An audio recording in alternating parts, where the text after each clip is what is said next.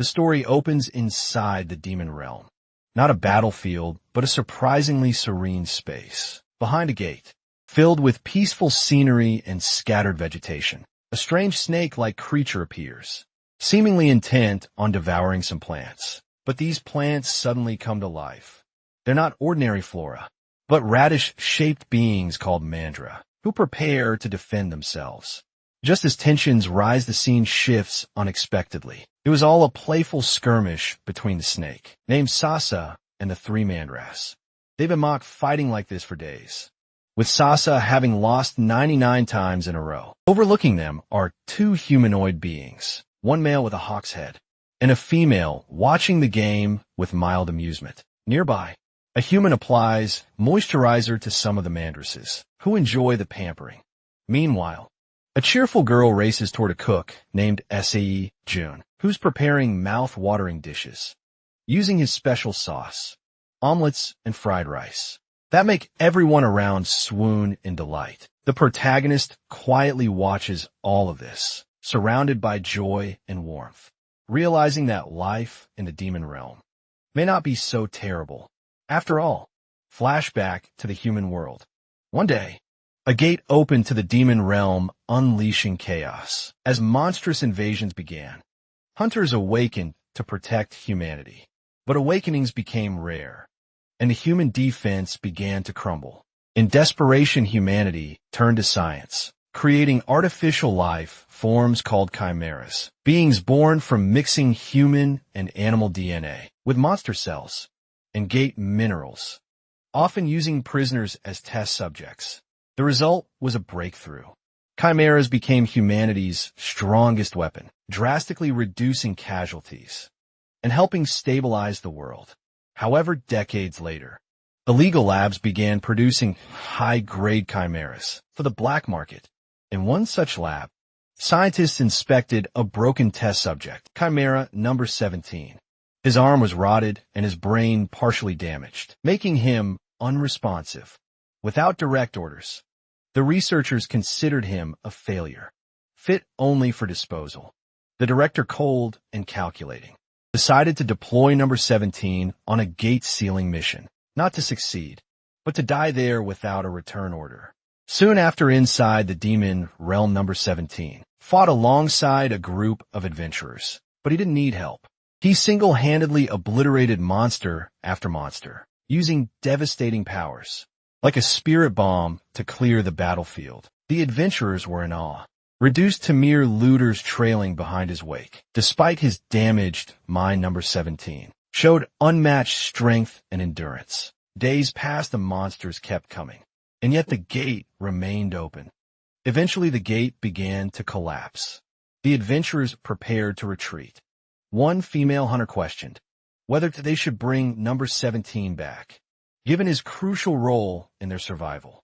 But the orders were clear: he was to be left behind. Her companion coldly reminded her that chimeras were emotionless tools. But number 17 had begun to understand. Even as he kept fighting, he realized no return order had come. As monsters overwhelmed him, tearing at his body, number 17 continued to defend the retreat route, fulfilling his mission to the end. Left behind and abandoned, he was ultimately destroyed. Later, the mission report revealed an astounding result. Not a single hunter died, and Chimera number 17 had defeated 1,823 monsters alone. At the moment of death, Chimera number 17 was remembering a forgotten past, which was vaguely appearing inside the Chimera's mind. He remembered somehow that he was once a complete human being and was abducted at the age of 9. A flood of images unfolded before his eyes, and even when the broken brain of the Chimera could not understand anything, he just watched everything silently. 80 years ago, he was born. Then 70 years ago, he was inside an orphanage, fighting off the bullies that bullied him, and then getting punished when it was not his fault. It was then that he got out of the orphanage and tried living on his own, but it was too harsh. Some people came to abduct the little boy, chaining him and performing multiple experiments on him. As a subject, inside the illegal lab, he was chained down and given the number 17. He was administered S-glass silk, cocoon larvae cells, as the scientists waited for any reaction to appear. But even after multiple days, there were no side effects. Instead, 17 had gained special abilities. Still, his human appearance and consciousness were maintained. Because of his rare constitution, the scientists were happy, not ready to let go of the little boy, telling the others that they should keep transplanting cells until they saw a reaction and could find out how much his body could take. 64 years ago, even after administering multiple monster fluids, 17 was not showing any side effects and was instead gaining multiple abilities, cleaning floors with the monsters, while using his physical and mental abilities, along with having skills that were once only special to monsters. One such day, while defeating a monster, 17 saved a lady and her daughter, who thanked him for saving them. But just as he turned around, he started showing signs of forgetting the orders given to him 59 years ago. The condition worsened, and 17 wondered about what he had just been doing. One scientist noticed that 17 was having trouble remembering things. The psychotic scientist, however, was happy because side effects had finally begun to show. 54 years ago, we see that the scientists were recording something that, after transplanting over 500 types of monster cells for over 50 years, 17 had become an S-class Chimera, and now it was impossible to measure his potential. Number 17 was the research lab's greatest success. The latest event happened 20 years ago, as 17 transformed completely and was no longer human at all, not able to understand anything that was going on, only able to complete orders and do as he was told. 3 days ago, he was defeated by the monsters who flooded the gate, completing his mission but not able to retreat. But from the fluids secreted from 17, something strange started happening. A strange light fell onto a bone which was part of 17. We come to know that.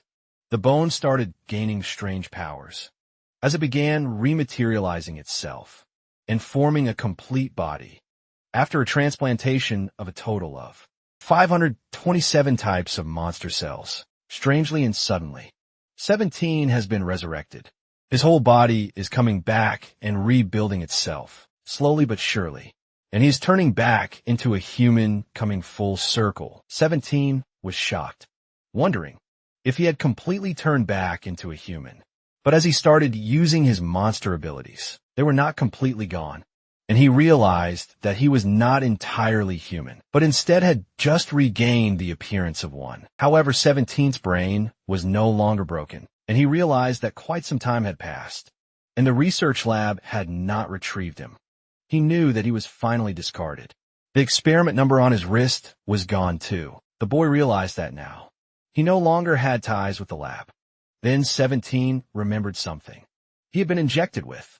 The abilities of an immortal-type monster, which was a monster phoenix, and as the core was not destroyed, the monster could revive up to 3 times, even when 17 had thought that humans could not fuse with immortal cells. He had been wrong, and he was now certain that his body had been returned to its prime. He wondered if it was because all the side effects of the experiments had been eliminated, that he was feeling great. Ever since it all began, he had felt like a fog was completely shrouding his mind.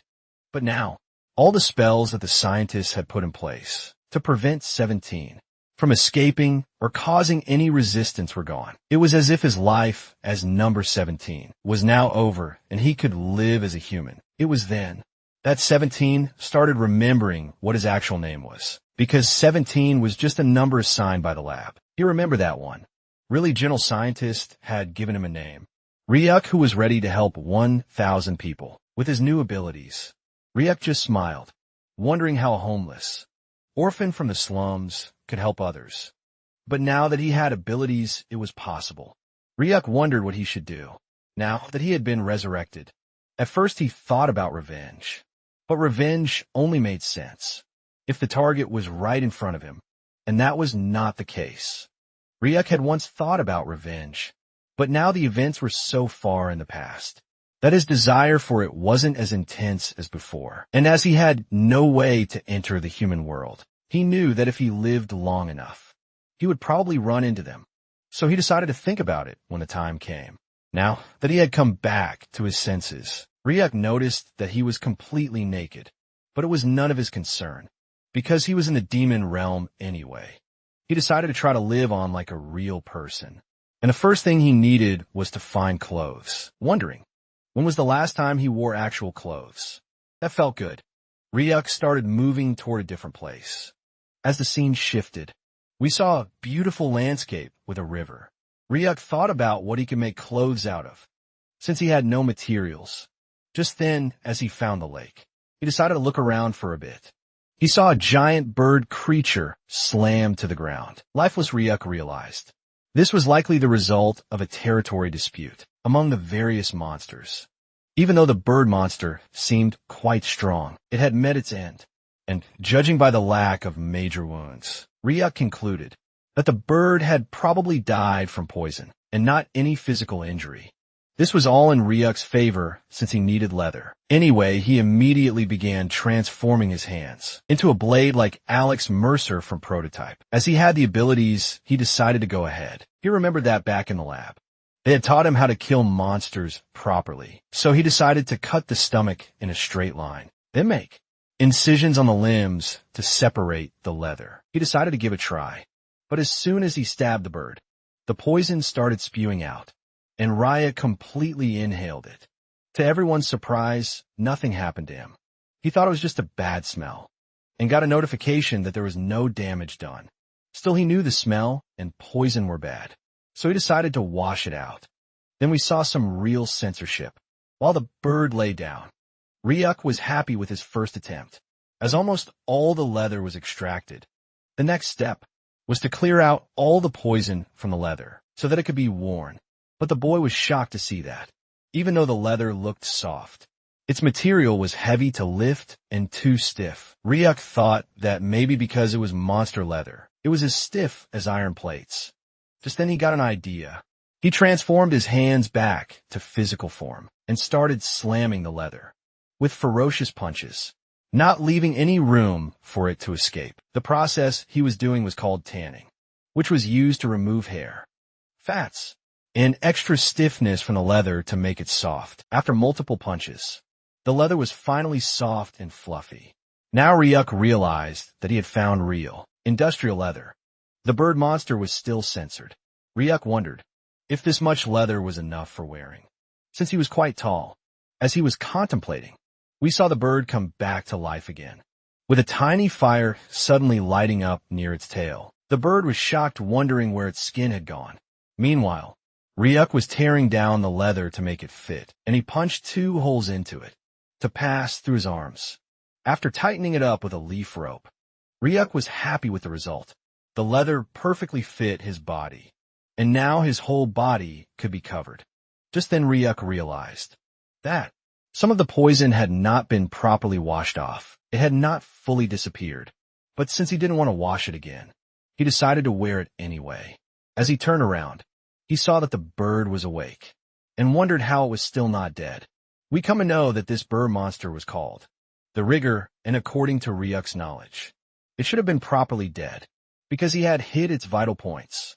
But then the bird started shaking its head, and Ryuk was shocked, wondering if it was just his imagination, or if the bird was truly understanding him. Ryuk began thinking that if the Rigger was alive, maybe it was also one of the immortal types, and could come back to life. A few times in the past, Ryuk would have definitely killed it, since he was a hunter, but since the opponent was already weakened, and no longer a threat, there was no need for Ryuk to kill the revived bird. Our boy started laughing, telling the bird that if it understood him, then it should know that both of them were lucky. And since this was their second life, they should do their best to live well. And if their fates were intertwined, they might meet again somewhere. After saying these words, he turned around and started walking away. He entered a cave, while thinking that now that his clothes were sorted, he needed a place to stay. Inside the cave, there were multiple ferocious monsters, and one large-looking centipede tried to attack Ryuk. But in front of his raw power, it was nothing. Ryuk didn't even care about it until he came closer, and just with one flick of his hand, the centipede was finished. its head separated from its ugly body. Meanwhile, Ryuk was contemplating that the cave was too dark, so he decided not to live inside it. The scene shifted to a heavily snow-falling area, like an avalanche. Multiple monsters were shocked, because when they tried to attack Ryuk, it backfired. The boy thought it would be tough to find food, so he rejected the place too. Inside the forest, Ryuk was getting funny smells, and inside the swamps it was too humid. He even tried going into lava mountains, but it was too hot, and hard for him to stay without sweating. So finally, after going through all these places, Ryuk came outside and started looking around the valley. He spotted a location that looked pretty nice. It had a waterfall and nearby water enough for survival. There were also wild monsters that were edible. Even Ryuk could never have imagined that the demon realm was this beautiful. He decided to take a closer look and jump from a cliff down to the ground. He saw that the water was actually clear, and there were plenty of fish, even though they were monster fish.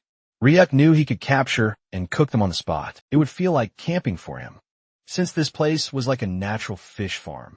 Building a house nearby was not a bad idea at all. To add to the ambience, there were flowers, and the air was fresh, giving Ryuk a peaceful feeling. He finally decided that this would be the place to build his house. As the boy smiled, the scene shifted to another location, nearby the valley, where a strange portal began sparking and opening, tearing through space.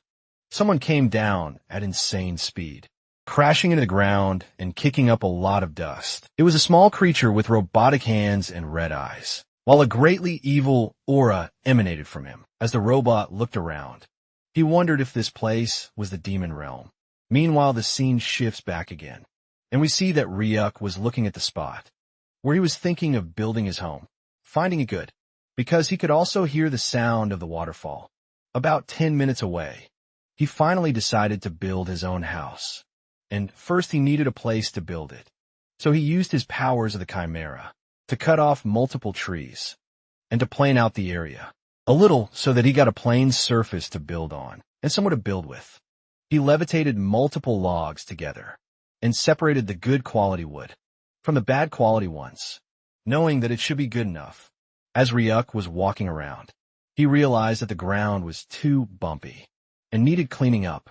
So he slammed onto the ground with his monstrous whips and took out the tree roots with a jolt, clearing out the ground like a playing field, knowing that the sunlight would come directly. Inside his house, he just moved his hands and feet, according to what he felt, but still the place was nice and clean. He started picking up the heavy logs and decided to choose the strongest ones and create pillars at the corners. After doing this, he was really having fun building his first house. Then he took slightly weaker wood and formed planks out of them and laid them onto the floor. For the walls, he decided to use mucus from the snail-type monsters, as he did not have any nails and needed to stick the logs together. He knew that whenever the snail mucus hardened, it became as tough as stone, and sticking the logs together with it would also work for waterproofing. For the finishing touches, Ryuk used his silk technique once again and threw it all around the place, making a net so that no one would come around his home.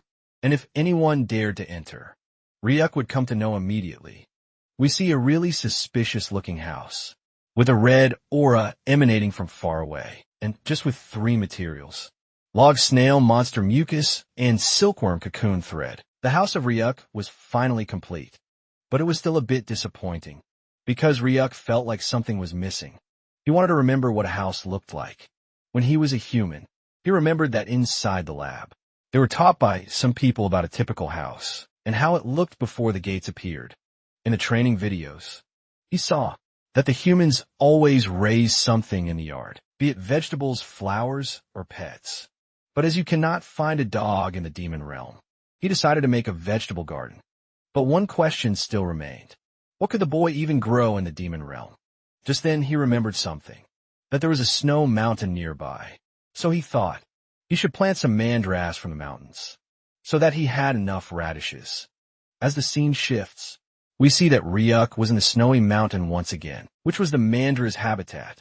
It was around the summit of the snowy mountain, where demonic energy was the strongest, so the Mandras found it quite comforting. It was snowing at the whole place quite a lot, so Ryuk remembered that. Even on the day he was abducted to the lab, it snowed heavily as if there was no end to it. Back then it was so cold that Ryuk thought being kidnapped was rather a good thing. But just then he immediately got a realization that becoming a chimera does have its advantages, because now he did not have to worry about dying from cold or hunger.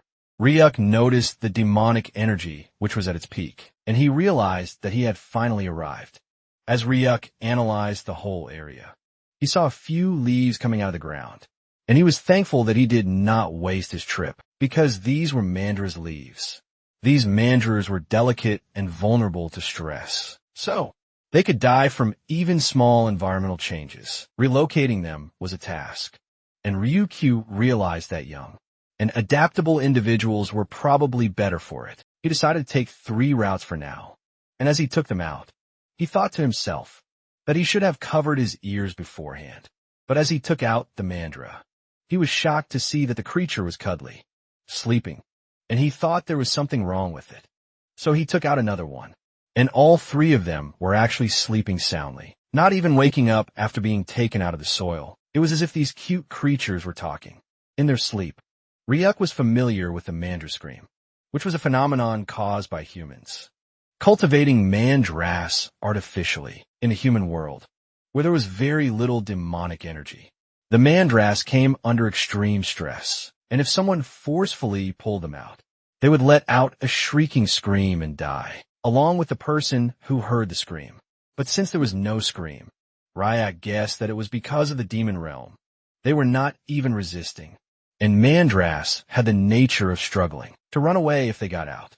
But these cute creatures were slowly waking up, smiling while looking at Ryuk. Then he realized that maybe these creatures were recognizing Ryuk as a fellow creature of the demon realm, since his body also contained the Mandra cells. But all this worked in Ryuk's favor, because the less stressed the Mandras were, the better they would grow. Later, when they would grow well, Ryuk wondered if he should ask for a few roots and make some trees, because the fruit could be a snack. But he also knew that forcefully plucking the fruit could be extremely poisonous. So he decided to try and persuade the little creatures carefully. Suddenly, as Ryuk decided to go toward his house, several screams came into his ears. From the opposite direction, he realized that there must be hunters nearby. And even though Ryuk was not able to comprehend why they came all the way to the dangerous snowy mountain, he decided that he should go and grab the gate stones from them. As the scene shifts, we see 2 adventurers who were actually brutally damaged from the monsters. One of them was cursing his other team members, realizing that they had used them as bait and ran away. But the other immediately told the first one to pull themselves together, because the monsters were coming at them once again. These monsters were filthy-looking rabbits, with jaws that opened like octopuses. The man was somehow able to protect himself for a while by using a blue-colored force field.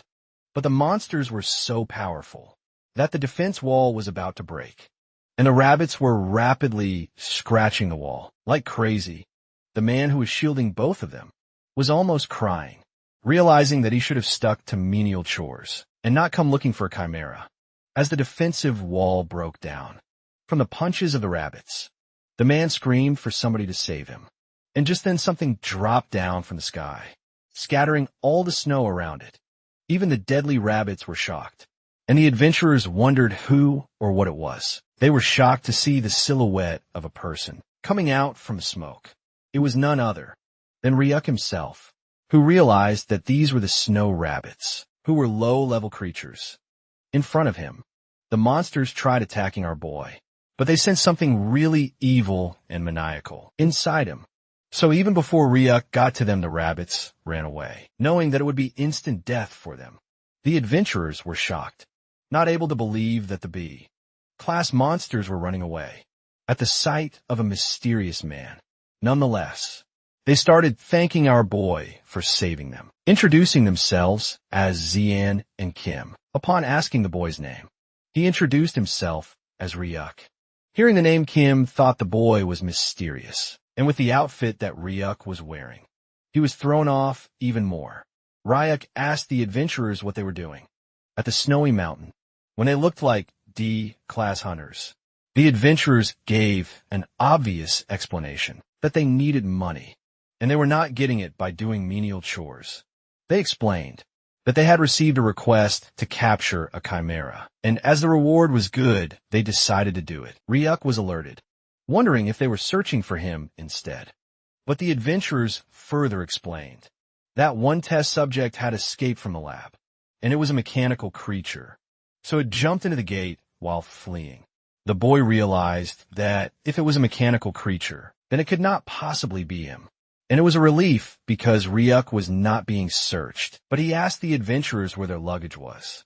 Because if they had come to the demon realm empty-handed, then it was a mistake, and they should have had a few gate stones. Kim explained that his team members, or rather those traitors, took everything from them, and they had planned this from the start. Kim realized that he should have known about it, since they were all B-class hunters, and the D-class ones were a burden on them. Ryuk realized that in this case, the gate stone must be with those guys. But just then, Xian excused himself and asked Ryuk if he had any plans of returning to the real world, because they were already near their limit.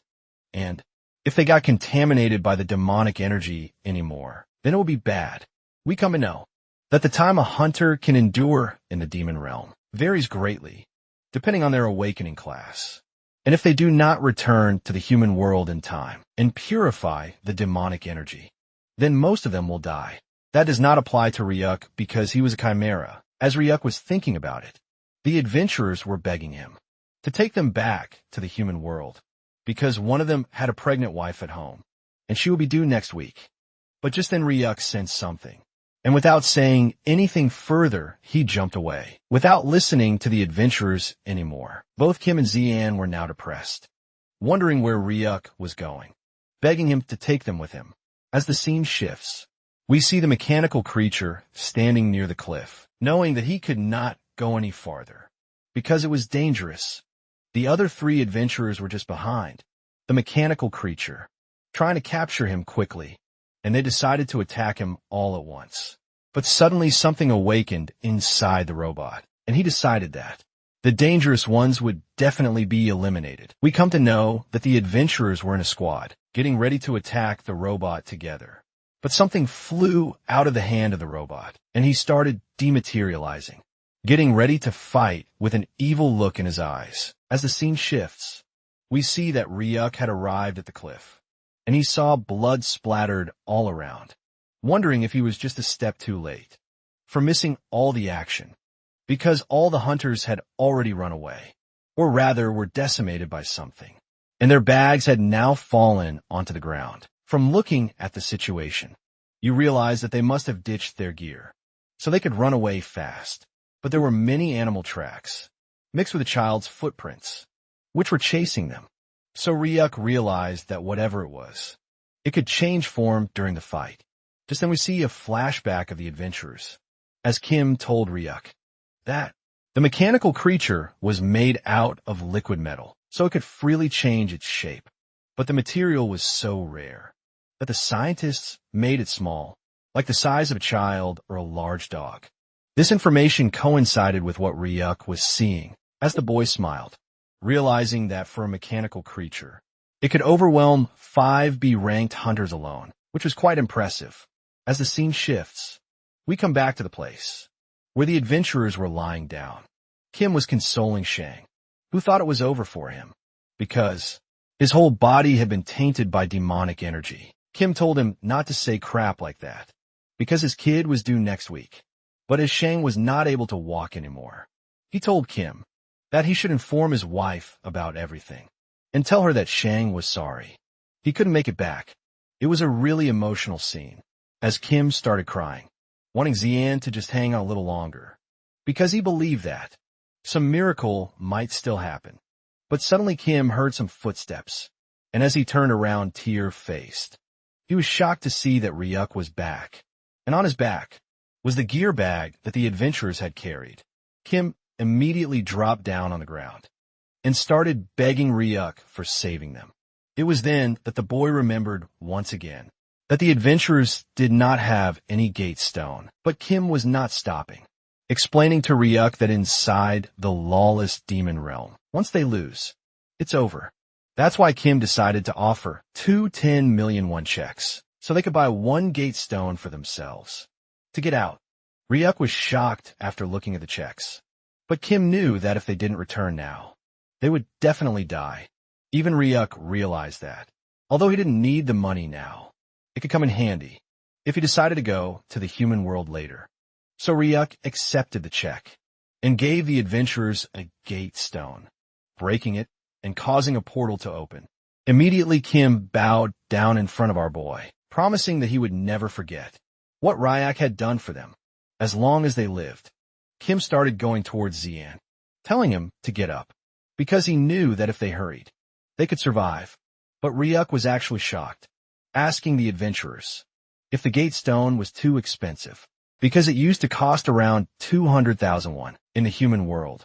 But the adventurers were shocked, strangely wondering why Ryuk was talking about something so ancient, because nowadays, these gate stones go for around 1 million won each. As Ryuk felt he had received too much, he decided to count the extra money as a fee for saving them.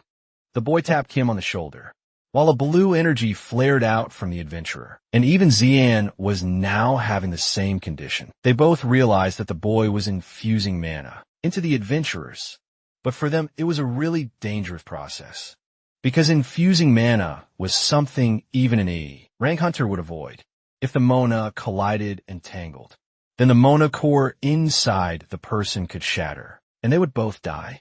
Kim thought that if this continued, all 3 of them would definitely die. But in front of him, his friend was suddenly all right, and Zian was looking like a new adventurer. Realizing that the demonic energy had been completely purified, the man immediately hugged Kim, happy that he was actually alive. The adventurers decided to go out from the gate. Immediately, Kim bowed down in front of our boy, promising the same thing as before, that he would never forget the favor. Both of them were shocked that Ryuk could purify demonic energy with mana, because it was only possible with overwhelming amounts of it. So they couldn't comprehend who Ryuk actually was. As the scene shifts, we see that the boy was still kind of disappointed after looking at his house, which looked straight out of a horror movie. But we see that Ryuk was just analyzing the place and was happy that no one had intruded. While he was out in his tiny, precious home, he wanted to go through everything he had looted, because he knew that he had gotten some unexpected earnings which made for a satisfying outing. But as he turned down, he saw that the Mandras were calling out to something, and it was just their little cries. Ryuk realized that their leaves were now getting droopy, maybe from all the travel. So the boy decided to plant them right away, thinking that the spot in front of his house would do. But still, even after being planted, the Mandrases were displeased. Ryuk realized that maybe these creatures didn't like the forced relocation, and that's why they were still looking unhappy. Or maybe they were just hungry from traveling without soil. So Ryuk decided to give them some mana, because it usually helps to power up creatures. After getting enough mana, the Mandras were smiling once again, like the cute creatures they were. And as they smiled, Ryuk was happy too, thinking it was successful. But as we get a back scene of the boy, we see that Ryuk was sensing some kind of aura, as 2 eyes were looking at him from behind the bush. It was none other than the mechanical creature itself, who was going around the boy and looking at him constantly. But Ryuk knew that if the creature wanted to do something, it would show itself, and there was no need to interfere. The boy stored the checks of money for later, when he would need them, and decided to unpack all the stuff he had gotten. There were many things, including a portable burner and cooking set, which were essential gear for outdoor cooking, along with gate stones and spare clothes. There were 8 gate stones that let the user travel freely between the human world and the demon realm. And with the spare clothes, Ryuk had some extra wear, but he realized that they were contaminated and needed washing. The boy had also gotten 2 sleeping bags, so now he didn't need a bed to sleep. But suddenly, Ryuk noticed that inside the bag was a bowl of ramen, and he remembered that the last time he had it was back in the orphanage. As he was hungry, he thought it was the perfect time to cook some ramen. He read the ramen cooking instructions and went out to grab some water. But just then, multiple monster fishes came attacking the boy. He was as calm as he could be, just like Lin, as he decided to flick the fishes lightly so they wouldn't get decimated. He thought that fish might taste good inside the ramen, and for eggs he grabbed some monster eggs instead of actual poultry eggs, along with something crunchy to substitute the green onions and other toppings for taste. As the ingredients were ready, he decided to go back inside. But we see that the mechanical creature was also following our boy, and its stomach was rumbling like crazy as it realized that Ryuk was going to cook. On the other hand, the boy turned on the pocket stove and started cooking the ramen all together, with all the ingredients at once. Even though the instructions didn't say when he should add fish, he decided to just boil it all together for the taste. But as the cooking continued, a vicious smell was spreading all around his house, and the Mandras were not able to breathe in. Such a suffocating stench. Even the boy wondered if this was how ramen was supposed to smell.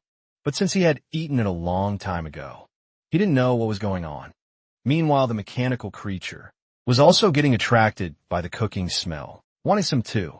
It immediately transformed into a cute dog, because it had seen in the lab that humans liked dogs, and those who looked pitiful would get help. So it started crouching on 3 legs, pretending to be injured and whining. But Ryuk immediately realized that it was the same mechanical creature who had been trailing him for quite a while, and now it had turned into a dog. Ryuk wondered if it was trying to lower the boy's guard, and was pretending to be hurt to gain sympathy. But from its actions, Ryuk realized that the creature was just a clueless, young specimen who was smiling after looking at him. As the boy wondered how such a thing could escape the lab and make it into the demon realm, when it was so obvious, Ryuk just looked at the dog, telling it that the food was ready, and that it would get some too. Both the dog and Ryuk looked at the ramen, which looked incredibly tasty to them, but it was as awful as it could get. As both the dog and the boy started eating, Ryuk began having flashbacks of how they ate ramen, and how delicious it used to be. Due to the nostalgia, Ryuk forgot how the ramen actually tasted, and still ate every bite of it, because it was the same as he remembered from his younger days. The ramen taste that Ryuk remembered from his youth was strong enough to overpower any other smell. After eating, it was time for the boy to clean up, and the dog started going away. But as the boy noticed something, he immediately called out to the dog, asking him if he wasn't limping from his left leg. Earlier, after hearing that, the dog realized that he had messed up and immediately lifted his left leg instead of the right one. As the scene shifts, we see that Ryuk had gotten near the waterfall and had finished doing the dishes, so he decided to do the laundry. Now he did not have any good memories of flower pollen, but he couldn't keep living in leather clothes forever, because the weather could be dry sometimes, and it could get hot too. He was not a caveman, so he wanted to dress normally, as the boy was, using the stick to clean the pollen out of the clothes. He knew that if he washed too hard they might tear, so he decided to do it gently, but with only a single smack of the stick. All the rocks were flung into the sky, and the ground broke, with the cloth being tattered into pieces. The boy made an oblivious face while thinking that, since he had another set left, it was not a bad thing. But as Ryuk analyzed his surroundings, he saw that the mechanical creature had turned into a rock. This time, he wondered why the creature kept lingering around, even when he was eating ramen and doing the dishes. The mechanical creature was a fish, and when the boy was looking at the flowers that looked like forsythia, the robot had turned into a log. The mechanical creature was approaching the boy just by changing its appearance, without doing anything special. But just when the creature saw bugs, it transformed and started running away frantically. We come to know that the robot hated bugs, and from this, Ryuk realized that the mental age of the mechanical creature was probably under 5 years old, and with the awkward speech patterns it showed, Ryuk knew that the robot had a side effect from when a young Chimera was forcefully injected with knowledge that its brain could not process Even when Ryuk had spotted the now transformed robot, he acted like he saw nothing, and the robot wanted to hide as soon as it could. As the flashback ends and the scene shifts, we see that Ryuk was finally able to clean a piece of t-shirt, slowly but surely, realizing that doing laundry for him was more difficult than he would have ever thought, but still he managed to get it done.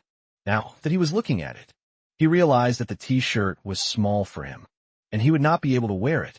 Still, he decided to dry it up because after all that washing, throwing it away would be a pity. As he needed to go and check the state of the mandras, he went away, but as soon as Ryuk disappeared, one rock opened its eyes, and we see that it was the robot, who was happy after looking at the piece of cloth, thinking that since Ryuk was also wearing clothes, the robot was going to wear them too. And this t-shirt was a perfect fit for it. Now the robot was happy, declaring that these clothes were hers to claim. And just then, the robot started transforming itself into a human with long hair.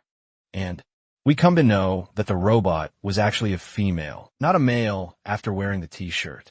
She took the human form, which fit everything perfectly. As the scene shifts, we see that Ryuk was now in a dilemma, wondering what was happening with the mandras, because they were withered once again, and even they didn't know what was happening.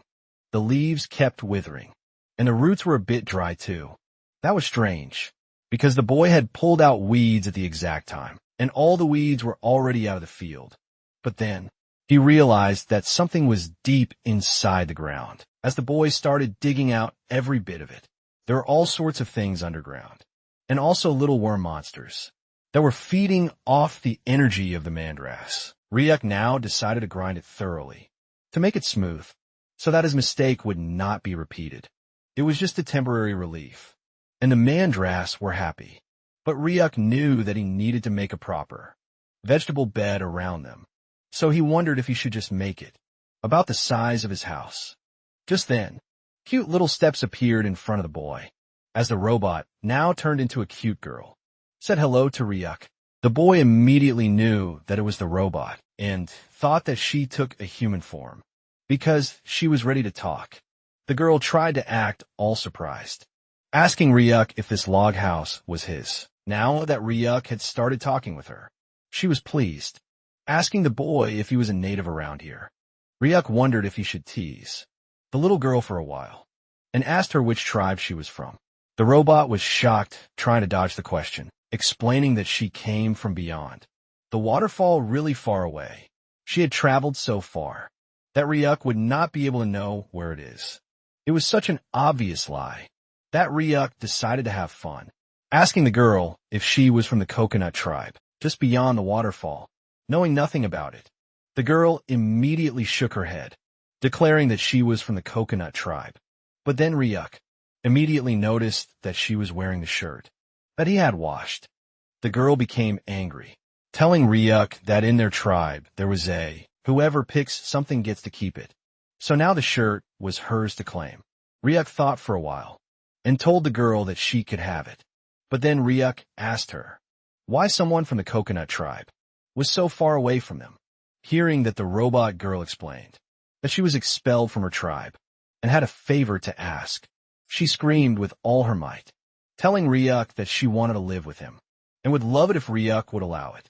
Ryuk was shocked, asking the girl again if she was sure, and she mumbled, thinking that, since there were no bugs around the place, and there was a house, she thought it was safe, and that's why she wanted to live here. Ryuk sighed in relief, as he also was glad to know that the robot only needed a place to rest. He finally agreed, but on one condition. If she was staying in the house, she would have to do her part. The robot girl was excited, just asking Ryuk what he wanted her to do. Ryuk told her that he needed help plowing the vegetable bed, and wondered if she could help him, because he wanted to build a new home for the mandras. Hearing that, the girl immediately grabbed the wooden stick from Ryuk's hand, telling him to leave it to her, since she was really strong and confident with physical labor. It was then that we saw a shocking transformation, where the girl was able to plow the whole field and make all the worms get out with insane strength, which was unimaginable for such a small body. Now that she was happy, She was no longer hiding her true identity at all, which could be revealed from the power she possessed. But Ryuk thought that maybe it was something else, completely. And as she had lived in the lab for her whole life, she didn't know what a normal kid was like. So she was doing her best to impress Ryuk. The boy asked her about her name, introducing himself as Ryuk. And this made the girl stop, because she didn't have a name. But to impress the boy, she knew she would have to make a new name, just like the pretty flower she had seen earlier. She declared herself as Nari. Ryuk joked about her being too narrow. The girl screamed that it was Nari instead. As the scene shifts, we see that the whole place was done, and the vegetable bed was ready. After just a few moments, Ryuk had also made a stone fence, which was not letting the soil slip. Now all the Mandras were happy. After getting their new home, even Ryuk realized that the creatures were happy, and that he should have plowed the field earlier. But suddenly Neri started crying, and Ryuk wondered why she was crying. All of a sudden, we then come to know that the Mandras, who were playing in the field, were reminding her of her friends. But Ryuk was sure that there was no way those kinds of things existed. At the research lab, before he could inquire any further, Neri was stunned, and Ryuk wondered what was happening. A dark miasma started coming toward the beautiful place, and the whole place turned into a red hell. Neri got down onto the ground shivering, not even able to get up. Ryuk told her not to be scared, because it was just the sound of monsters hunting each other.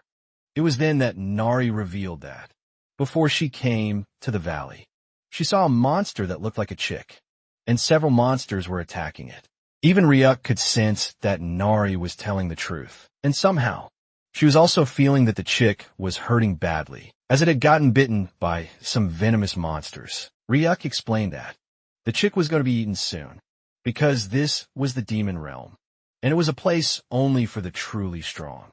But then Ryuk suddenly asked the girl if she wanted to save that monster. As a chimera who was only able to follow orders, she told Ryuk that she couldn't save the monster, even though her body was resisting it.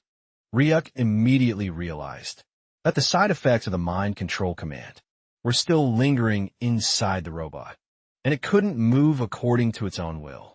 Ryuk wondered if he should help the girl a little, but in a way that didn't sound like a command. So instead of commanding, Ryuk asked Nari if she wanted to go and check on the bird, because if she helped, maybe the chick could survive. Hearing that, Nari immediately flew away, telling Ryuk that she would be back after the lookout was done. As the scene shifts, we see that multiple ant-like monsters were attacking a cute little cotton ball of a chick. But before they could eat the bird, Neri came to the rescue, kicking each and every monster that was coming toward the small creature. The girl was determined to save the bird. She remembered her past, when she was still the robot, and everyone else hated her, because she was placed first, once again in a ranked match. They knew that at this rate, everyone else would be used for high-failure experiments, just to save themselves. They started bullying the mechanical robot, telling her to let them live too. They told Nari that if only she weren't there, then their lives would be different. To the robot, it was completely nonsensical, because she was only doing as she was told, and still she was getting punished. But now she was determined not to be like that anymore, because bullying someone in large numbers was really bad, and the monsters were doing just that. With the cute little chick, Nari gave a ferocious blow to all the monsters, decimating them. Meanwhile, Ryuk was supplying energy to the Mandras. But suddenly the girl came back, calling out to Ryuk. As he turned around with a smile, he saw that Nari was crying, because the chick she had saved was not getting better at all. But the moment he saw the bird, Ryuk remembered something. It was about the giant bird he had slain once. He immediately felt that he had seen it somewhere. Meanwhile, we see that Nari was crying, because the chick wasn't waking up. It was looking bad to her, and she wondered if the creature was dying. Ryuk decided to take a look himself, and used his mana to infuse into the chick. He came to know that, luckily, there were no fatal injuries. We learned that each monster's energy holds a story, and the bird that he had skinned had now shrunk and gotten lighter in color. But it was still the same because, just like the undead-type monster from before, The bird also had such an ability. Ryuk wondered why it got so small, and if it had something to do with how it healed, differently from others. As Ryuk was thinking about it, Neri asked if the bird was dying. Ryuk calmly told her that the bird was just starving, and had probably gotten too small to find its own food. He explained that he gave it some mana, so it would heal on its own if left alone. However, after looking at the injured chick, Nari wasn't ready to leave it alone, because she had been treated the same way before. She thought that if they left the bird, it would die because it was all limp like a rice cake. So she requested Ryuk to let her raise it, because she wanted to take care of it. She even agreed to train and feed it well, and promised to do so. Ryuk was strangely happy, knowing that the bird was going to grow really big. But upon hearing that, Nari said she would only feed it a little, so it wouldn't get that big. Ryuk agreed, telling her she could do whatever she wanted, and that it might even guard the yard someday. As the scene shifts, we see drool dripping from the bird's mouth, as it wondered where it was. As soon as it opened its eyes, it saw Ryuk, the man who had skinned it before. But what it didn't notice was that it was being held by a small girl, who immediately tossed it into the air to celebrate, because it had woken up. The bird squeaked like a penguin, unable to comprehend what a little girl was doing in the demon world, but she was just happy that it was alive. Just then Ryuk noticed something. It wasn't a fluke. He could actually understand every word the bird was saying. He could understand its feelings and speech. As the scene shifts, we see Nari had bandaged the bird, telling Ryuk that the healing was done. Meanwhile, the bird was annoyed that it couldn't move. Then the girl told Ryuk she had picked a name for it, since the bird kept squeaking every time it tried to speak. She named it Squeak. Ryuk didn't care about the name, and simply told her it wasn't bad. The bird immediately stood up, looking angrily at Nari, and asking why she was naming him. He already had a name, but before he could say anything, Nari toppled over a whole utensil of water, thinking he was squeaking because he was thirsty again. It was surprising even for Squeak, who puffed up like a puffer fish. Neri wondered what she should do. Ryuk realized Neri couldn't understand the bird, and that Squeak wanted her to stop, giving him more water, instead of letting the bird speak. Ryuk told her to stop giving it water, otherwise it could be harmful. But Neri misunderstood, thinking it wasn't thirsty, but probably hungry, so she should find food instead. Meanwhile, Ryuk noticed he had more stuff lying around, so he thought about building a storage shelf, since he didn't need it too big. He cut a medium-sized log into pieces, but as soon as the blade touched it, the wood cracked in half. Ryuk wondered what went wrong, since he did the same with logs for the table and chairs, and they hadn't cracked.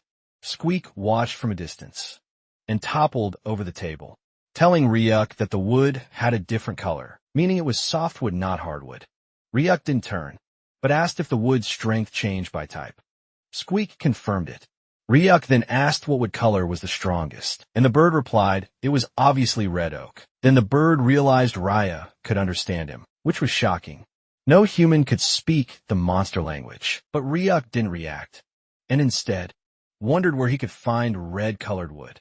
Squeak, still having all his powers, decided to try mind control on Ryuk to find out more. But as he started his mind-reading skill, he saw that Ryuk continued speaking while a giant monster inside him blocked all the mind waves. Ryuk calmly asked why he couldn't find the red-colored wood, even after searching. Now the bird was sweating and pale, realizing Ryuk had blocked the mind reading and could hear him loud and clear. Ryuk explained he could hear the bird's thoughts as human words. Strangely, the bird could also understand human speech. Squeak hesitated about whether to tell Ryuk the truth, but the boy assumed he was probably a rare, smart monster, something he'd only heard about, never seen. Ryuk asked if they'd met before, and Squeak admitted they had. He really wanted to meet Ryuk again. Ryuk was shocked, but the bird explained that Ryuk had saved him, and from that day, he had promised to return the favor if they ever met again. Ryuk realized that when he removed the leather from the bird's body, the poison was also removed, and its core remained intact. Yuk was happy, realizing he'd done a good deed. He asked the bird if it could help now, and the bird agreed after some hesitation, telling Ryuk to follow him to where the redwood was growing. As the scene shifts, we see fire all around. And Nari is screaming while running from someone. She yells for him to get away, not wanting to go back to the lab. As the heat rises, Nari cries and runs with all her might, until she finally collapses, unable to continue. She has a panic attack, realizing the man chasing her is from the lab, and he has come to capture her. We learn Nari is terrified of fire, finding it scary enough to paralyze her completely. Meanwhile, a man with long hair and a futuristic, ninja-like jacket checks something on his smartphone, confirming the mechanical creature can indeed change shape freely, even though he doesn't feel great about attacking something that looks like a child. This is a matter of life and death for him, so he complies. The man materializes a fireball shaped like claws, preparing to attack the already terrified girl, telling her it's the end. But just then the bird and Ryuk return. Ryuk is annoyed. He just wanted to finish the shelf and eat, and now someone's interrupting their peace. Even the bird is angry, deciding to help the girl first and return to the woods later. Ryuk realizes Neri is scared of fire, and it's so frightening to her that she doesn't look okay. He decides to put out the fire first. The bird wonders, what kind of jerk would hurt a crying child? On the other hand, the man is surprised to see someone who looks like a caveman, wondering where Ryuk came from. He assumes Ryuk is also after the mechanical creature and tells him to leave while he's still being nice. But Ryuk, annoyed by the man's chatter, says he talks too much and it's getting on his nerves. Now even the man is annoyed, thinking Ryuk has too much attitude for someone who just showed up. He raises his hands and slams them onto the ground, unleashing a large-scale fire attack. Ryuk remains calm. Instead of attacking the man directly, he targets the cliff above him, causing a landslide of rocks to fall onto the man. The fire user is too clumsy to detect the attack and is immediately buried. After everything calms down, Ryuk checks on Nari and asks how she's feeling. The girl slowly gets up. Ryuk tells her that if she's scared, she should knock that fear out cold, and when it wakes back up, knock it out again. While saying this, Ryuk walks up to the man and grabs his hair to pull him out, only to be surprised when a wig comes off. The man is actually bald, his shiny head reflecting the sunlight. After Ryuk looked at the bald guy, he was shocked, wondering why this young man was so bald. Even the birds seemed to pity the boy. On the other hand, Kim stared at the shiny head and burst into laughter, like a crazy girl, thinking Baldy was really funny.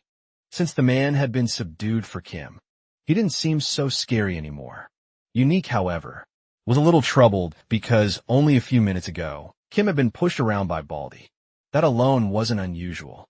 But then the bird told Ryuk that, once he saw what it was about to show him, he would understand the situation better.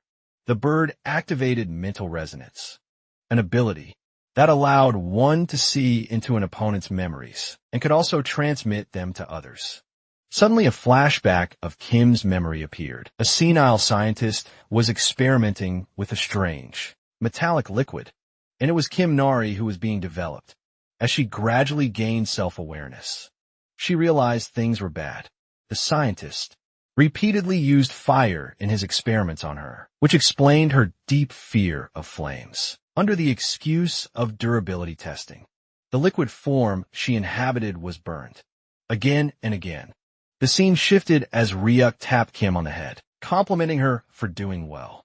He knew her trauma wouldn't vanish so easily, but this was at least a step forward. Then he asked the bird what they should do with Baldy. Hearing this, Kim smiled and told Ryuk that she had an idea. The scene changed to Baldy, hanging by a rope near a waterfall, with water pouring continuously over him. The stream made him nauseous while Kim laughed, saying that if Baldy was drenched, fire couldn't reach them, and the uncle wouldn't be scary anymore.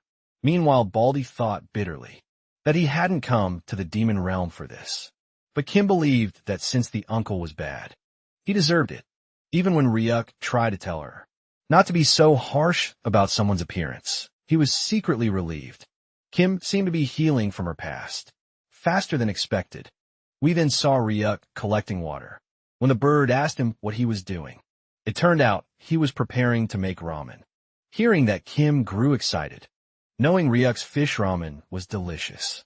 Ryuk teased her, asking if even the coconut tribe ate fish ramen. Kim happily agreed, going along with his joke. Meanwhile, Baldy observed Ryuk and the girl carefully, realizing the man was clearly at least a rank hunter, maybe even hiding greater power.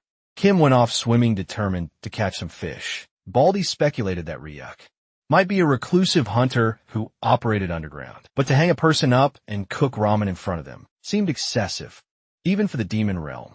Ryuk boiled a large pot of water, preparing 3 packets of ramen.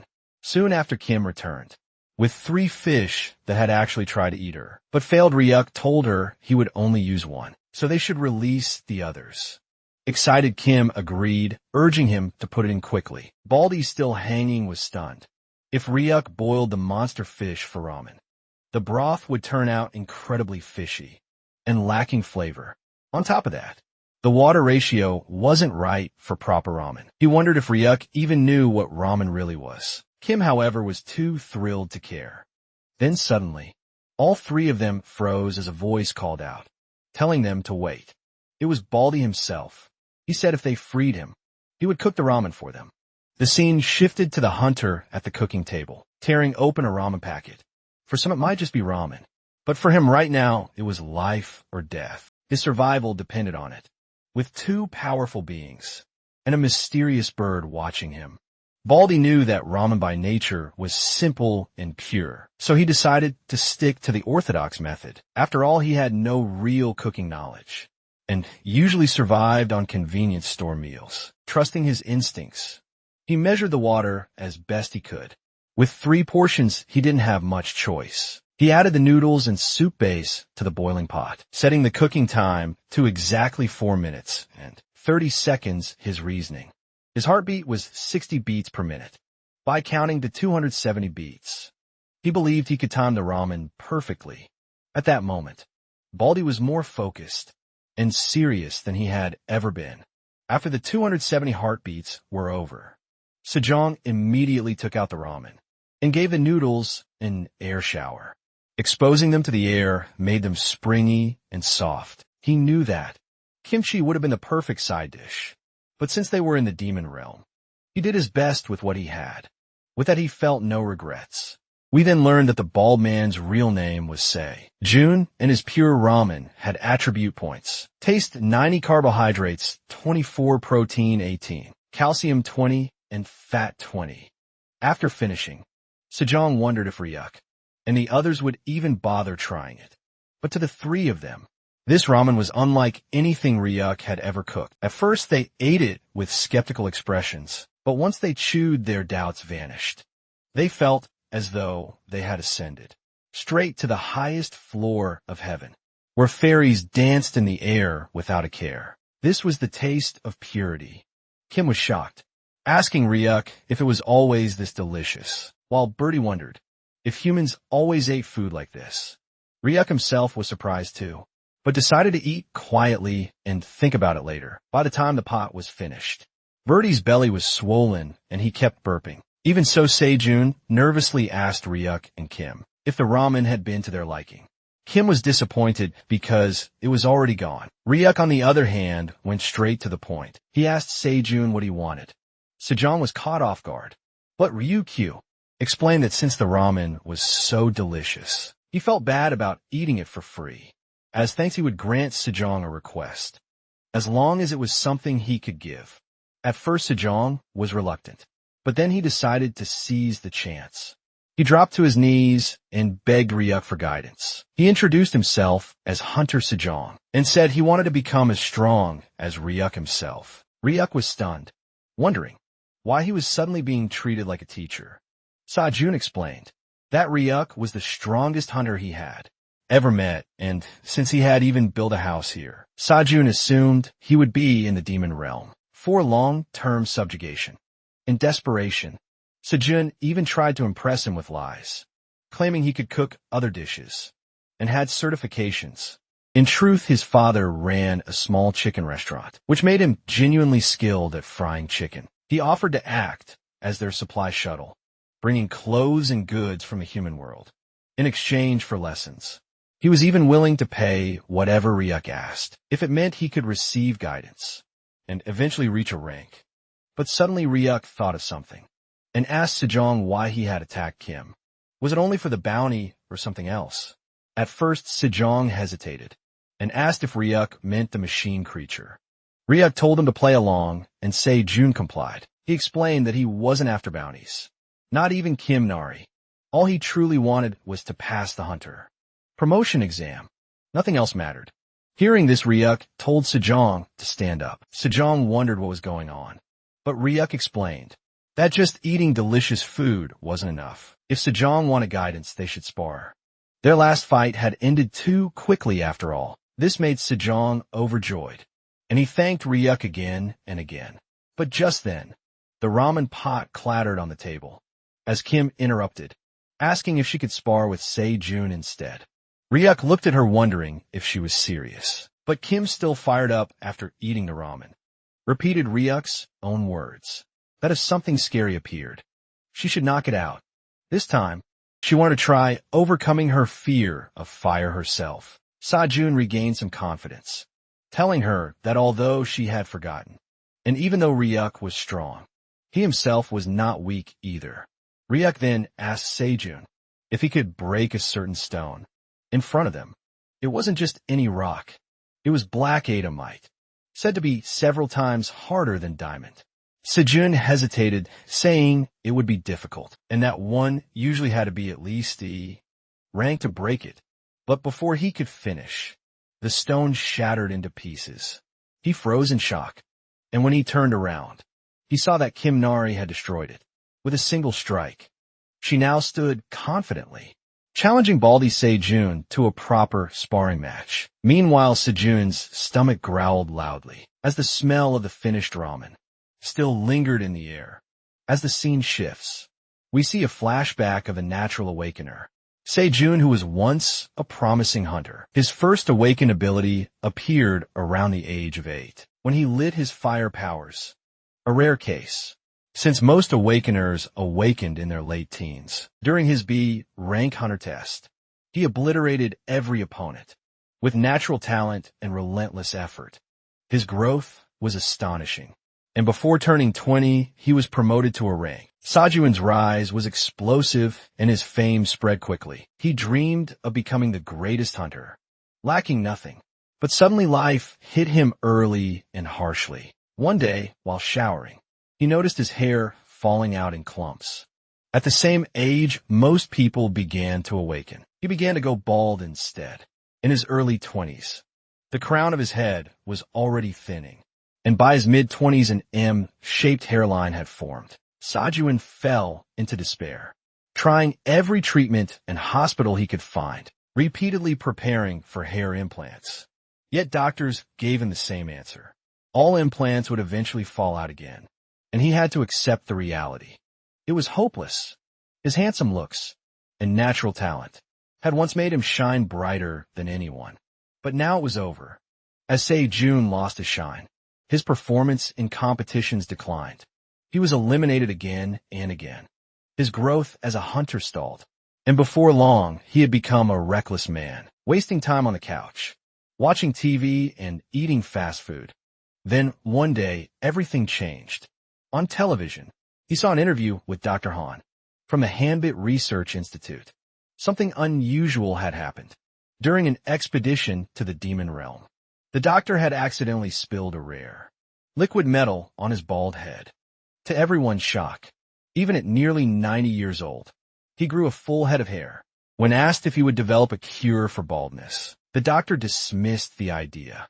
He explained that the demon realm was unpredictable and that he had already used the remaining liquid metal to build a machine creature. Hearing this, Sejun felt crushed. He couldn't believe that when he needed a cure the most, some scientist had wasted such a miracle on building a machine. A few days later, reports announced that the Hanbit Research Institute had lost control of that very liquid metal machine creature, since the demon realm had no laws. Whoever found it first would own it. Sejun resolved to find it himself, determined to dump the liquid metal over his head and regrow his hair. With that, he entered the demon realm, and the rest of the story unfolded. As we already know, the scene shifts back to the present.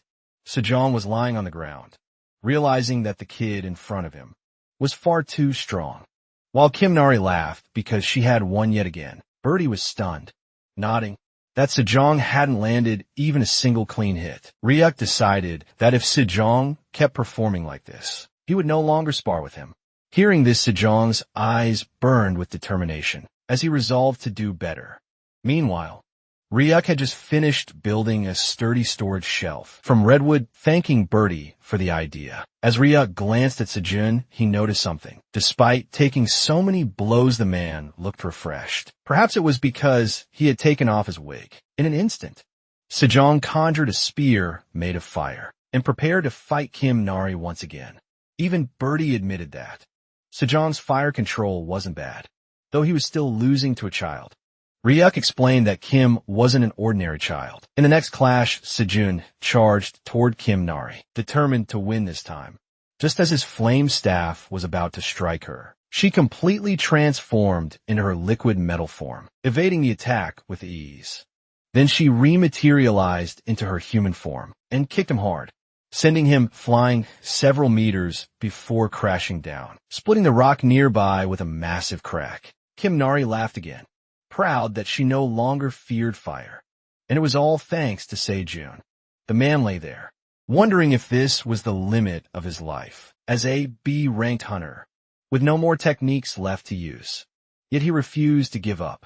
Deep down he knew that only in the demon realm could someone like him, who was often seen as a failure, still have a chance. He was not a man who knew how to surrender.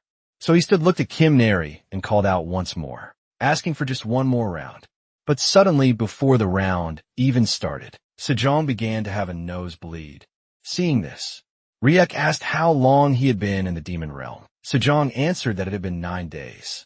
Ryuk explained that with his current rank, staying any longer would kill him from mana corruption, and that he should return immediately. Sejun wanted to stay, but he knew he had no choice. Ryuk then complimented him, saying he had the potential to reach a rank if he worked hard. At first, Sejong did not believe him, telling Rahak that he had failed a rank test 6 years in a row. In reality, failing 3 years in succession usually meant there was no chance of improvement, but Rahak assured him that his mana had not yet fully matured, and he should not give up. Hearing this, Sejun nearly cried. Ryuk added that before returning, he should purify his mana properly. Sejong had no words but gratitude, thanking Ryuk and Kim Nari again and again, promising that he would give his all, and asking them to watch over him. Ryuk also decided to help raise Sejong up to a rank. As the scene shifted, the group was getting ready to return to the real world. Sejun wondered if they needed anything besides ramen itself, but Ryuk told him it was enough for now. Sejun prepared to leave and promised to return to the demon realm soon as he stepped through the portal. Kim Nari told him to take care, and in return he told her to train well, promising to beat her the next time. Then suddenly, he remembered his wig and asked Ryuk if he had seen it. Ryuk denied it, saying he hadn't. June wondered where it had gone, but decided to check for it after returning. Meanwhile, Birdie wore a serious expression. Ryuk asked what he was thinking. Birdie explained that if Sejun were to betray them, it would be dangerous, since he could bring other hunters back to capture. Kim Nari Rook reminded him that he could read memories if he wished, and he had already confirmed that. June's desire to grow stronger was real and his baldness genuine. Knowing the man's sincerity, Rook believed June was worth training. Kim Nari, still puzzled, finally asked Ryuk if he could really understand whatever Birdie was saying. Ryuk realized he had never mentioned it, and explained that he could indeed understand Birdie. He even told her that he had built the storage shelf with Birdie's advice, which was why it looked so neat. Still, Kim thought the place was a little too dark. Ryuk transformed his hand and cut a section of the wall to make a window. But just then, he saw a laser cutting through the wood on the other side. Kim Nari had already created her own window with Birdie's help. With the place brighter, she said she liked it.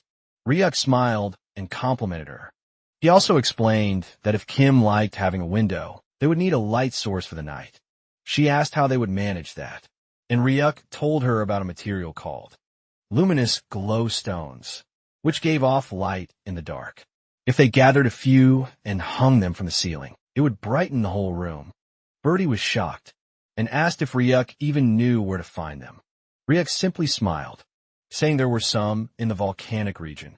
Birdie warned that the volcanic region was one of the most dangerous places for hunters and also his own hometown. While saying this, Birdie looked sad. Ryuk wondered why. Returning home gave him such a long face. Suddenly Kim Nari grabbed Birdie's cheeks, saying his voice sounded strange, and asking if something was bothering him. Birdie, choking, realized how sharp she was to catch on so quickly. Ryuk explained that Birdie was worried about the danger of the volcanic region, so Ryuk would go alone while the others stayed behind. But Kim refused, saying she was no longer afraid of fire and wanted to go with him. Ryuk laughed, surprised at how quickly she had overcome her fear. He then asked Birdie if he was prepared to come too. With a resolute look, Birdie said he had things he needed to do in his hometown, so he would go as well. Ryuk nodded and began preparing his powers, saying it was decided, but they would first need special gear for the volcanic area. Meanwhile, in the Mandra fields, a wig was thrown around playfully by the Mandras. The scene then shifted to the fiery volcanic region, where eruptions shook the land, and a huge monster slowly emerged from the lava, roaring into the air. The volcanic region was one of the top 3 most avoided places in the demon world by hunters. Volcanic ash constantly filled the air, tearing at their skin, while concentrated toxic gases and dense, demonic energy made breathing nearly impossible. It was such a dangerous place that almost nothing about it was known in the human world. Birdie explained all this as they moved, but he was left in shock when he noticed Kim stepping directly into the lava, kicking it as if it were water, and laughing like it was fun. Ryuk also realized that Kim was literally playing with fire. Birdie knew she was originally a mechanical being, so it was somewhat normal for her. But what unsettled him was how Ryuk could also withstand the deadly atmosphere without issue. When Birdie asked about it, Ryuk smiled slightly and revealed that he was actually a Chimera hunter. Birdie had already suspected as much, but Chimera hunters usually didn't look human. Ryuk explained that he too had once been different, but after regenerating, he had taken on a human appearance again. Then he turned the question back to Birdie, asking if he was really comfortable staying with them, since Birdie was a monster, and hunters would normally dislike his presence. Meanwhile, Kim nearly burned her clothes before stopping, acting as though nothing had happened. Birdie replied that it wasn't so bad being with them. In fact, it was fun being able to talk to someone, and Ryuk and Kim didn't seem like bad people. Ryuk smiled, relieved by his words. Just then, Kim climbed out of the lava and noticed Ryuk talking with Birdie again. So she asked if they were having another secret conversation. Ryuk explained that Birdie was simply curious about him. Kim smiled and told Birdie that they were all natives of the demon world, just like him. But Birdie knew that among the 3, he was the only true native. As they continued walking, Birdie explained that luminous glowstones were usually found near lava vents. Soon after, Ryuk spotted some near a crater and realized they were close. Kim, on the other hand, ran toward a cliff where lava was flowing and stood on top, eager to see more. Ryuk also noticed many luminous glowstones scattered around, but he also saw fire toads fighting within the smoke. The creatures were vibrant orange with rocky textures, but Ryuk noticed one of them seemed to be crying. Kim pointed out another one hidden in the smoke. Birdie explained that the female had died while carrying eggs. On her back, female fire toads carried their eggs that way during breeding season, and only females had the sunken back to hold them. Without her, the eggs would not survive, as the crater's temperature was far too high. That was why the surviving fire toad seemed so distressed. Kim grew emotional after seeing it. While Ryuk thought for a moment and told her to wait, he jumped down toward the creatures, and Kim wondered where he was going. As a fire toad noticed him, it gurgled angrily. Birdie warned Ryuk that the creature was extremely sensitive at the moment and might think he was a threat. The toad quickly lashed out with flames, but Ryuk calmly reached out and tapped its head with a finger. He released a small dose of paralysis toxin from a mecha cobra, explaining that it would not harm the creature. Since fire toads were immune to toxins, it would only immobilize it briefly. Kim shouted in worry, but Ryuk reassured her he was fine, since he carried fire toad cells within himself. Assessing the situation, Ryuk knew nothing could be done for the dead female, but the surviving one still had a chance. As the paralyzed toad lay still, Ryuk carefully placed the abandoned eggs onto its back, telling it to hold on until they hatched. Soon after, the toad recovered and turned toward the resting female, almost as if to say goodbye. Then it leapt high into the air, landing heavily some distance away. Kim was stunned as it turned to look at her one last time, before moving away, leaving them all in silence. The fire toad began hopping away. As it moved, Kim realized the creature had looked back at them, and it almost seemed like it was thanking them. Ryuk, however, thought that maybe the toad had only been looking once more at the lifeless body of its mate, and that was probably all it was. Ryuk then called out to Kim, telling her to come down quickly, because they needed to gather the luminous glow stones and return home without wasting any more time. Kim became excited, deciding to dig the stones out quickly so they could head back. She began plucking luminous stones from the cracks, admiring how pretty they were. Ryuk reminded her to be careful, warning that she could get hurt if one slipped and fell. Meanwhile, Birdie was struggling, unable to pry even a single stone free because of their size.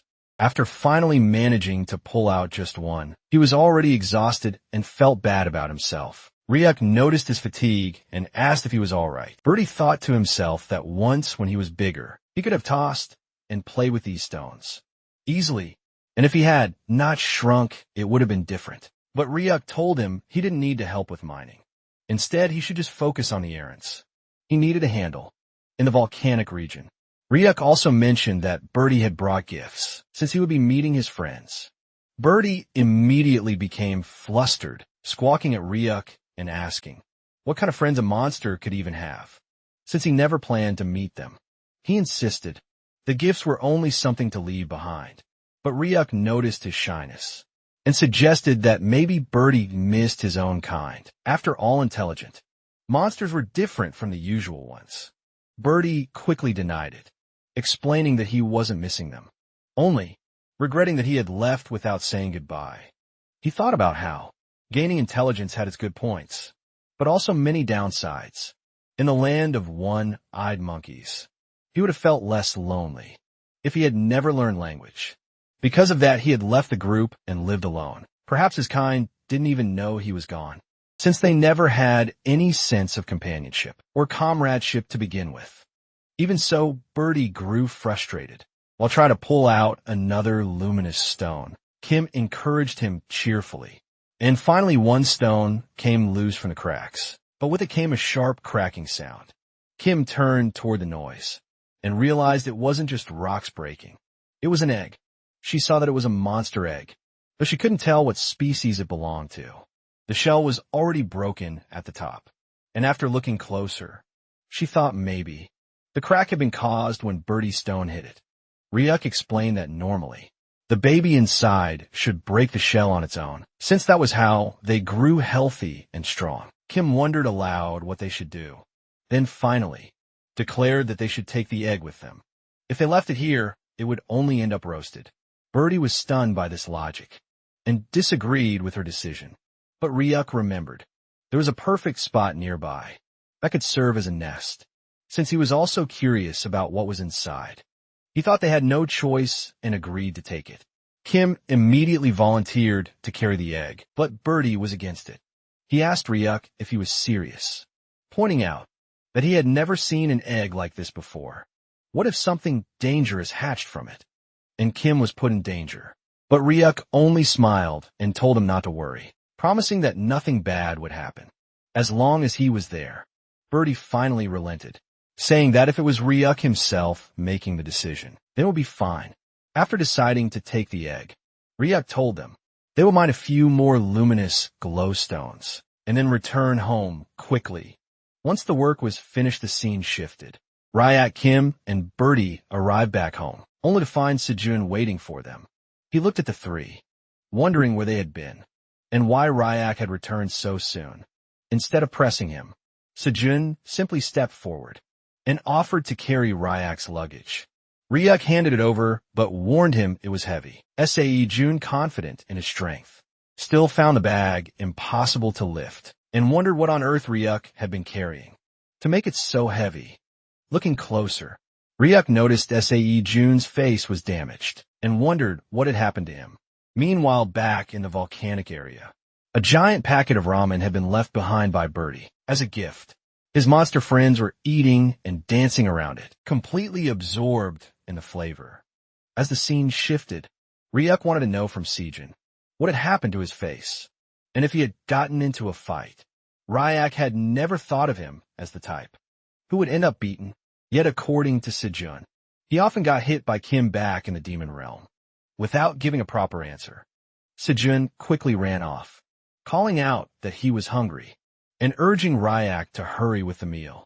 The focus then moved to Ryuk, who was busy carving luminous stones. Kim came over and asked him what he was working on. Ryuk explained that he was making fluorescent lights by carving aluminum stones, adding that if they were to be used for a ceiling, it would be nice to make them look pretty. Kim suddenly realized something and told him he was really smart, not only because he understood what he was doing, but also because he explained it clearly. On top of that, she said, he was kind-hearted, almost like a father figure. Ryuk smiled at her words and asked if her father was still doing well in the coconut tribe, reminding her of the lies she had told before. Kim nodded, quickly agreeing that her father was fine. Time passed, and by sunset, the air grew warm, enough that Birdie felt as though his body was melting, though not as much as it had in the volcanic region. Just then he was surrounded by strange figures with glowing red eyes, blocking out the setting sun. They were none other than the Mandras, who attacked him while he slept, using their new formation technique, called the Mandrake Triple Fusion Rolling Splash. The attack, however, was ridiculous, bouncing harmlessly off Birdie's squishy stomach. He woke up confused about what had just happened, while the Mandras celebrated what they believed was a successful strike. Kim, watching from aside, wondered why the Mandras were even picking a fight. Perhaps she thought it was because Birdie had wandered into their territory. Before anyone could dwell further, a voice called out. It was Sejun, thanking them for waiting. As he arrived with a new dish, he had prepared a delicacy called inarazushi, a sweet and sour treat popular with children. The dish looked tasty, cut open to reveal meat and rice, filling inside a crunchy shell. Though simple, it looked quite presentable. Birdie complimented Sejun, saying it looked decent, even if he didn't fully understand what it was. And Sejun encouraged everyone to dig in. But before they could eat, Ryuk grew serious. He asked Sejun again what had really happened to his face. The scene shifted once more, revealing the truth. Sejun explained that when he went to the Hunter Association to apply for the screening test, he had run into some ranked hunters. They mocked him for trying for the 7th time, and when he fought back, he was beaten down. Kim didn't seem to care much, asking only if there was more food. Sejun admitted he felt miserable, bullied for being a B rank who kept trying, despite constant failure. The bullies even taunted him, saying his pride had fallen off along with his hair. That had been the final blow. Ryuk, who had never realized this, had always assumed Sejun simply preferred a buzz cut. Now he felt guilty for asking about it all, wanted to change things. Ryukyu asked Sejun when his next promotion test would be. Sejun said it was scheduled for next month, maybe within 60 days. Hearing that, Ryukyu stood up and declared that they would begin special training for him, starting immediately. Sejong couldn't believe it at first, but quickly promised to work as hard as he could. Ryuk then announced that Sejong would take over dishwashing from Kim and would also need to wash the luminous stones they had collected, since they were covered in volcanic ash. Sejun was confused. This sounded more like errands than training.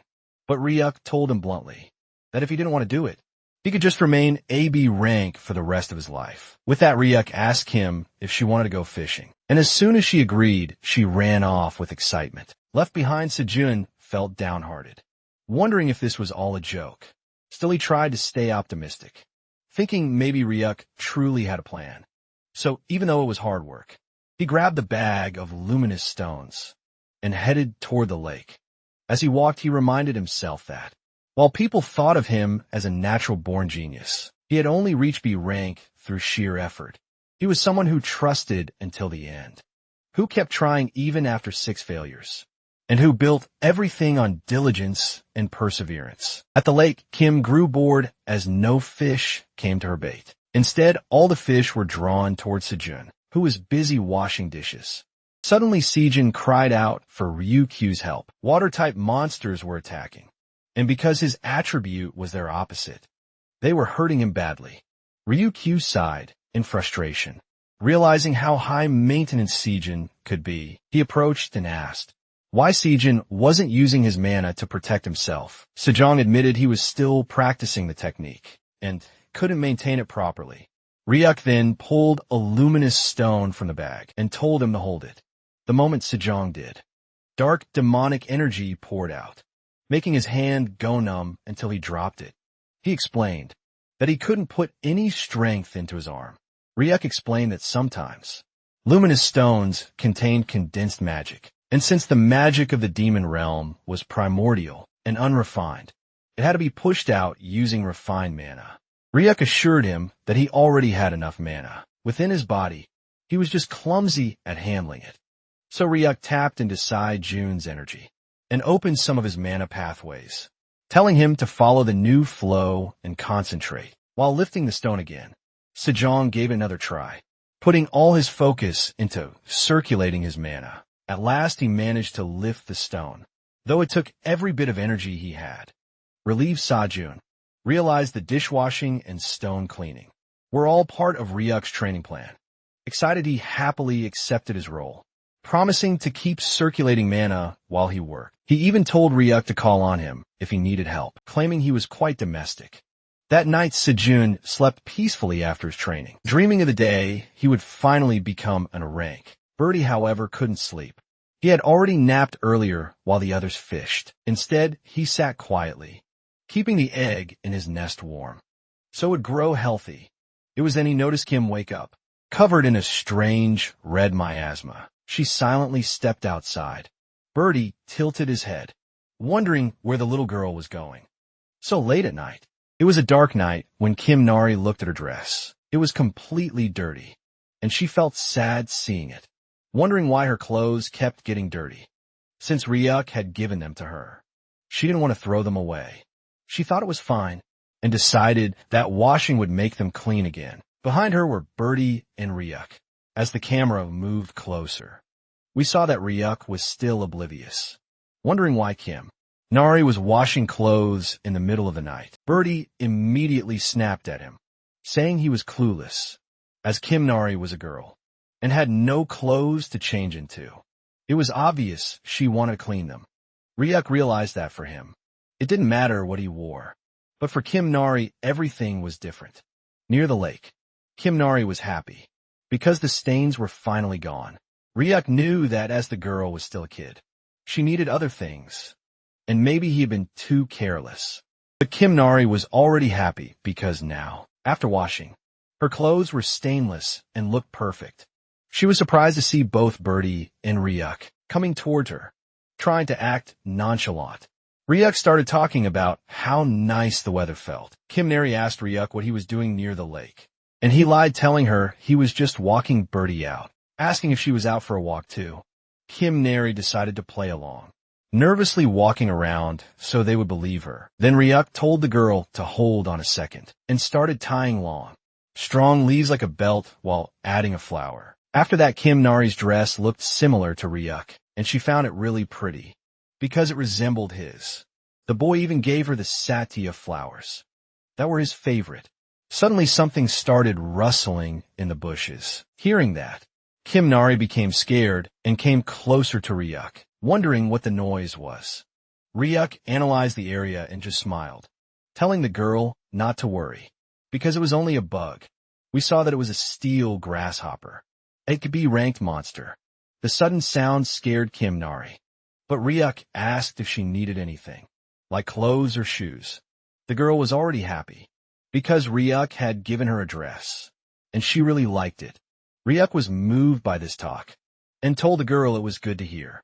As the scene shifted, we moved near District 30 in the slums of the human world. Ryuk appeared out of a portal, thinking that even when Kimnari said she was fine, making her wear just one set of clothes that didn't even fit, was wrong. Birdie had even scolded him for it.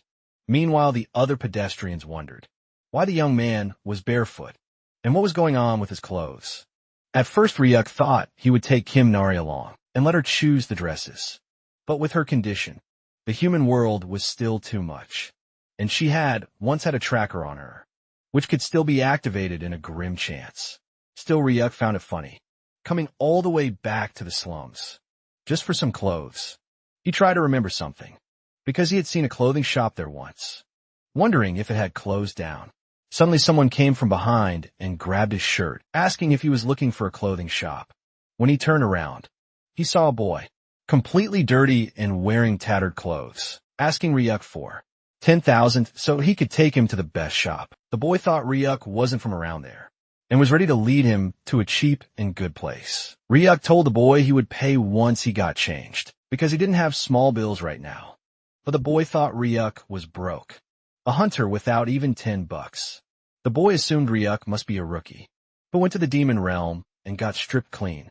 The boy asked Ryuk if he had money for clothes, and when Ryuk nodded, the boy told him to follow, explaining that normally he took payment first, but would make an exception just for him. The boy turned around and started walking, while Ryuk thanked him.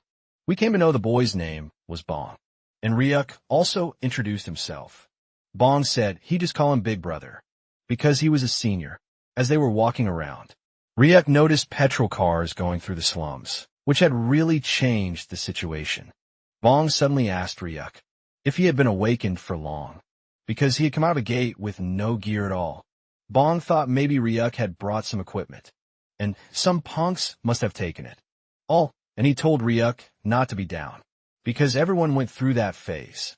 At first, Ryuk just smiled, telling Bong that he knew a lot for only being a kid. Hearing that, Bong started shouting that he wasn't a kid, that he just hadn't grown because of malnutrition, and that he was already 17.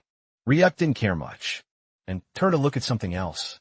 Bong told him not to go near District 13, because the place always had a bad reputation. But recently the space gang from District 11 had expanded there, and even the cops had given up.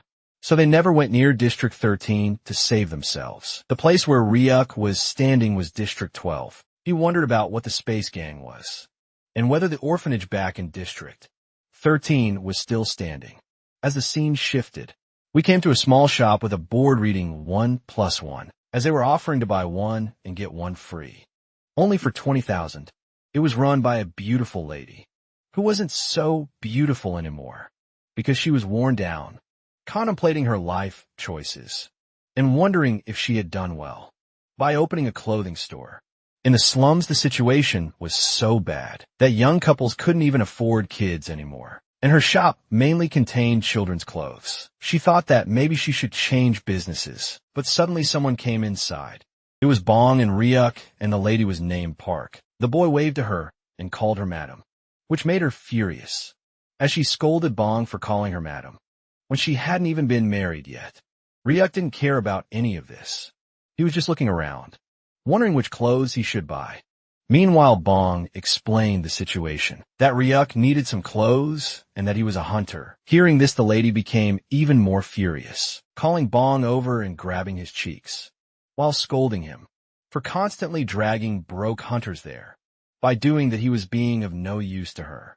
Even when the boy couldn't speak properly, he still blurted out some words about how he was supposed to know whether a hunter was broke or not. Park turned toward Ryak, telling Bong to look at him and wonder if he had any money. Meanwhile, we saw that Ryak was just hovering through the children's section, while Bong thought that even if Ryak was broke, at least he was handsome.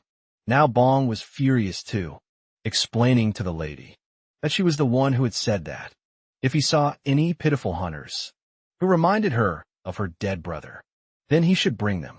Park interjected, telling Bong that that was only for charity, and only once or twice, and if they kept it up, they would be out on the street.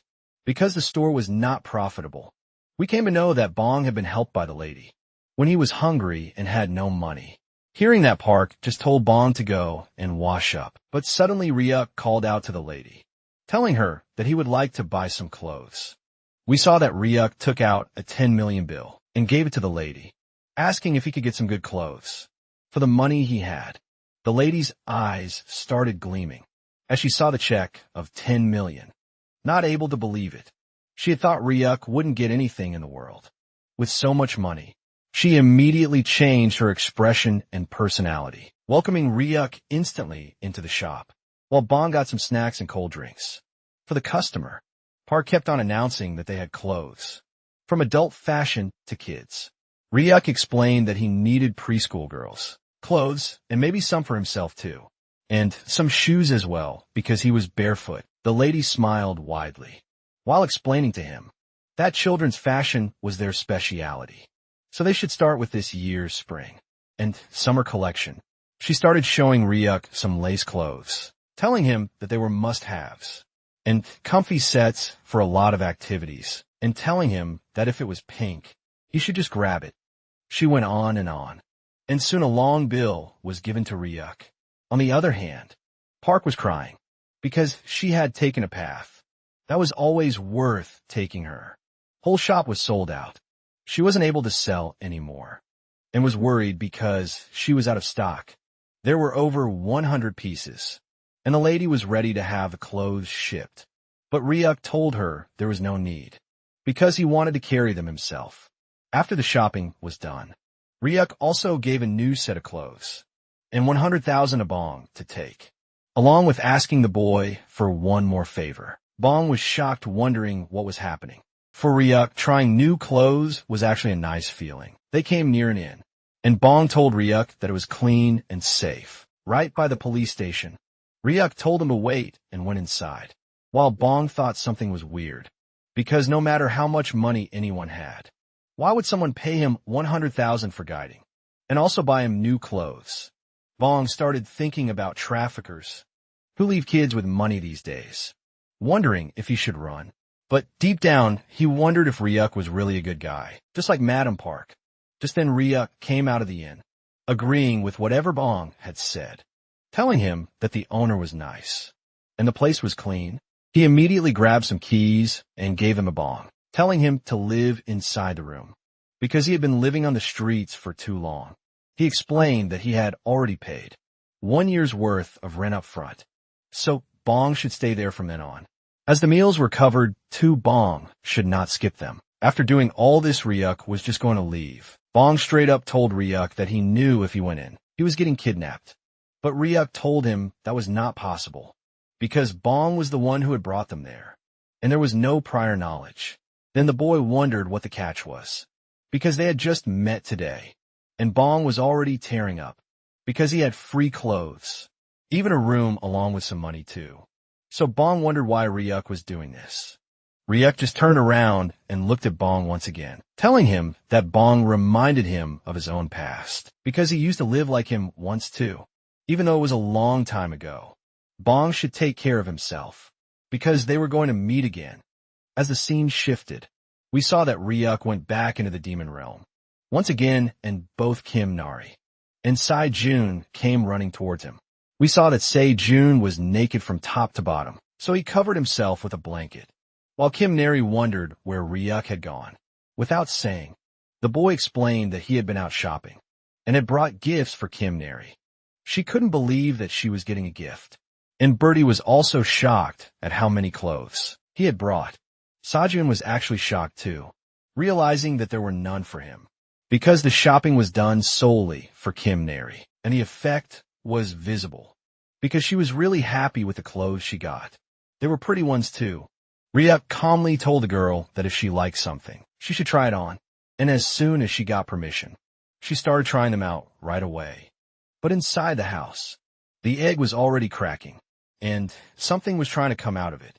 As the scene shifted, Ryuk was folding all the clothes he had brought back. He realized that once he started folding, it somehow relaxed him.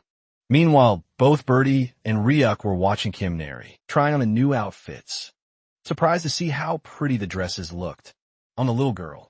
She seemed almost newborn in her excitement, never having had clothes of her own before, and still figuring out how to wear them. It turned into a small, funny sequence as she tried one outfit after another, acting like a ghost, swirling around the room, because she couldn't decide which one to pick. Ryuk was happy to see her so hyped up, and even Birdie couldn't deny that. Kim Neri looked really cute. Finally, Kim Neri announced that she had chosen her favorite outfit. As we got a closer look, we saw that the hoodie had a little chick stitched in the middle of it. It looked just like Birdie, and that's why she liked it so much. Birdie was shocked, wondering if the chick was supposed to be him. Ryuk only smiled and told her it was a good pick, wondering if the girl would try, putting the rest away by herself. She was so excited that she was ready to do any work. He asked her to. Birdie, though, had a serious concern about what Ryuk was going to do with so many clothes, because there was no space to store them. Ryuk admitted that he had been thinking of expanding the house and adding a dressing room with a walk-in closet. Birdie realized that meant cutting down more trees, but Ryuk told him to relax. He had someone else in mind for chopping wood now. He looked out toward the forest and called out to Sei Jun, asking if he was up for some special training. Suddenly a burst of energy came toward them. It was the shiny head of none other than Sei Jun himself, who loudly announced that he was always ready for special training, no matter what. He explained that he had even brought Ryuk's training gear. Ryuk wondered what he meant by that, but Sei Jun believed the leather outfit Ryuk wore every day was actually some kind of training uniform. The leather was drenched in an intense poison, and Sei Jun had once touched it by mistake, nearly dying but somehow surviving. He thought this must be the secret behind Ryuk's daily strength training in such armor, and his respect for Ryuk only grew stronger. He vowed to work even harder following Ryuk's lead. In reality, Ryuk simply couldn't be bothered to wash the leather properly, but seeing an opportunity, he immediately told Sejong that he should wear the armor instead. This shocked Sejong from head to toe. He wondered what was going on and why he was suddenly the target. Ryuk reasoned that the leather would make a solid training uniform, and that his own training was already done, so Sejong should wear it and chop some wood, while Birdie showed him which trees to pick. Sejong squirmed, trying to tell Ryuk that he would die if he wore this armor, and on top of that, why they suddenly needed wood at all. Before Ryuk could answer, Kim Neri shouted from inside the house, calling him because the egg was acting weird. The scene shifted as all three of them, along with Birdie, gathered around the egg as it shook violently. Ryuk judged from its movements that it was about to hatch. Kim Neri was shocked, never having seen anything like this before, while Sei Jun wondered if it wasn't some kind of disaster class monster.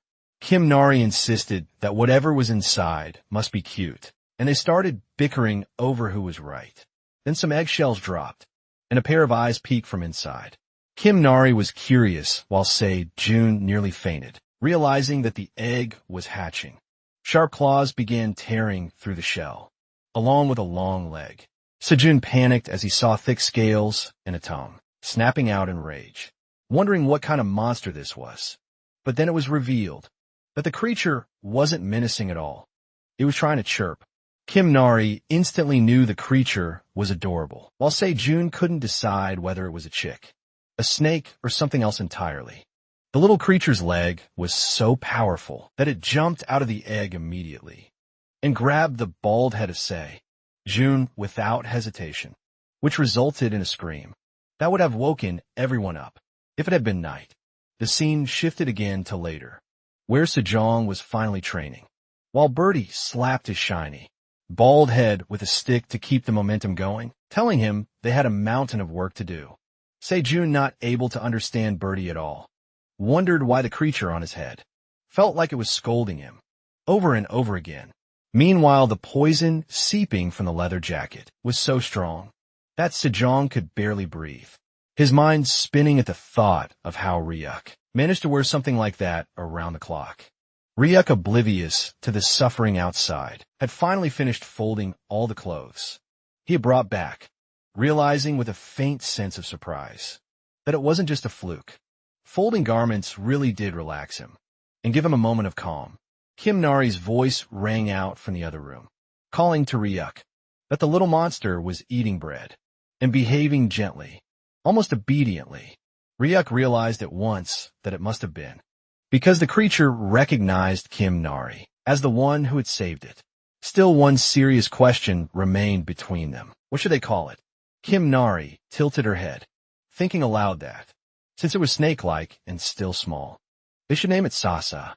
But as soon as that name left her lips, the little snake darted off, its eyes gleaming as though the name had triggered something, and both Ryuk and Kim Nari stared, wondering where it was going. Kim Nari ran after Sasa, and the two of them ended up playing together, or at least that's how it looked to Birdie. Ryuk noticed, too, that Kim Nari had already grown fond of the new family member. Yet more importantly, he wondered if Sasa was an actual species. He had never seen any monster like this before. Birdie, usually full of commentary, was also at a loss. Finally, he warned Ryuk in a low tone that if Sasa had really come from the volcanic region, they would need to watch the Mandras carefully. Ryuk frowned, asking why, and Birdie explained that monsters from volcanic regions had an opposite affinity to plant monsters. Plants were scarce in their habitat, so these beasts would devour any they could find, especially ones with strong demonic energy. That warning proved right almost immediately. Sasa had started heading straight for the mandra fields, and Birdie predicted it would try to dig up and eat the mandras as soon as it got the chance. In other words, Sasa might be the mandras' natural enemy. When Ryuk and the others reached the field, they saw it. Sasa and the mandras facing off, eyes gleaming with a strange malice. As their defensive instincts kicked in, Kim Nari wanted to intervene, but Ryuk held up a hand and said, it might be better to let them settle their pecking order here. And now, this was the demon realm after all, and both sides were still young. They weren't dangerous enough yet for the fight to turn lethal. A bizarre cowboy-style standoff began between Sasa and the Mandras, each side starring before the first strike. The Mandras had formed their defensive pattern, the longest one standing at the front. Ryuk could only admit that Birdie had been right all along. As soon as Sasa darted toward the smallest Mandra, the largest one lunged, blocking the attack with practiced ease. It was the Mandra's triangle formation. Defense, first then counter. The second Mandra swung its stick in a coordinated strike, but Sasa caught it neatly with its tail and blocked the blow. Birdie shouted for it not to drop its guard yet, but before Sasa could react, the smallest Mandra sprang from behind with a special attack and punched Sasa clean away. One small punch was enough to make the little monster cry. It had never been hurt before. Kim Nari saw Sasa's shock and realized this was its first time being struck by anything. Tears in its eyes, the creature turned and ran, while the Mandras swayed proudly, happy to have defended themselves. Ryuk announced with a half-smile that the Mandras had won this round. Even though the fight was short, it had been epic to watch. Birdie, too, thought it was a good match. Sejun, still catching his breath, wondered aloud if they should head back. But Birdie immediately started slapping the man's bald head with a stick, telling him to get up because training wasn't over yet. As the scene shifted, the camera of the world seemed to pull back, revealing the open, vast sky and a massive ocean beneath it. High above, something was flying. A creature with a human body but the head of a bird, wide vampire-like wings holding its silhouette aloft against the clouds. As the scene shifted, the new dressing room was slowly but surely taking shape. Birdie hovered nearby, wings flicking as he smacked Seijin's bald head with a stick. Every time the man slowed down, barking at him to work faster. Nari knelt on the planks, carefully, applying a layer of green glue to each piece of wood so that the panels would hold. Salsa coiled near the doorway, watching its master's busy hands. With flickering eyes, Ryuk, meanwhile, moved back and forth between piles of folded clothes and the half-finished room, stacking garments neatly on the new shelves. By the time the sun dipped behind the jagged horizon, the entire day had slipped away. 2 full days passed before Saijun finally flung the poisoned leather jacket aside, his body sagging with exhaustion. His training was over at last. He had worked for 2 days without sleep, and it had been pure hell. He muttered to himself that he should demand guaranteed breaks, but he also knew that training under Ryuk always required sacrifices. Even so, he looked at the newly built room, crude and a little haunted looking perhaps, but exactly as Ryuk had wanted it, and wondered if it was finally acceptable to use. Ryuk came to stand beside him, arms crossed, a faint smile tugging at his lips. He told Seijun he had done better than expected. Seijun blinked, not sure what Ryuk meant by that praise, but before he could ask him, Nari spoke up, saying the dressing room smelled like flowers. At first he thought she was imagining it, but once she had mentioned it, both men realized they, too, were enjoying the sweet fragrance drifting from the new room. The whole place smelled of lavender.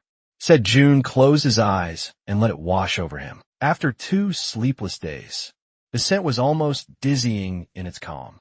Nari tilted her head and wondered aloud why. It smelled like flowers. Birdie proudly explained that he had helped pick aromatic wood for the shelves, so the clothes would always carry a pleasant scent. The mandras were in heaven over it too, their little leaves trembling with pleasure. Sasa was curled up asleep, clearly enjoying the smell in its dreams. Seijun only then realized the snake's name was Sasa, and Nari beamed as she said Ryuk had come up with it. Ryuk said he was still open to changing it if someone had a better idea. Seijun chuckled and suggested calling it Snake Chick because it looked half snake, half chicken. Ryuk wrinkled his nose at that, and Nari, as usual, ignored both of them and simply called the creature Pia after the sound it made. Ryuk still didn't think that fit either, and finally turned to Birdie for a last suggestion. Birdie, without a trace of irony, said the monster should be named The Grand Footsteps in the Drawer. Ryuk just stared at him and asked what his real name was. Birdie puffed his chest and explained that his true name was Rocky Mountain Horseshoe because that represented his identity. At that moment, Ryuk realized all 3 of them were hopeless at gunnoming things. He decided to keep Sasa, especially since the snake seemed to like it, and the others were already used to it. Birdie suddenly asked Ryuk what the next plan was. Now that the house expansion was done, Ryuk straightened up, his expression shifting. He told them that on his way back from the human world, he'd had an idea. Back then, alone, he'd never had time to think about it, but now things were different. He was thinking of building a sturdy fence around the property, so that even if he were away, no one could simply wander in. Sejong looked at the darkened forest surrounding the home and wondered aloud if anyone would even dare come near it. As it was, but Ryuk didn't want to take chances. An S-rank monster could appear, and there were always hunters who might come, searching for Nari, or for him. Birdie nodded thoughtfully and said he knew exactly what they would need. Something strong and dense with demonic energy. He suggested the coastal region, where a yellowish quartz, harder than black stone, could be found. If Ryuk built the fence from that, and set luminous stones at the base, the barrier would be both strong and beautiful. At night, Birdie added, their house would glow like a campsite. Ryuk imagined it for a moment, then agreed. Nari clapped her hands in excitement, while Birdie remained neutral. Seijun, on the other hand, stared at Ryuk as though he'd lost his mind, demanding if they even knew what kind of place the coastal region was. He felt a sudden warm trickle from his nose and realized his stay in the demon realm had already pushed him too far. Still, it was perfect timing for him. He slumped a little and began acting like a weak child, telling Ryuk he needed to go back. and drain some of his demonic energy, or would become fatal. Ryuk accepted this calmly and told Sejong he should stay behind and take care of the Mandras if they were late. Sejong nodded but warned Ryuk to be careful. In the coastal region, it was dangerous, practically off limits to anyone of a rank or below. And worst of all, 2 disaster-class monsters ruled the entire area. Ryuk did not catch the hushed speculation behind him, as the others tried to make sense of what they were facing. Sejong, calmer than the rest, explained that these creatures had once been Chimera, hunters who had escaped the laboratory ages ago. Their faces had warped into avian shapes, but their bodies had stubbornly remained human. Along the coast, another unit of adventurers caught sight of the same bird-headed monster. Shock rippled through their ranks. As they realized the creature was within their sector, orders snapped out to ready the tracker, and one impatient fighter channeled his energy into a glowing ring before hurling it at the hybrid. For a moment, it seemed the strike had landed, but when the dust cleared, the monster stood unharmed, sprinting across the sand. Or so it appeared. Disaster-class beings were rarely running away, and their brief sense of victory gave way to doubt. Perhaps the rumors about its power were false. They thought, and this one was weaker than reported. They debated whether to attack again, but the leader cautioned patience. Better to wait until the creature retreated to its lair, and then strike. By surprise, the tracker had already attached, yet the attacker could not stop wondering why. Even after 60 years, these failed experiments still lived, and still looked half-human. One of the oldest among them answered grimly that failures could not be predicted. Chimera hunters have been humanity's greatest achievement, and its deepest disgrace. Such mistakes must be erased, and today was the day to erase this one. The fighter called to the leader, unsettled by a new realization. The creature was not fleeing at all, but accelerating straight toward them. The leader barked for an emergency barrier, but before the incantations were finished, the hawk-like hybrid was already upon them. A translucent shield flared into being at the last second, yet the wind streaming from the monster's charge smashed it like paper.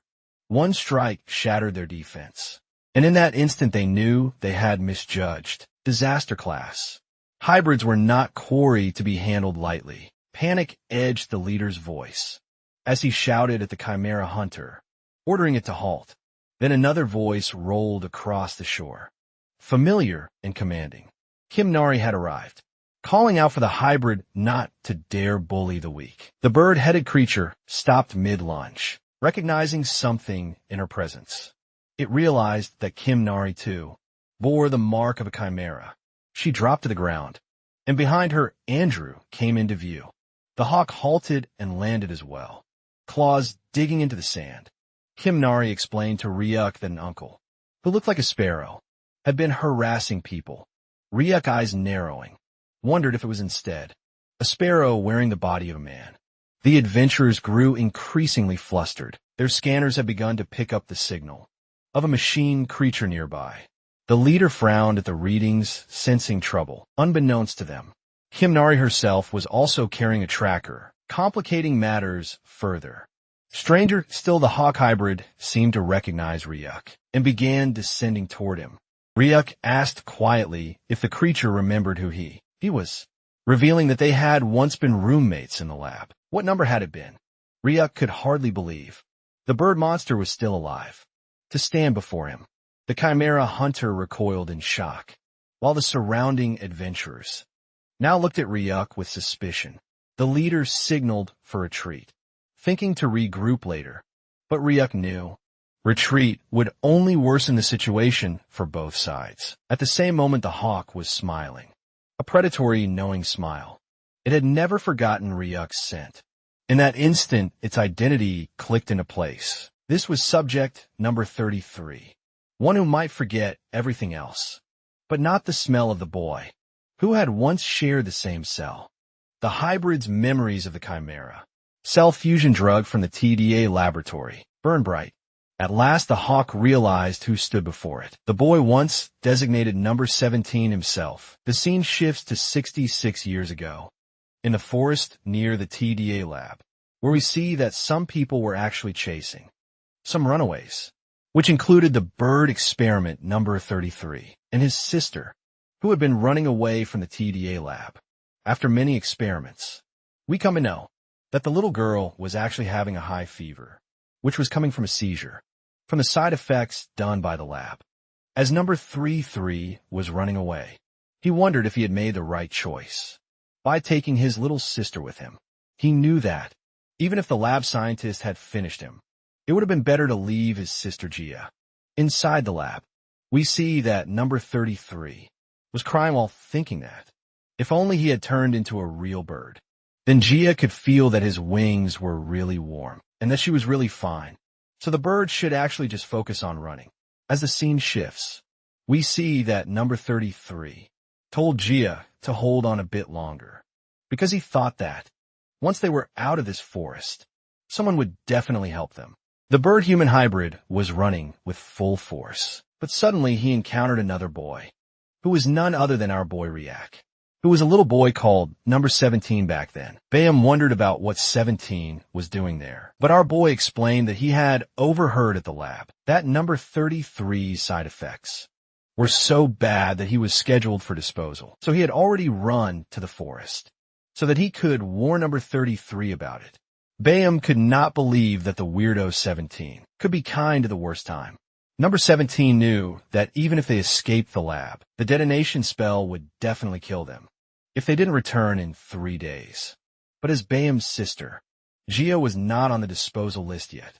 It would have been better to get suppressants from the lab and live one more day for her. But hearing that, Bayam became angry, telling Ryuk that he would not get it, since he did not have any side effects till now. So he would not know what it was like for someone who was getting side effects. Bayam remembered the constant seizures and headaches that he had, which were getting even worse. It was like his head was going to explode, and he was not able to bear it.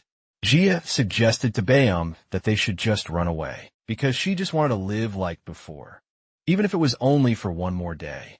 The scene shifts back, and we see that Bayam put Gia down onto a tree and asked Ryuk if it is the length of the life that matters, or the way that someone lives it.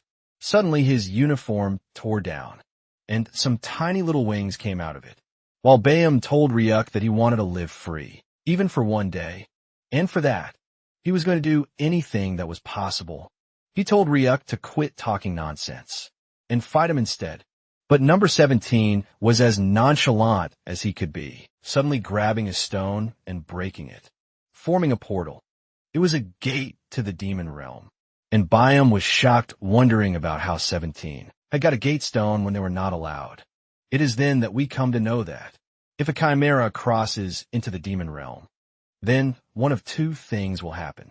The human cells will be poisoned by the demonic energy, or the monster cells will absorb it and awaken, with the mutation intensifying even more. The scene shifts back as we see Ryuk telling Bayam that if he really meant whatever he said, then going to the demon realm was actually a better choice, because even if they could not handle the demonic energy and turned into monsters, they would still live free until then. And the lab's detonation spell would also not get triggered if they were in the demon realm, which was a completely different dimension. But Bayam wondered if a human could even survive inside, because theoretically, they needed enough mana to shield their body and mind from the demonic energy. And even when it would not be easy with his power now, nobody knew about what the future holds. Bayam was shocked, wondering about why Ryuk was helping them, even when it was of no benefit to him. Meanwhile, we see that the lab workers were actually shocked to see that a gate was opening right in the middle of nowhere, and they spotted Bayam and his sister. On the other hand, Bayam told Ryuk that he was going away, but suddenly he realized something. Before going inside, he told our boy that they had been roommates for 4 years and didn't even know each other's names. The birdie introduced himself as Bayam, wondering about what 17's name was.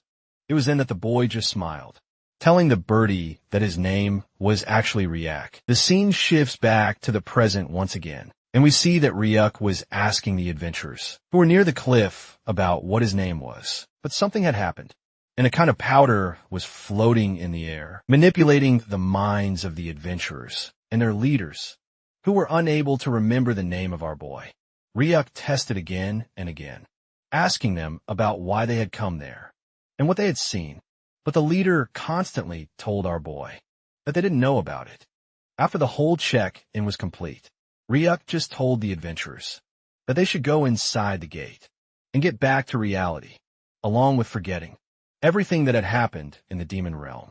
Both Sasha and Byam were looking at what was happening. Meanwhile, Byam realized that Ryuk had wiped the adventurers' memories with the dust of oblivion, along with hypnosis. It was explained that Ryuk also had some oblivion, herb cells inside his body, and about 3 hours of memory before and after would be completely vanished without any retrace. Byam was still shocked that Ryuk had not got any side effects. After so many implants, being planted with all kinds of things, from plants to monsters. But still, Ryuk told Byam that a lot had happened after he left. In the present, we see that Ryuk still remembered number 33's name, and Byam was surprised by this gesture. But suddenly, it was Chimera who was pulling the shirt of our boy, slightly, asking him if he was really friends with the sparrow. Uncle Ryuk laughed and told the girl that the uncle was from the sparrow tribe. Meanwhile, 33 wondered about how and why he looked like a sparrow to the child, when he was clearly an eagle hybrid. Meanwhile, Ryuk mockingly asked Chimera if the sparrow and the coconut tribes were allies, and if it was not so right now, still continuing to tell lies. Chimera agreed that they were allies. Meanwhile, Byam was actually surprised, wondering about what coconuts and allies meant, because he did not know what they were talking about. Meanwhile, Chimera suddenly came in front of the eagle, saying sorry and still calling him Sparrow Uncle, apologizing, because she had thought at first that he was bad. Suddenly growling noises came from the stomach of the little child, as she told Ryuk that they were hungry.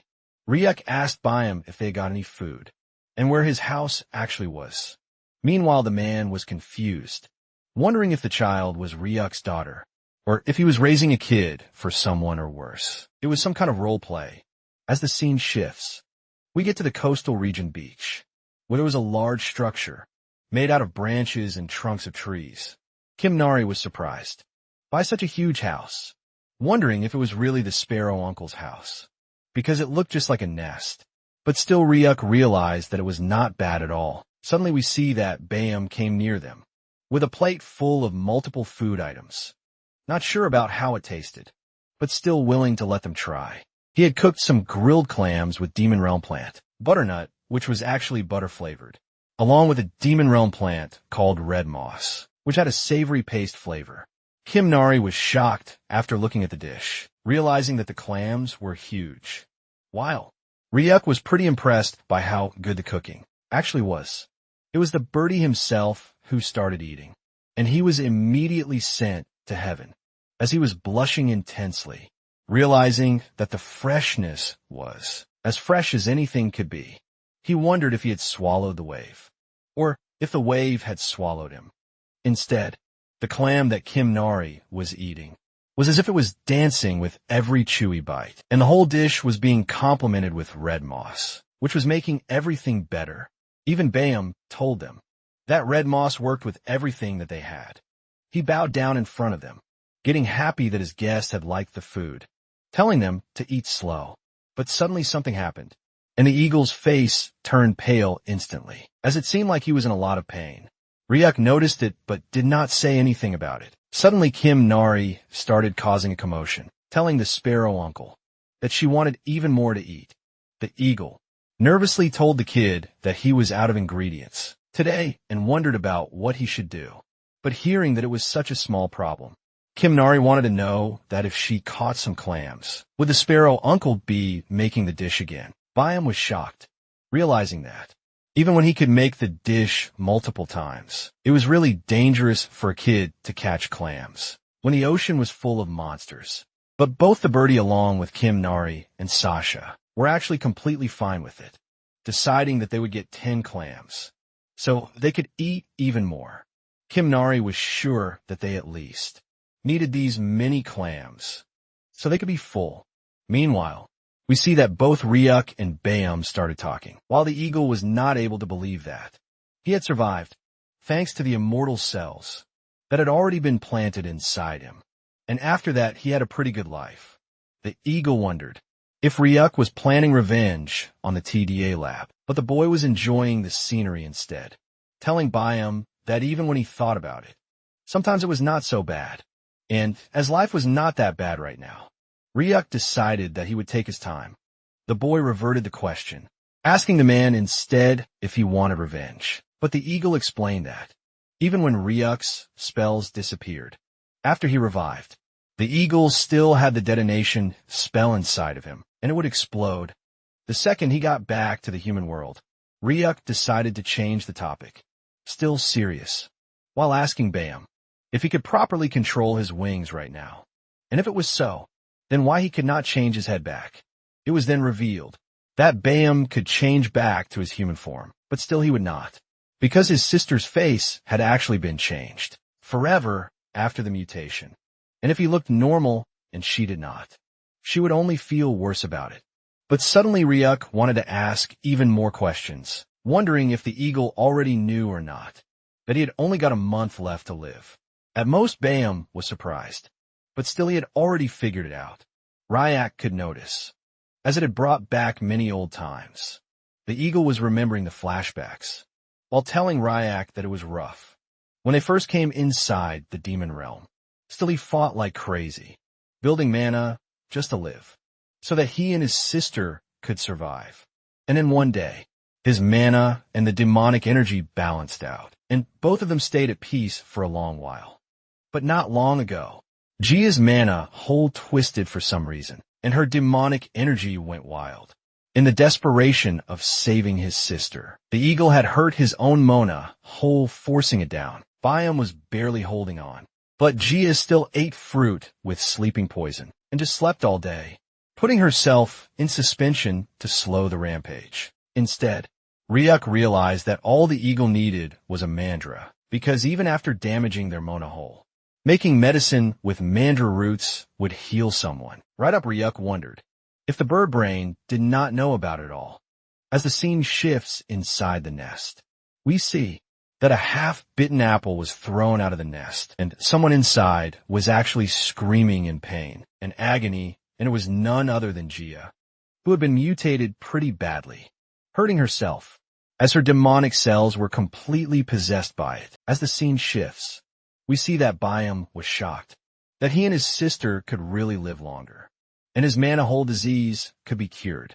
He wondered about how it was done, and Ryuk knew that this reaction was justified, because of course the bird head did not know about it, since they didn't even teach alchemy at the lab, until the experiments turned 15.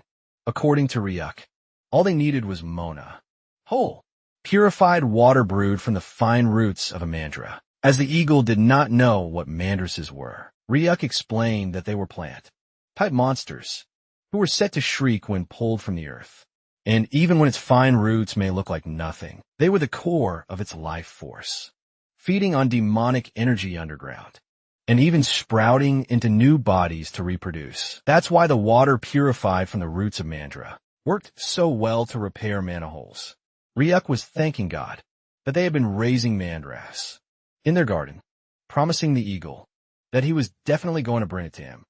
Bayam was shocked about why Ryuk was going to such lengths for someone like him, but Ryuk ignored it, explaining that they would be needing an alchemist to prepare the purified water. And as Bayam could not set foot in the human world with the detonation curse on him, Ryuk decided that he would go to the human world instead, and in exchange, Bayam would just have to take care of Kim, Nari, and the birdie, along with Sasha, who had been playing in the coastal region. The eagle hybrid immediately agreed to whatever Ryuk said, because getting healed was a really big thing for him. But Ryuk realized that the alchemist, who would brew the medicine, will want something in return, and both Ryuk and Bayam did not have enough money to offer. But suddenly, we see that the bird had a bag full of goodies and put it onto the sand of the coast. Ryuk wondered about what it was, and Bayam explained that he packed it with stuff that hunters always bring in the demon realm wondering if this was really enough. Ryuk realized that it was more than enough, and smiled while looking at the sky, while still taking out a gaunt stone, and promising the bird that he'd be back really soon. As the scene shifts, we come back to the human realm, and we see that both Ryuk and the guide Kid Bong were actually walking in the streets of the slums, while Bong asked Ryuk if he was looking for an alchemy type, awakened individual. We come to know that Bong was now a full-time guide, who was really in proper clothing, and presenting himself quite properly. Ryuk told him that he needed someone skilled for the job. Bong explained that the Alchemist Association opened a branch in the slums last year, and they would probably find someone there. But Ryuk was noticing something else. He noticed sandbags which were woven by Bong, as he wondered about why the boy was wearing them on his arms and legs. The boy explained that he was doing some stamina training because he wanted to get as strong as Ryuk himself. Ryuk wondered about what happened with Bong, that he was ready to do so. Bong explained that as he saw Ryuk marching into the demon realm with nothing but the clothes on his back, that meant the boy was insanely strong, and Bong wanted to be like that too. So now, as he had money, he was eating a ton and working out non-stop. Ryuk smiled happily as he saw Bong's good condition, and he seemed taller, guessing that it might have been a growth spurt, which had been hindered by malnutrition. As the scene shifts, we come to the Alchemist Association, near the Slum District 13 branch, and Bong explained that the new manager of the place, Mr. Kim, had just arrived, and he was really scared and a nice person too. But just when they decided to enter, they noticed that Mr. Kim was actually outside the building, and he was kind of scared, talking to someone on the phone, telling him that he had not missed a single interest payment in over 20 years. Bong realized that Mr. Kim had got another call from a loan shark. Ryuk wondered about what it was, and the boy explained that around the slum area, private loans were the norm, and Mr. Kim had worked at the Gold City branch for 20 years, but got demoted and sent here, while also getting his salary slashed in half. Ryuk straight up gave the answer that maybe if he was demoted, then the man must have done something wrong. But Bong was sad as he explained that back in Gold City, one of Mr. Kim's higher UPS was siphoning the slum support funds, and he was infamous for stealing credit, lining his pockets with dirty tricks. For that manager, Kim reported him, got on his bad side, and then got thrown out from his well-paid job. After this explanation, we see that manager Kim turned around and was getting back to the association building, while he looked at Bong with surprise and happiness, wondering about what the boy was doing. Near the building, even a man also noticed that he had grown up a bit. Bong did all the formalities and informed Mr. Kim that Ryuk needed an alchemist for something. On the other hand, our boy also noticed that, when high-ranking alchemists were so rare, he did not expect a person like Mr. Kim in the neighborhood, who was actually having a really refined aura. The boy looked at the duo, while they were smiling and talking with each other. But suddenly, Bong informed Ryuk that he should get back to training, and Mr. Kim wondered if they should head in and talk. Instead, as the scene shifts to the association building, we see that a young man was sitting near the reception, while thinking that he had been stuck with a rotten boss, which was a nightmare for him.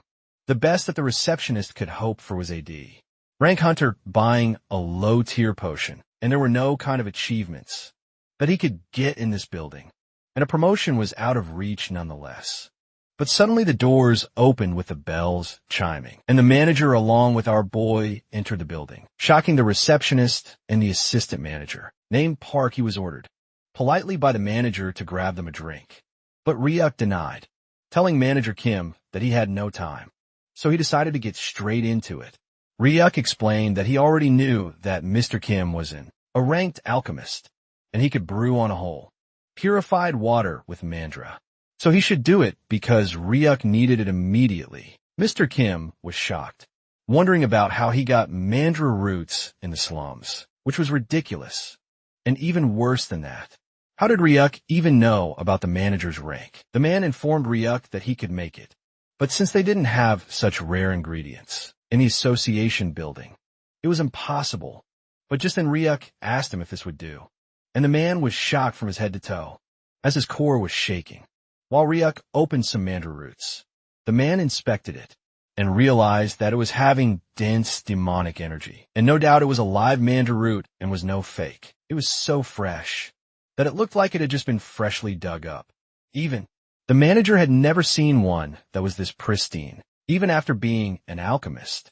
But Ryuk did not stop, opening the bag given to him by the Eagle Head, telling the manager that for the production fee, they would pay with coastal region specialties, and that they should appraise it without much problem. For the manager, it was even more shocking for an adventurer to come back alive from the coastal region, and that too with some coastal region specialties, which were glittering with quality again and again. The manager knew that an S-ranked Black Pearl was something that not even the headquarters had. And on the other hand, Ryuk had brought them 3 of it, like it was mere child's play, along with a demon red giant clam, which was still alive and not dead like the others. And last but not least was the red moss, which was key for top-grade potions. It had only just been discovered by humans and was ultra-rare. Ryuk wondered if this much was actually enough. For the fee, the manager shockingly told Ryuk that it was not only enough, but this could buy the whole building.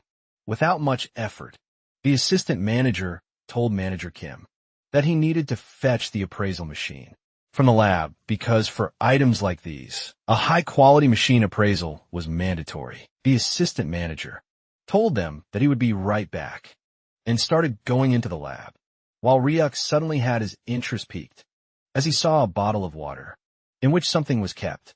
We come to know that it was a dried-up mandra. Ryuk was shocked because Manager Kim had told him that they did not have mandra, and for this the man explained that the one kept in a bottle was actually dead. It was 10 years old, and all its medical powers were actually gone. We come to know that Mr. Kim was fascinated with mandras, so he kept it as a relic instead of throwing it away. But Ryuk informed him that the one in the bottle was actually alive. Ryuk started giving it complete mana so that it could be revived, and the mandra was actually starting to breathe as oxygen bubbles formed inside the water. Ryuk showed it to Mr. Kim, telling him that it was indeed alive and was responding whenever it was fed mana. Mr. Kim was shocked to the core once again as he was making distorted faces, realizing that its demonic energy had run dry, so it was hanging on in suspended life. Ryuk decided to give it a bit more mana, but Mr. Kim was shocked because it should have been impossible. He had tried multiple times and given the mandra plenty of mana before, but the conversation was suddenly interrupted by the opening of a door with a bang, and we come to know that an old-looking geezer with a golden clip tie entered the room, telling Manager Kim that it had been a while. We come to know that this man was Executive Ahon, who was surveying the vicinity, joking around that this small office should not be an office at all, joking about the condition that Manager Kim had. After messing with him, the man was surprised, wondering about what brought the executive to the association building. But Executive Ahim told Manager Kim that he got word that some extraordinary item showed up in the slums. We come to know that the snake who told the executive Brad about it was none other than the assistant manager Park, who had already tipped off the executive for his promotion. The manager frustratingly told Ahon that he moved really fast, and the executive mocked Mr. Kim, telling him that unlike the manager, he had capable subordinates who were twins, their movement being awakened. So Executive Ahon was able to travel at double speed. Now the executive was shocked that Ryuk was the one who brought all these treasures into the slums, and the boy wondered about what the big deal was. The old man introduced himself as Executive Jeong Ahon of Gold City Branch, and he offered to Ryuk that he should come with him to Gold City, and he would be treated properly. But as Ryuk was having a decent talk with Manager Kim, it was really irritating for him. But suddenly something jogged his memory, but Ryuk ignored it. While Executive Ohan told him that he would not get a fair price in slums, and instead, he should sign an exclusive contract with him, with bonuses up front and taxes all covered. Ryuk was not interested in anything, and suddenly asked the old man if there was a mole beside his nose. The old man wondered about why Ryuk was asking. Something so insignificant. But Ryuk asked the executive once again if he had any relation to a man named Ahon Bakdiak. The executive started laughing devilishly with a distorted face, while wondering about how Ryuk knew about his grandfather, explaining that he was the grandson of the Great Gold Peace Prize laureate expert, Ahmad Bakdiak. But Ryuk just smiled, while telling the man that the genes were truly vile. We come to know that when 17 was small, he also encountered a wild human, who told him that they were nothing but subhuman, wretches whining for their mothers. And now that they were chimeras, he wondered if their parents should also be sent into the demon realm along with them. The wild man was holding a whip in one of his hands and was laughing with a contorted grin. And he had the same mole near his nose as he told 17 that he should go and cry to his new parents for salvation. Ryuk was unable to contain his anger, throwing off his demonic energy here and there, which was even enough to bring Executive Ahon down to his knees. He was crawling in mere instants, as Ryuk asked him if he was just like his grandfather, who liked crushing people with power and grabbing whatever his eyes fell upon. Executive Ahon wondered about what the slum boy was spouting, as it was utter nonsense. But Ryuk was not playing around anymore, and he was finally serious, telling the executive to answer carefully about whether the TDA lab still existed and was making illegal chimeras. Ryuk questioned angrily and shouted for a better answer to his question. He questioned about the TDA Research Institute and its existence, if it still existed. Executive Ahon, scared, became humbled and nervous. After hearing the name of TDA, he answered while bowing on his knees that he had never heard that name before. Ryuk questioned again, asking if he didn't know about the illegal Chimera Research Institute, where his grandfather worked as a senior researcher. The question even shocked Manager Kim, who was hiding behind the table, listening to the conversation. He was shocked to learn that the Gold Peace Prize winner scientist had worked at an illegal research institute. Executive Ahon, trembling, said not to insult the deceased, because his grandfather had devoted his life to research and to training future generations at the university. After retirement, he had donated his entire fortune to the families of Gate victims and received the Gold Peace Prize. For that contribution, Ryuk, in agony and with an evil grin, thought to himself that after killing so many kids behind the scenes, it seemed that the old man has repented in front. Ryuk then stated that he had thought Ahon's grandfather might live longer, since he was an awakener, but he died earlier than expected. Ahon, trembling in fear, was shocked even more when Ryuk questioned if it was because of the after effects from falling out of the window. This shocked Ahon even more, because that incident was not known to the public, and he couldn't understand how Ryuk knew about it. Old memories flooded Ryuk's mind, taking him back to the past, when the experiment was still ongoing. In those memories, it was revealed how Ryuk had pushed the old grandfather out of the window, the man who had kidnapped children, turned them into chimeras, and even threatened to throw them into the gates. Overcome with anger and agony, Ryuk had pushed him out of the window. When the memories faded, Ryuk growled in anger, declaring that he would give Ahon one chance to return and investigate his grandfather and the TDA Research Institute. Ryuk was determined to find the executive again when the time came in the future. Ryuk thought to himself how unexpected it was to meet the old man's grandson here. His backstory began when he was only 9 years old, the age when he first underwent chimera biological experiments. After that, the process of monsterization began in his 20s. However, his memories from that time were hazy, as if he had lived in a world where civilization had vanished, without a sense of self or reason. He had likely only followed commands and instincts. This made Ryuk wonder if so much time had passed that the TDA Research Institute's name had already changed several times. His thoughts were interrupted when Manager Kim entered the room. carrying purified monohull water made from Manhwa. Apologizing for the wait, he presented bright green bottles to Ryuk. Ryuk expressed his praise, saying that as expected of a great alchemist. Manager Kim was fast as ever. He then asked if it took around 30 minutes to make. Manager Kim replied that the materials were so good that the process was easy. He added that he would prepare the remaining materials right away while making calculations on his device. Ryuk, observing him, thought about how skilled and well-mannered Manager Kim was. After a brief pause, Ryuk stated that he would hand over all the remaining combination materials and suggested forming a personal contract with Manager Kim. The contract would last for 10 years, during which Ryuk would provide the materials, and Manager Kim would only need to handle the combinations properly. The proposal left Manager Kim stunned. The idea that such valuable materials were being entrusted to him, along with an exclusive contract, filled him with mixed emotions. He asked Ryuk in disbelief if selling those materials could easily buy a building. Yet, Ryuk was still offering them to him under a contract. After hearing all the good things, Ryuk said Manager Kim was deeply moved. Though he tried to hide his emotions, tears silently fell from his eyes. Seeing this, Ryuk wondered why Manager Kim was crying. But to his surprise, Kim explained that he was from the slums. Memories flooded Manager Kim's mind. Back in his childhood, his parents had taken out heavy loans. From that moment, he had promised himself that he would repay all the money for their sake, no matter how hard his life became.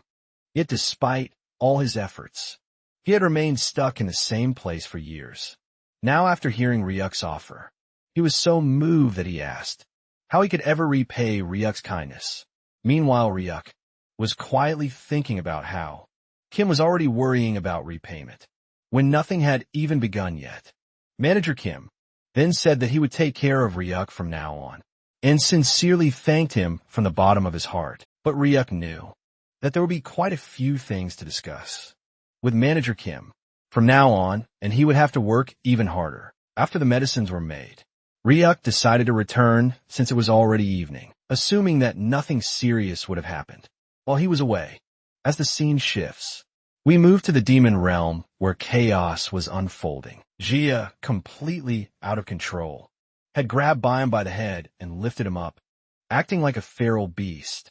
The eagle-headed Byam regretted his mistake, realizing he should have anticipated that Jia might lose control. In her condition, the boy was crying, begging his sister to come back to her senses. But Jia only growled in a demonic tone, slamming him onto the ground and throwing him several meters away, smashing through rocks.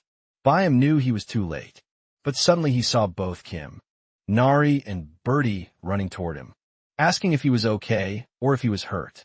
Birdie wondered why Byam was taking all the hits, instead of fighting back. Despite everything, Byam told himself that Ryuk shouldn't worry, as his top priority was to keep his promise, protect the girl and Birdie no matter what. He steadied his wings, knowing Ryuk had saved them once before, and this time he would return the favor. With tears in his eyes, Byam dashed toward his sister at high speed, determined to deliver a fatal blow, whispering that in her next life, she should live happily. But just before they could collide, a jellyfish-like creature appeared between them, and expanded. It was Ryuk. He had used monster cells to calm the girl down. Byam was stunned, unsure what he was seeing, while Ryuk looked down, wondering if such a small dose of sleeping poison had really made her faint. Kim Neri cheered in relief that Ryuk had returned, while Byam blinked in confusion at the sight of the jellyfish emerging from Ryuk's body. Then he noticed Ryuk sitting on top of Jia, using the jellyfish as a cushion. The boy was shocked, while Ryuk just sighed, wondering if there was any other way to subdue her without doing this. Byam wiped his tears and asked Ryuk if he had managed to get the medicine. Ryuk smiled and replied confidently that, of course, he had gotten it without any trouble. He had brought 2 bottles, one for the boy and one for his sister, and told Byam to feed it to her quickly. Later that night, a small campfire flickered under the dark sky. The 2 bottles lay empty on the ground, and nearby Jia. Kim Nari and Birdie were sleeping peacefully when Jia slowly opened her eyes. She was startled to see a small child sleeping in front of her, wondering if she was dreaming. As she regained her senses, she spotted Bame and Ryuk sitting near the fire. Ryuk turned around when he heard her stir, and Jia immediately covered herself, screaming in confusion, asking who he was. The noise woke Kim Nari, who asked sleepily if Sparrow Annie was awake too. Heya blinked, baffled at being called that, but then her brother smiled in relief and told her to check her mana hole.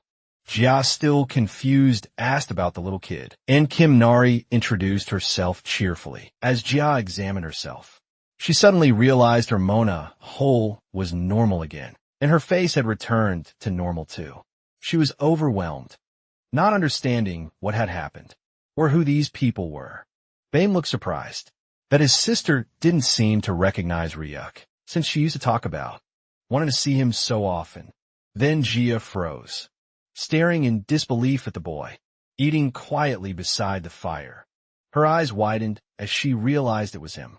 Number 17. She kept repeating it in shock, while BAYM explained that once again, they had been saved by none other than Ryuk. Ryuk, however, seemed completely indifferent, asking if there was any more red moss left.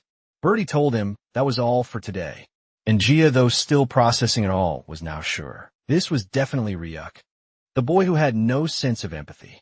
Heya took off her mask and smiled softly, thanking Ryuk for saving them once again and giving them another chance at life.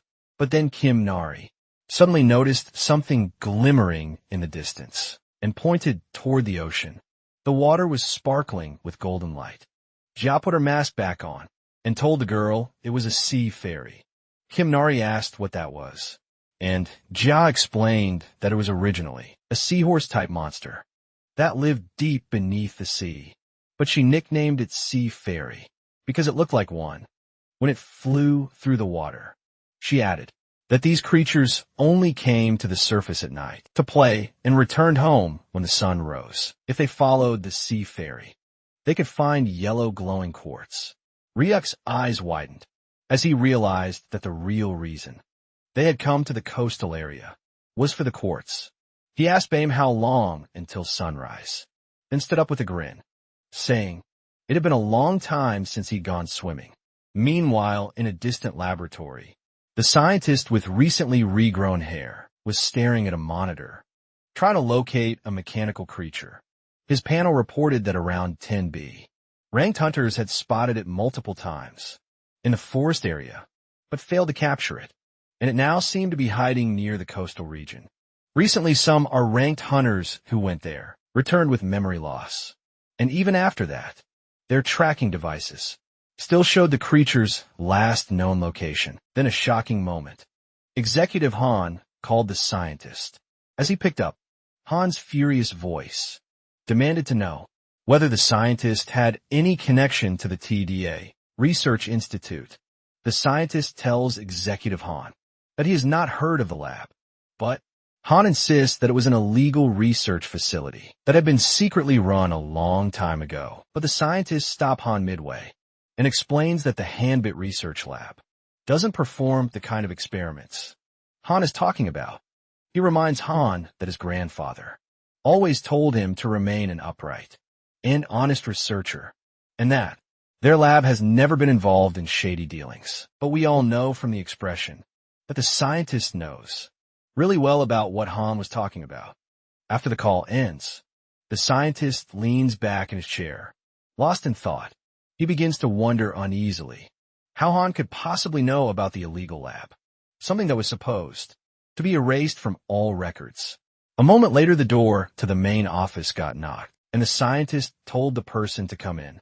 We see one of his attendants, who rushes into the room with a spark of excitement, announcing that they have finally succeeded in combining liquid metal and Mandra, creating a liquid metal Mandra. The scientist's face lights up at the news of the success, because the Mandra he knows are remarkable beings, especially noted for their deep sense of kinship and instinctive loyalty, along with extremely powerful, coalescing property of the liquid.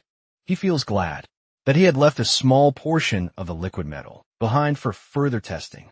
Confident in his work, he believes that a chimera combining the metal mandra will track down the mechanical life form faster than any other hunters could. It was built with precision and programmed to sense her unique mana signature. Without hesitation, he orders that the bounty on the mechanical creature be tripled and that all elite A-class hunters be mobilized immediately. No matter what it takes, he must find her. After all, she is his life's masterpiece and the peak of his research.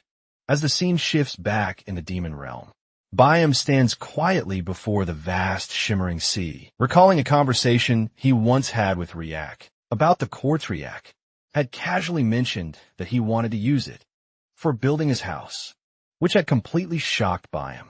He also invited the bird head to his house, pointing out that they even have a good cook. Bayu realizes that Ryak, despite living in the dangerous demon realm, seems to be enjoying his life more than anyone else. Ryak then asks Bame if he would ever like to visit the human world. Bame admits that he is not particularly curious yet. Deep down, he wonders how much the world might have changed since he last saw it, and if anything got better. Ryak then tells him that there might actually be a way to remove the curse from the birds and his sister's body. Curious, Bame listens closely as Ryak explains that he recently met an alchemist named Manager Kim, an exceptionally skilled, a great researcher, who also made the mandra water. Ryak wants to persuade him to study curse spells and find a cure.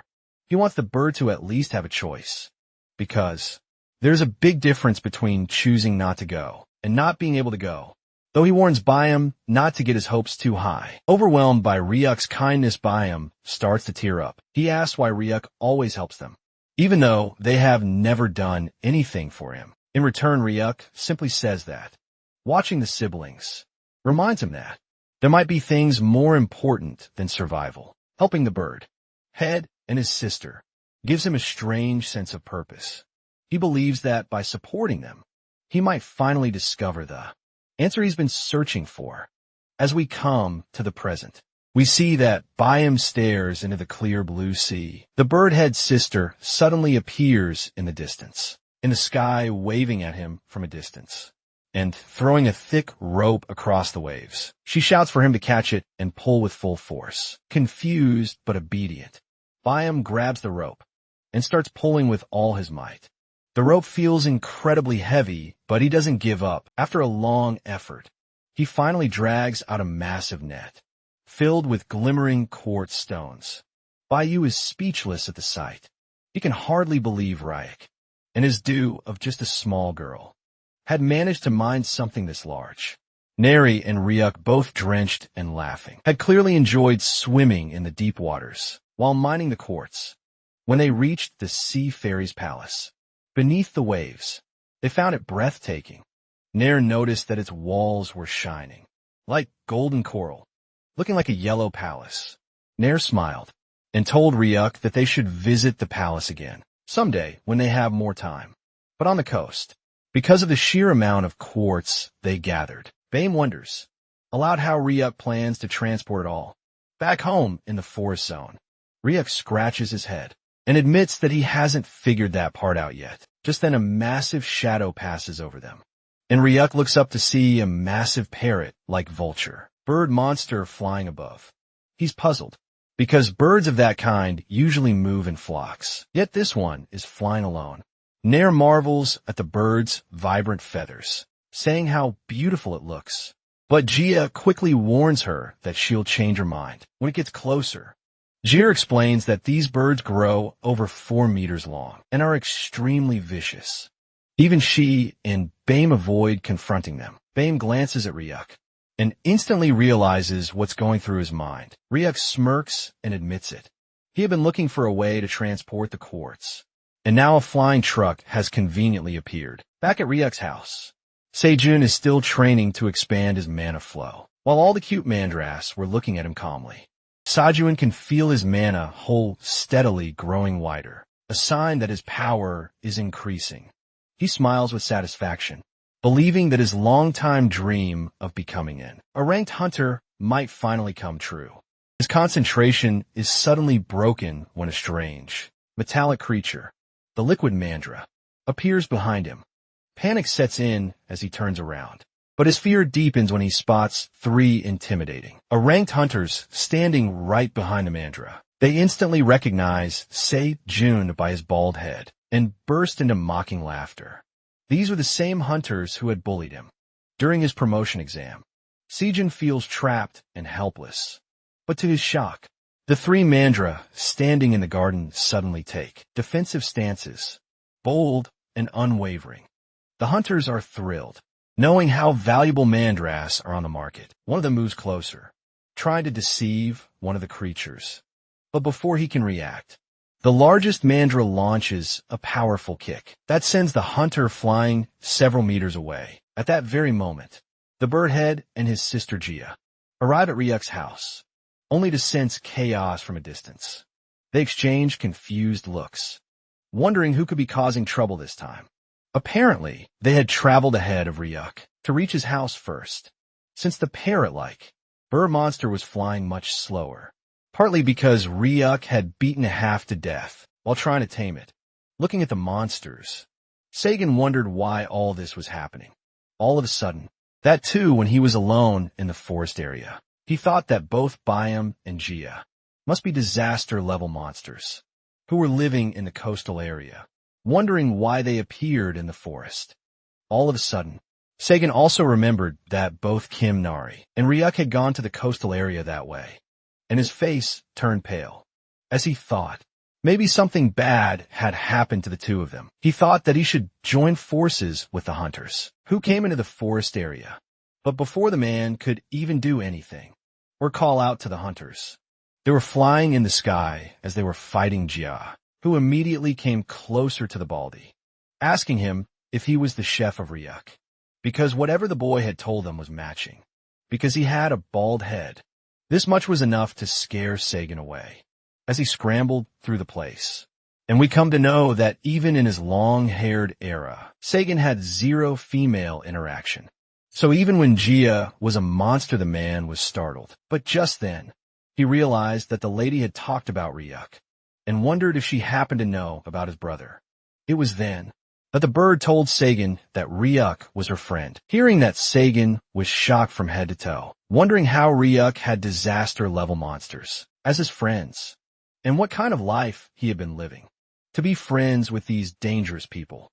But Bayam immediately asked Sagan about who those hunter guys were, because they didn't seem like customers.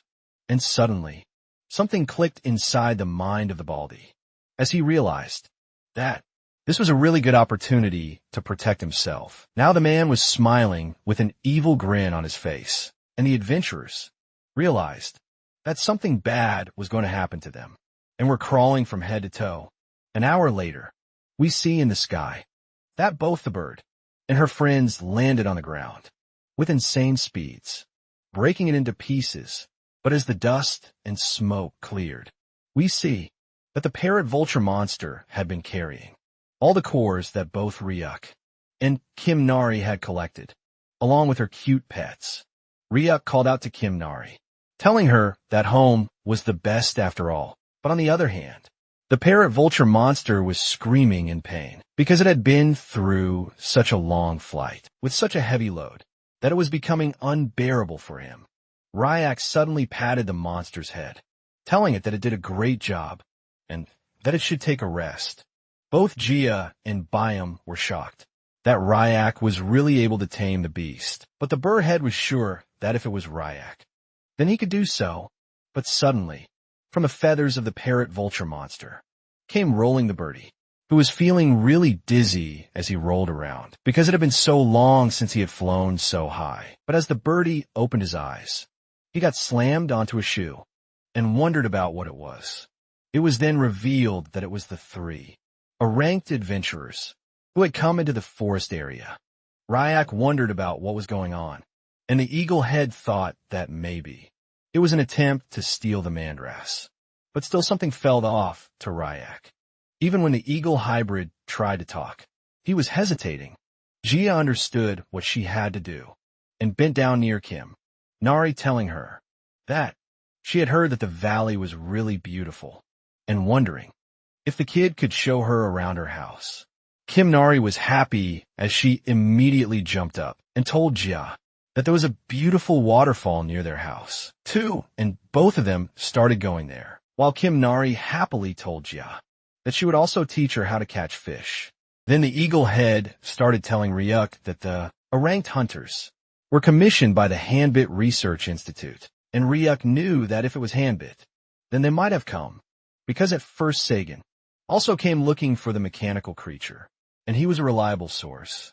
Even Ryuk had expected that more hunters would come, because Kim Nari had a special tracking device attached to her that worked even in the demon realm. And that's why the kid was not free.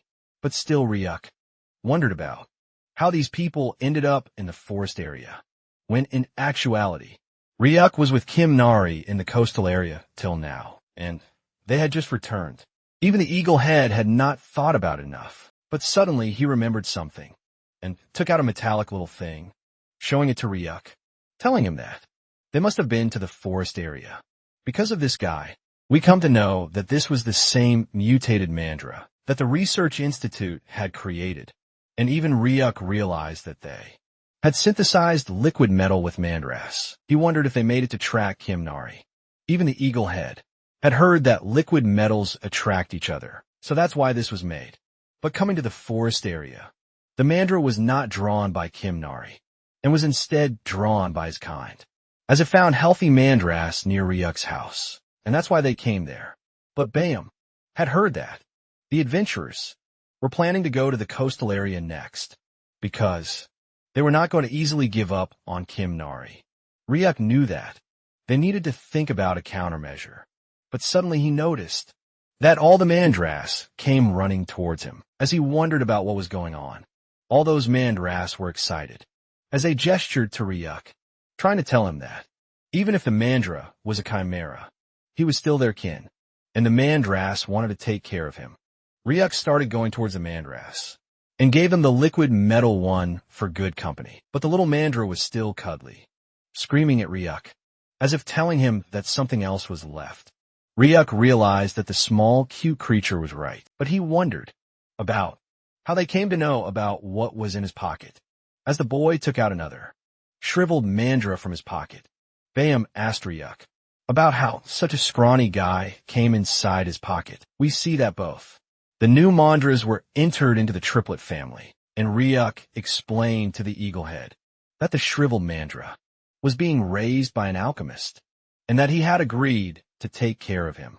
We come to the flashback, where we see that the alchemist himself had given it to Ryuk, having faith in the boy, that the Mandra would really be better off with him than with the alchemist himself, even when he was crying while giving it. He told Ryuk to take good care of him, and the boy nervously agreed. Here we see that all the other Mandras immediately started digging holes for their new buddies and told them to come inside and enjoy the nutritious demonic energy, which was filled in the farmland.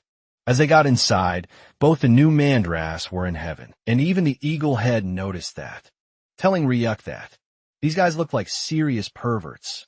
But for Ryuk, it was fortunate that they were not hostile, knowing that they would fit perfectly in the environment. But suddenly Ryuk wondered about where Sajin had gone, because he should be back by now. Just then Jia called out to Ryuk from above, and as the boy turned around, he saw that the lady had come back with both Kim Nari and Sajin in her hands. Sajin was really crying and becoming happy by the fact that Ryuk had come back, getting ready to hug him. But he was slapped by Ryuk immediately as the boy wondered about what was wrong with Sajin's condition. Hei had told Ryuk that Sagan was getting bitten by fish, all alone in the water, and the man explained that since Ryuk was so easily handling the fish, he thought he should also try to treat them, but ended up being attacked instead. Kim Nari continued that the Sparrow Ani had saved both of them in style, but Sagan came back to his senses and told all of them that if they waited a little bit, they would have some delicious food to fill their stomachs.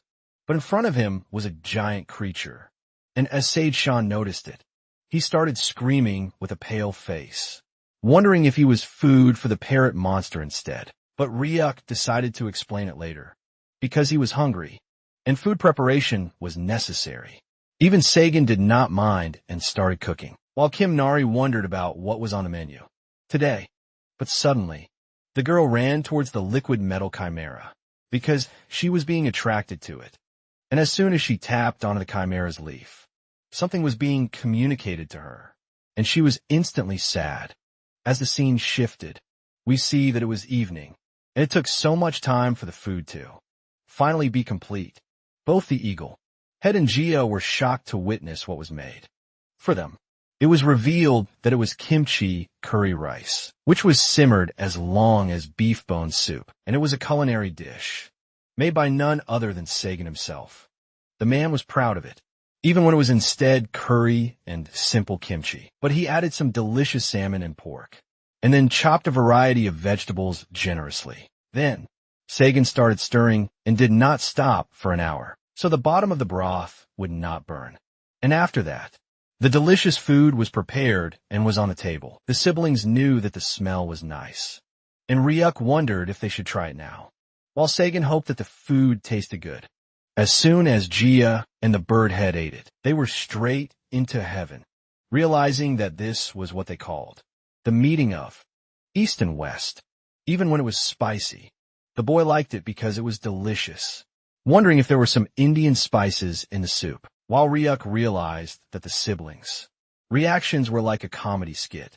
But then, he also noticed that Kim Nari was not eating at all, wondering why she was not eating and asking the girl. But she just turned around, telling the boy that she did not have an appetite. She suddenly got up and started running, telling Ryuk that she was going to sleep early. And even when the boy understood that, maybe the girl was worried about the liquid metal chimera, he did not think that something so grave was going to happen. As both the new Mandras were enjoying their stay, the shriveled Mandra was suddenly woken up and wondered about what was going on. The scene shifted again to Bayam and Gia, as they were really happy, stating that they had really overeaten after a long time. But this much was expected from a professional chef, whose cooking was completely different.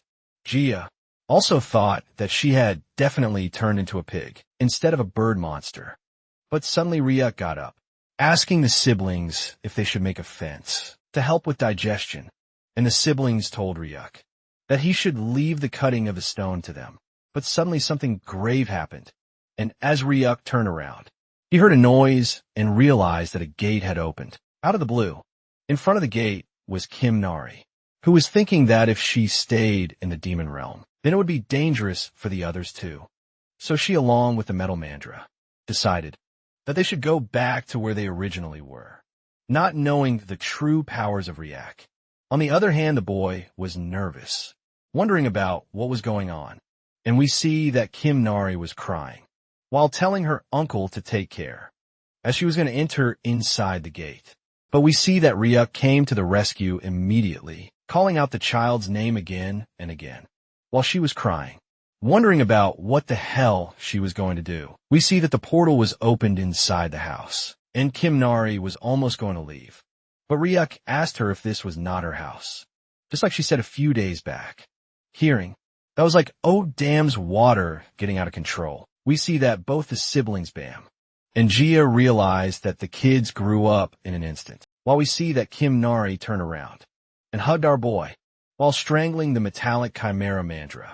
Even Ryuk realized that he cannot afford to get distracted now, but you all can afford to hype the video if you're liking the story so far, as it would help me a lot.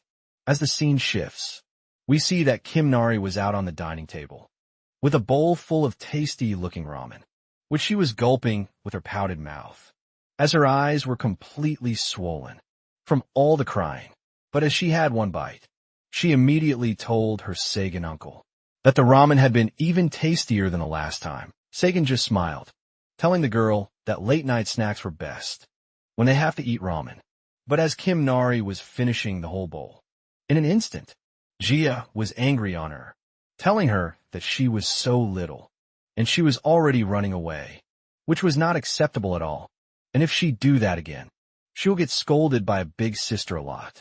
Kim Nari immediately agreed that she was wrong and continued eating, But then she realized that it was really spicy, and Sagan came in, clutch with a bottle of probiotics milk, slamming it onto the table and telling Kim Nari that if it was really spicy, then she should drink this instead, because his mom also told the man that it tastes the best when things get spicy. Byam also recognized the milk, as it was something that the Research Institute gave out. Occasionally, Sagan ensured everyone to eat as much as they like, because there's more to come. And after the food was finished, and Kim Nari was satisfied, Sagan asked Ryuk if he should clear the dishes and take care of the task that Ryuk had assigned to him. Meanwhile, Byam also stood up, wondering if they should now try cutting some quartz, again because it was getting delayed. Angia also agreed, twisting her body and stretching it completely. After more than 3 bottles of probiotic milks was finished, Kim Nair suddenly apologized for making Ryuk worry while drinking 1 more bottle of milk. And Ryuk apologized to her as well, telling her that what she thought was right, and she did not do anything wrong. But she does not have to worry at all. Ryuk knew that the ones who did wrong were probably those who created the mechanical creature and was trying to use such a cute child. But then Ryuk returned in the serious mode, asking the girl about her friends from the coconut tribe and what kind of kids were they. At first Kim Nari was shocked, wondering about what friends she had. But Ryuk on the other hand knew that if he was planning to clean up the Handbit Research Institute, then he would have to save all the other kids, and Kim Nari might know something about them.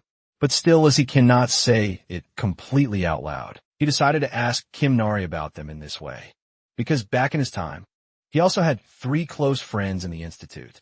After hearing that, Kim Nari started making excuses, because she does not really have any coconut tribe or any friends. But Ryuk knew that he does not have to ask, specifically about the lab's location, because Sagan would know it anyway.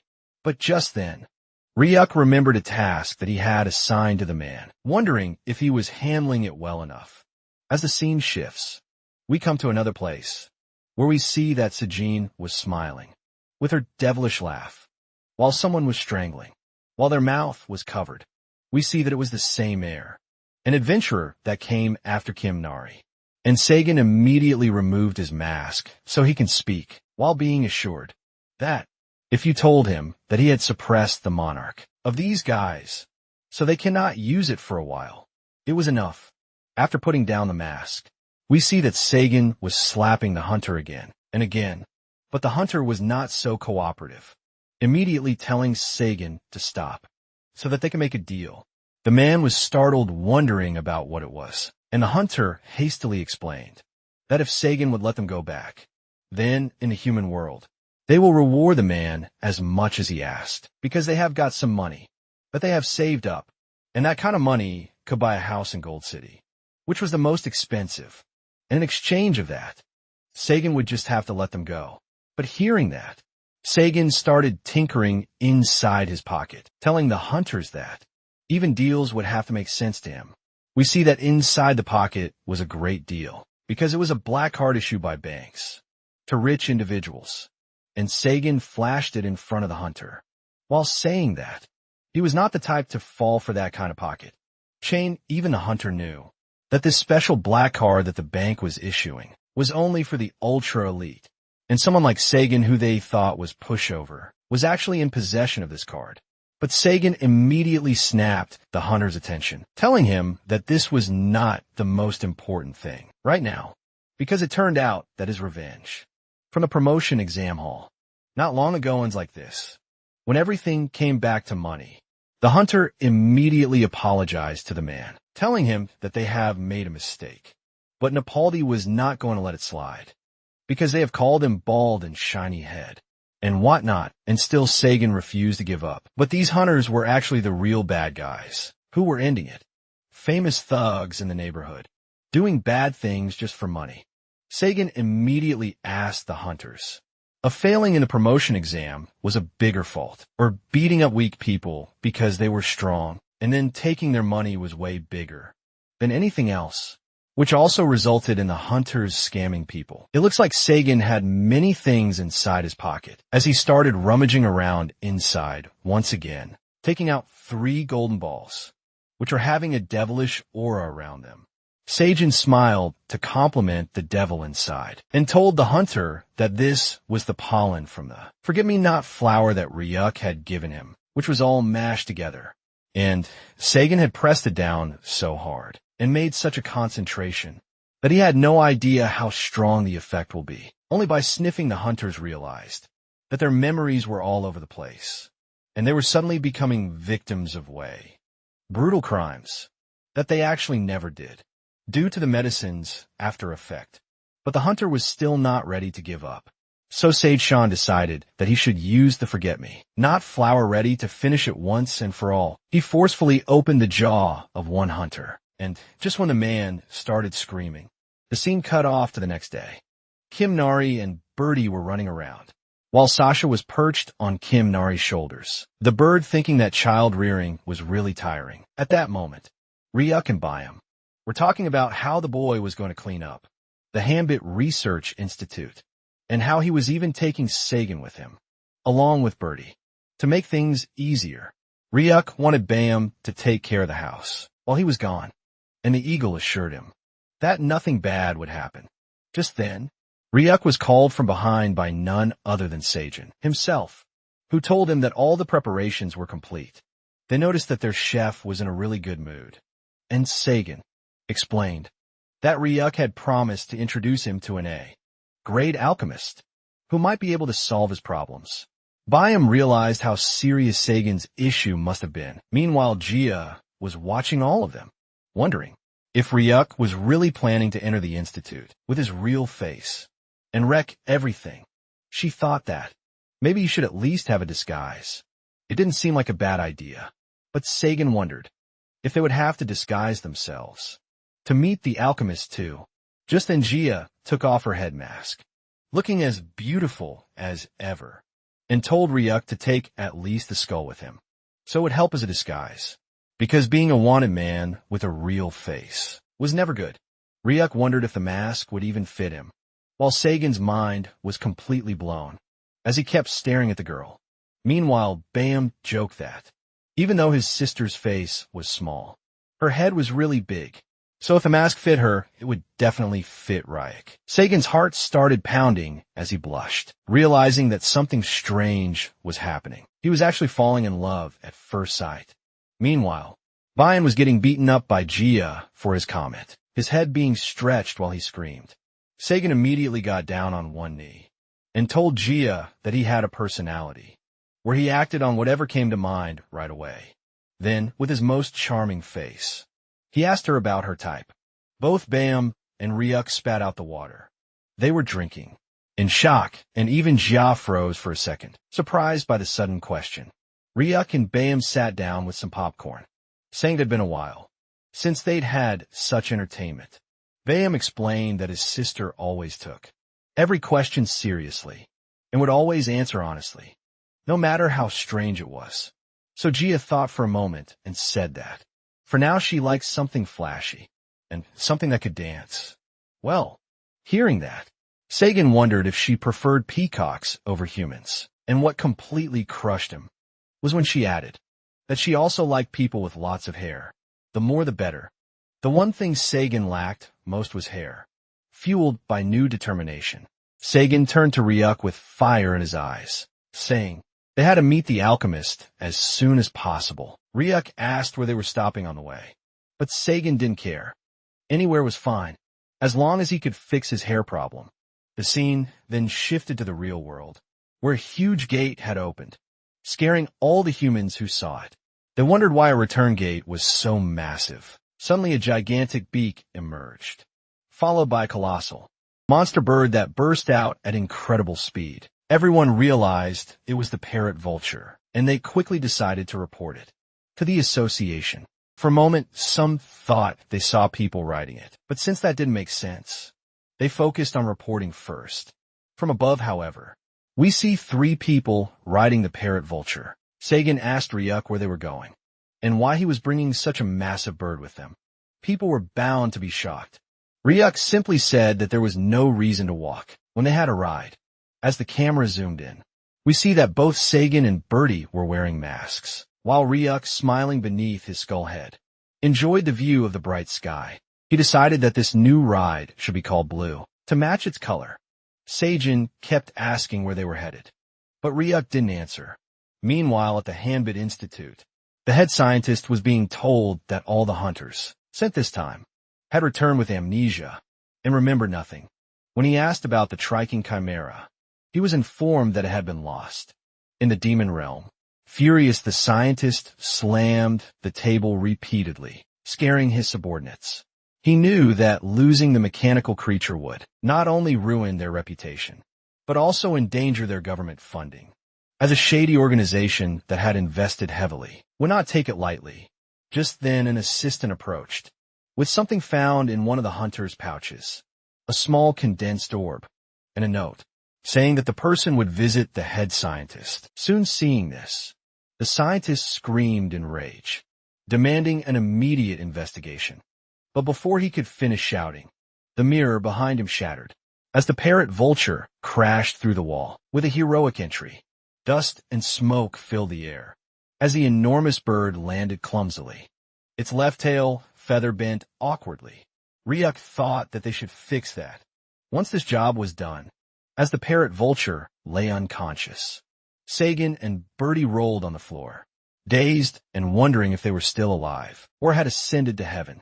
Meanwhile, Raya calmly asked the terrified employees in the office, who among them was the lab director. The scene shifts to a little while ago, just before the raid on the lab, as we see that Ryuk and Sagan, along with the birdie, were flying through the parrot vulture monster. Sagan told Ryuk that the Hanbit lab was actually located halfway up in the mountains, somewhere between the slums and Gold City, which was just a little further away from where they were. But still, Sagan wondered if what they were doing would really be okay, because even when he didn't know, he felt out of the loop.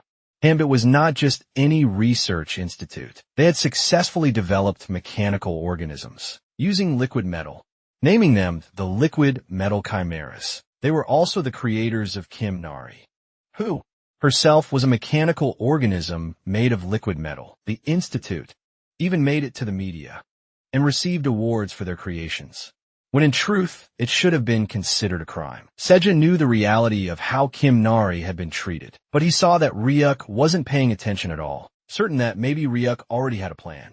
Then, Sagan turned and looked at the parrot vulture monster, realizing that its tail feathers looked really different.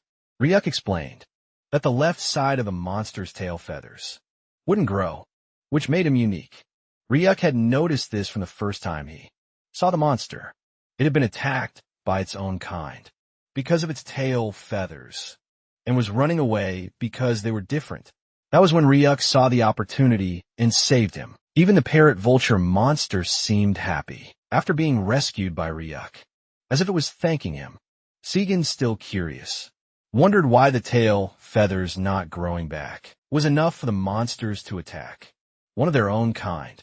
Ryuk explained that parrot vultures were obsessed with beautiful tail feathers, and it was in their instincts that the moment they saw someone different, they would immediately attack.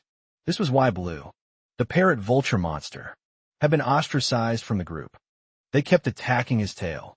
This made Sagan tear up, as he understood the feeling of wanting to grow something in a place where it would never grow, symbolizing his own fallen hair that had left him bald. Suddenly, Sejong noticed that the building of the Hanbit Research Institute was close, and they were going to reach it in just a few moments. But as Ryuk saw the building, he immediately told Blue, the monster bird, to go straight ahead and not stop until they crashed. Sejong wondered what he meant, but the monster had already picked up full speed. The birdie was terrified, almost ready to throw up from the height, and it felt as though Serjin might be thrown off at any moment. Ryuk yelled at him to hold on tight to the bird, since the monster's uneven tail feathers made a terrible flyer. It couldn't balance itself at such insane speeds. Even though Seja knew it was impossible, he still clung to the parrot vulture's feathers for dear life. As they crashed straight into the building, we returned to the present. where all the scientists were shocked, wondering what in the world was going on. A female scientist recognized what she saw before the crash. A dangerous monster of enormous size. A male scientist with glasses grabbed something nearby for support, realizing he couldn't see a thing through all the dust swirling around. But when he turned to see what he was holding, he immediately wet himself. It was the parrot vulture monster, standing right inside the Hanbit Research Institute. Before anyone could process what was happening, strong spider webs suddenly wrapped around them, tying them all together. It was done by none other than Ryuk himself, who had used his monster powers and captured them all. As Segan got up along with the birdie, he asked Ryuk why they had used the back entrance, when a main one was perfectly fine and safe. Ryuk explained that, since the head researcher's office was usually on the top floor, they had to follow this route. Wondering if the head researcher was plotting something, Ryuk immediately asked the tied-up scientists if this was indeed the Hanbit Research Institute. The scientists didn't answer, confused about who Ryuk actually was. Ryuk introduced himself as Kim Neri's guardian, but the scientists didn't seem to understand what he was talking about. This pissed Ryuk off, and suddenly he noticed something was wrong. A strange, ominous feeling was spreading through the air, the presence of a chimera. Ryuk instantly realized that something was not right. The scene shifts to Gold City, and in the Hunter Association building, where we see that an old man asked a young boy about how his ranked exam prep was going on, warning the young man that if he failed, then the old man would kick him out of the house. So he should be aware. We come to know that this young man was named Lee, who was actually a C-class individual, and the old man was a C-ranked hunter too, who was the grandfather of Lee and the head of the Hunter Association. Lee wondered why his grandfather was so hell-bent on him, leveling up when he was only in his early 20s, knowing that it was going a bit fast. And more importantly, as Lee was back in the Hunter Association's building office after a long time, he wanted some pocket money from his grandfather. The old man sighed at this behavior of his grandson, telling him that he had been raised with care, because he was the old man's only grandson. But the old man was already 84 years old, and it was about time someone took over the position of the head of the Hunter Association. We see that Lee was not at all interested in this, and was sweating all over his face, because this conversation actually made him nervous. But the grandpa explained that in his youth, he saw the awakened as they risked their lives to save people, and it was due to this that the old man created the Hunter Association, so that he could help them, because he wanted to do his part, however small, to protect the world. But the awakened ones of today were no longer ready to take on dangerous jobs, and most of them were only interested in profitable ventures, only running towards money. The old man was not signifying that the hunters should go to their deaths just because they were awakened, and even the Chimera research started, in the first place, to protect them. But to hire a Chimera hunter, the Hunter Association would have to pay a huge amount of money so that the Chimera Research Institute could run. The experimentations done by the Institute were affecting lives in the poor areas, who were inevitably exposed to danger, even when it was all for survival. The old man couldn't help but blame the other hunters, because he still couldn't forget about the heroes of the old era, who actually saved people, no matter if they were rich or poor. And the old man also believed that a world where life and death were decided by money was wrong, and it was only at times like these that the Hunter Association needed to stand even taller. But everyone only looked at money and coveted the position of the Hunter Association head. The man knew that if Lee would become the association chairman, then he could form a more solid foundation and be righteous. Because for the old man, it was late, as he had awakened pretty late in his life, and now he was living as a powerless association chairman because his rank was low. But if it was Lee who had awakened at a young age, things could be different. The boy was getting annoyed by all this and was going to snap back at his grandpa.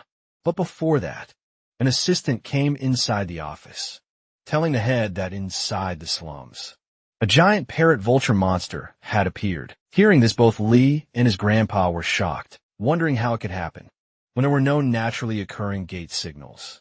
But the assistant told the chairman with hesitation that all the hunters were being contacted, but no one was ready to step up, and they were actually ignoring all the calls. The head knew that this would happen, because the incident happened in a slum, and there were no people who could afford these hunters. So, the old man decided to take matters into his own hands, as he told the assistant to contact all the Chimera labs near the vicinity of the incident, deciding to go himself. Hearing that even Lee couldn't contain himself, telling his grandpa that he would also be coming for support. The scene shifts back to the Hanbit Research Institute, once again where we see that Ryuk had bonded the head researcher with the spiderweb.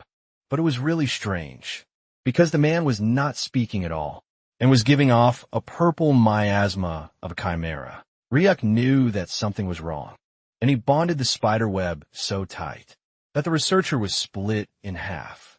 This horrified Segan, but then he noticed that in actuality, the head scientist was a chimera, made out of liquid metal. Looking at that, even the birdie was shocked, knowing the true potential of what the liquid metal chimera could do. Even the scientists working in the lab were shocked, knowing that the director had turned himself into a chimera, with his disfigured body and ugly face. Ryuk was being challenged by the chimera director, who asked about how Ryuk dared to enter a lab so sacred. The chimera director was ready to even send Ryuk to his death, if this was what it meant to protect the secrets. And as Ryuk realized that the chimera was the head of the lab, he started analyzing everything, knowing that this director was also turned into a liquid metal chimera, just like Kim Nari. But he was not completely liquid metal yet. Ryuk realized that maybe the director had done biological experiments on his own body so that he could enhance it all. But suddenly the birdie told Ryuk something shocking as he communicated to him telepathically, saying that he had succeeded in getting the memories of the chimera director. As we get into the flashbacks, we see that this director was even more cruel and evil than the previous scientist, who wanted to succeed more than the deceased scientist. This much was enough to make Ryuk rage in insane anger, as he grabbed the deformed head of the scientist and asked him about how he also dared to kidnap children and do awful experiments on them, just for the sake of money and fame. Even when Ryuk was angry, it seemed that the head scientist did not regret anything at all. Even while being grabbed by the powerful hands of our boy, he told Ryuk that those kids were gutter rats, rolling around in the slums, and that they should be grateful to have even been given a chance by the head scientist. Hearing that, Ryuk became so furious that he slammed the chimera scientist hybrid onto the lab floor. It was so bad that the scientist realized his hybrid body was not moving properly, forcing him to liquefy himself quickly. But Ryuk was not ready to let the scientist go unscathed. He began channeling his demonic energy, telling the scientist that he sure talked a lot, so he should reflect a bit. In the chamber of pain and time, even the scientist had never witnessed such immense demonic power before. Now he was tormented in the same way he had once tormented the innocent kids. Even though it was painful, Ryuk did not stop at all. Honestly, this was what the scientist had deserved for a long time. The scientist's body began to condense and compact, slowly but surely, pulled into Ryuk's hands. In no time, the entire scientist was nothing but a small, bee-like ball. Seeing this, both Segan and the bird were shocked, wondering what Ryuk had done to him. The crystal ball that had formed began to glow, and Ryuk picked it up, telling it that he had a few questions that needed answers. He then turned toward the other scientists, asking if they were ready to cooperate, or if they also wanted the crystal ball treatment.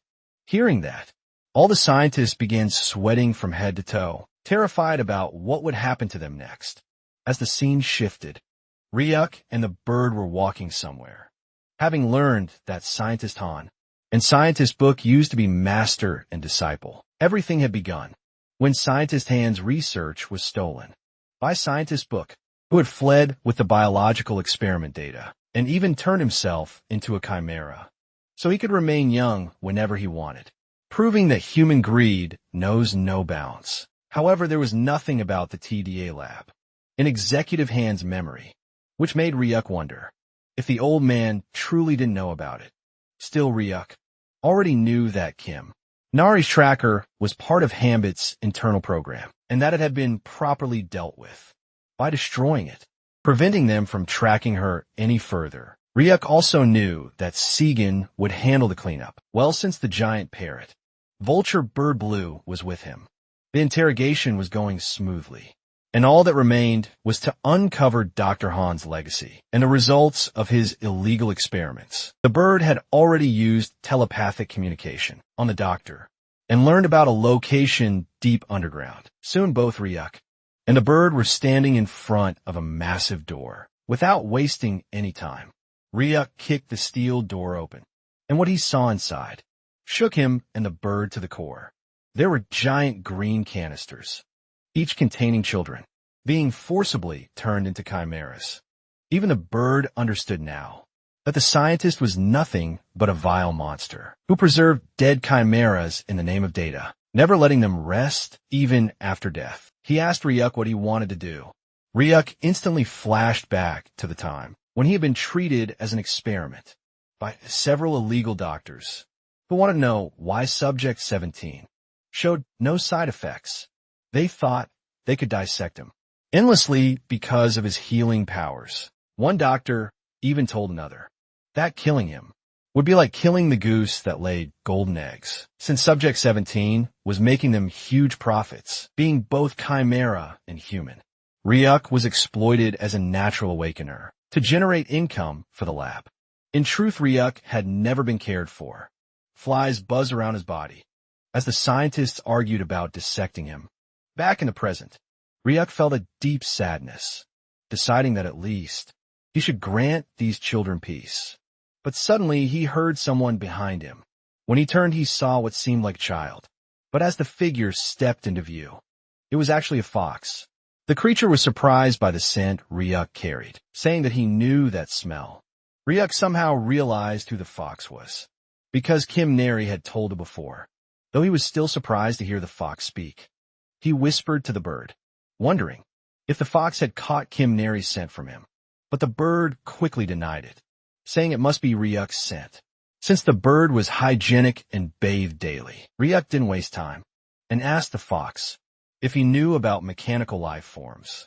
The fox immediately responded, asking if they had met Kim Nari.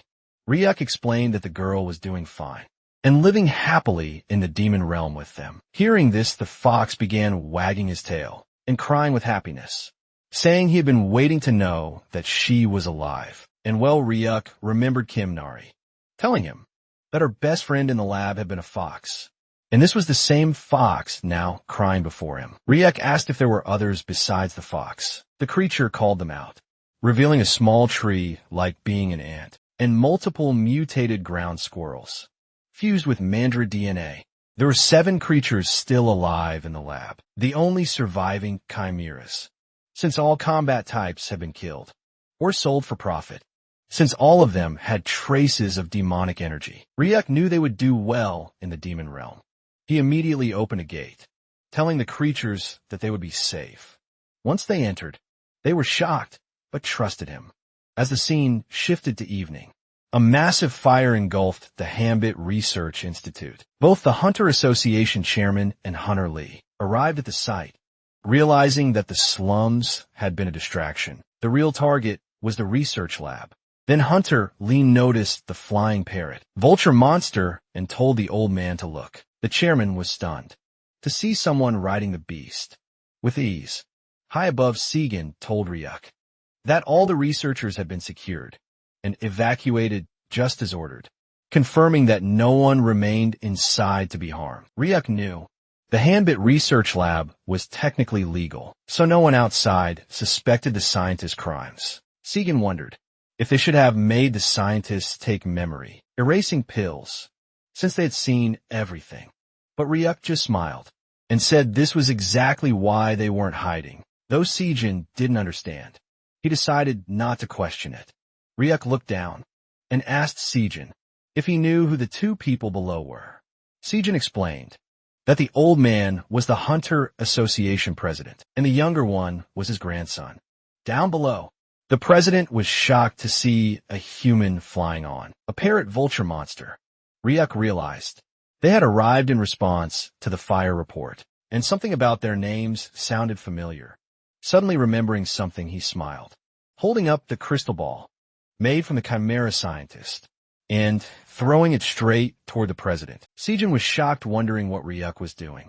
But the old man easily caught the high-velocity crystal ball. As he looked at it, the president began sweating, while his grandson asked what was going on. The old man, reminiscing, thought he would never see such a crystal again. It was a mana sealing spell, which could only be undone by someone whose honor exceeded the caster's. The director wondered who could have done this to the scientist and why. Just then, hunters ran up to the chairman, reporting that there were no casualties, though some researchers had given strange testimonies, claiming the head scientist was actually a chimera, and that the attackers had helped them evacuate from fire they had started themselves. The old man wondered what on earth was happening, suspecting that perhaps the child he once knew was still alive. The scene shifted again. Ryuk and the others were flying. As Ryuk told Sejin they should head back to the slums, Sejin joked, asking if they were going to meet the one who could solve his hair problem. But Ryuk explained that he had planned to settle things peacefully in the human realm. However, now that the association was on their trail, it would become a hassle. Later that night, Mr. Kim was sleeping soundly at the Alchemy Association slum branch night duty room when something slammed against the door, startling him awake. He got up, wondering who was visiting at such an hour. But as soon as he opened the door, he was greeted by Sejin, badly injured and in terrible shape. The alchemist screamed, thinking he was a thief. But behind Sejin stood our boy. Ryuk told the man to relax, removing his skeletal helmet. Even after calming down, the alchemist still screamed, asking what brought them there at this hour. Ryuk simply smiled and told them to come to the realm with him immediately. No questions asked. As the scene shifted, the Sparrow siblings continued their work. While speaking with Kim Nari, they were crafting a fence out of quartz and luminous stones, explaining that they first needed to drill holes into the neatly cut quartz pieces and then fit polished luminous stones inside. The moment they pressed the glowing stones into place, light bloomed across the surface, and Kim Nari stared at it with sparkling eyes, calling out excitedly to Baum, the Sparrow uncle, that it looked amazing. Hea laughed, admitting that even she would never have thought of something like this. Sasa, however, jumped at the glowing stone contraption in alarm, assuming it was an enemy, while the Sparrow brother calmly explained that now they simply needed a longer fence, and wondered aloud how many pieces they would need before anyone could answer. A sudden gate materialized nearby, shocking Jia, who immediately assumed that Ryuk had returned. But instead of Ryuk, a group of adorable little chimeras spilled out, having been teleported unexpectedly. The siblings wondered if Ryuk had sent them. But Kim Nari instantly recognized the creatures and dashed behind the house in panic.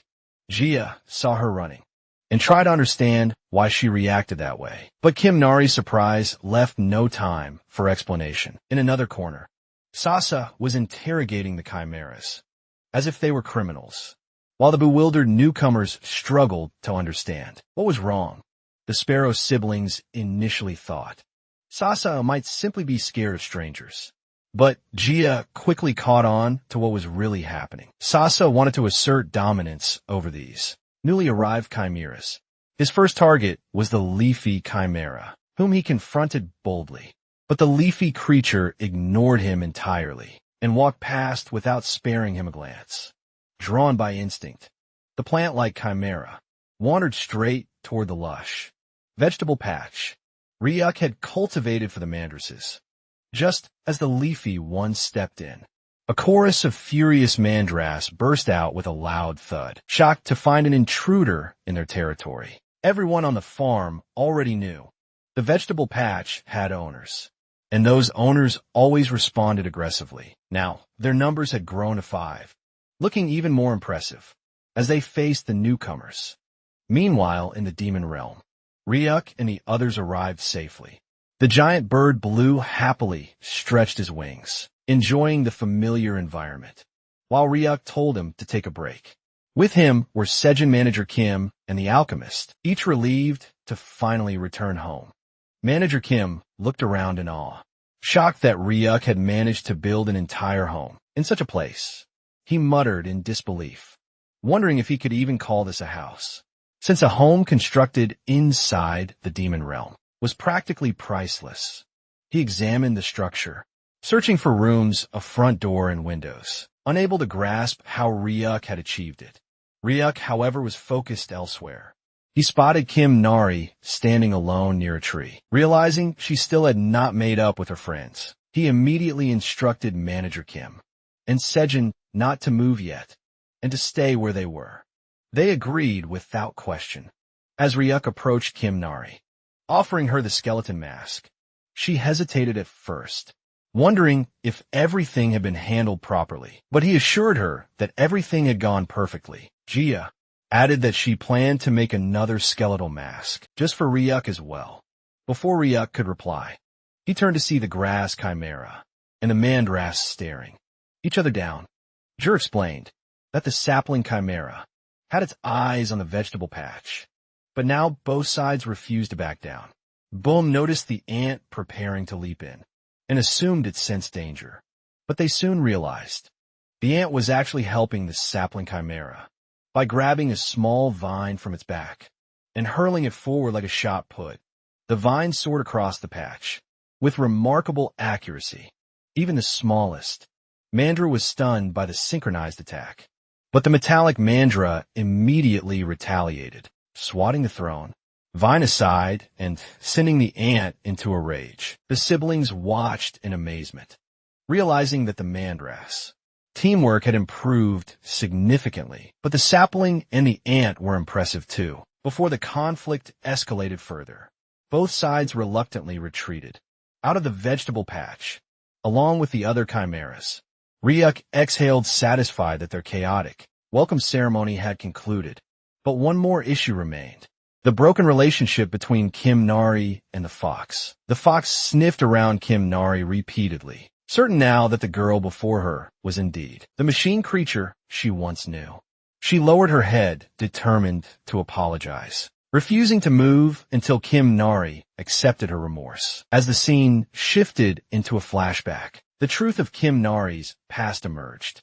In a sterile laboratory, scientists discussed the machine creature's repeated refusal to participate in ranked matches. Despite her top scores, they noted that whenever she entered a ranked match, recently she simply stood there and accepted every attack without resisting, as though ignoring all orders. They theorized that despite being engineered for combat, she was born with a gentle nature, which clashed with the violent environment she was forced into. They recalled how she had once been bullied by many other camera kids, and now, rather than fighting back, she simply endured everything. The scientists worried this would be her downfall, but head scientist Han dismissed these concerns, calling her a foolish creature, insisting that if personality was the problem, they could simply remodel it. Their solution was ruthless: assign her weak roommates, creatures who would follow her, easily bond with her, and then once she trusted them, command those same roommates to betray her in battle. This would break her spirit so completely that she would fight out of desperation. This was how she met the small chimeras. They were kind, gentle, and quickly grew attached to her. But when the scientists' cruel plan unfolded, those same creatures were forced to betray her in matches. The scientists watched with twisted satisfaction, claiming nothing hurt more than being stabbed in the back by those she trusted. As the machine creature crumbled emotionally, they approached her coldly, insisting that friends did not exist, and that next time, her former companions would kill her. It was in that moment that her survival instincts awakened, as they told her that if she did not want to die, she should kill her friends first. She made her decision. She would not harm anyone. Instead, she fled, running past the gates and escaping straight into the demon realm, leaving the stunned scientists behind. They knew immediately that allowing her to vanish into the demon realm would lead to catastrophic consequences. Back in the present, Kim Nari had returned to her mechanical form, trembling and crying as she faced the fox. The fox also broke into tears, lamenting that she had been the one who bit Kim Nari. So why was Kim Nari crying instead of hating her? But Kim Nari reached out and told her that she had missed them, that she had missed all of them, and she would never leave them again. The bird siblings and Ryuk witnessed the reunion from behind a tree. They exchanged glances and quietly decided to retreat, pretending they had seen nothing. Even though they now knew Kim Nari's true form, they respected her privacy. Ryuk felt relieved that they reconciled so quickly. Meanwhile, Serjin and Manager Kim were still standing, exactly where Ryuk had told them, stiff and silent, unsure how long they were expected to wait.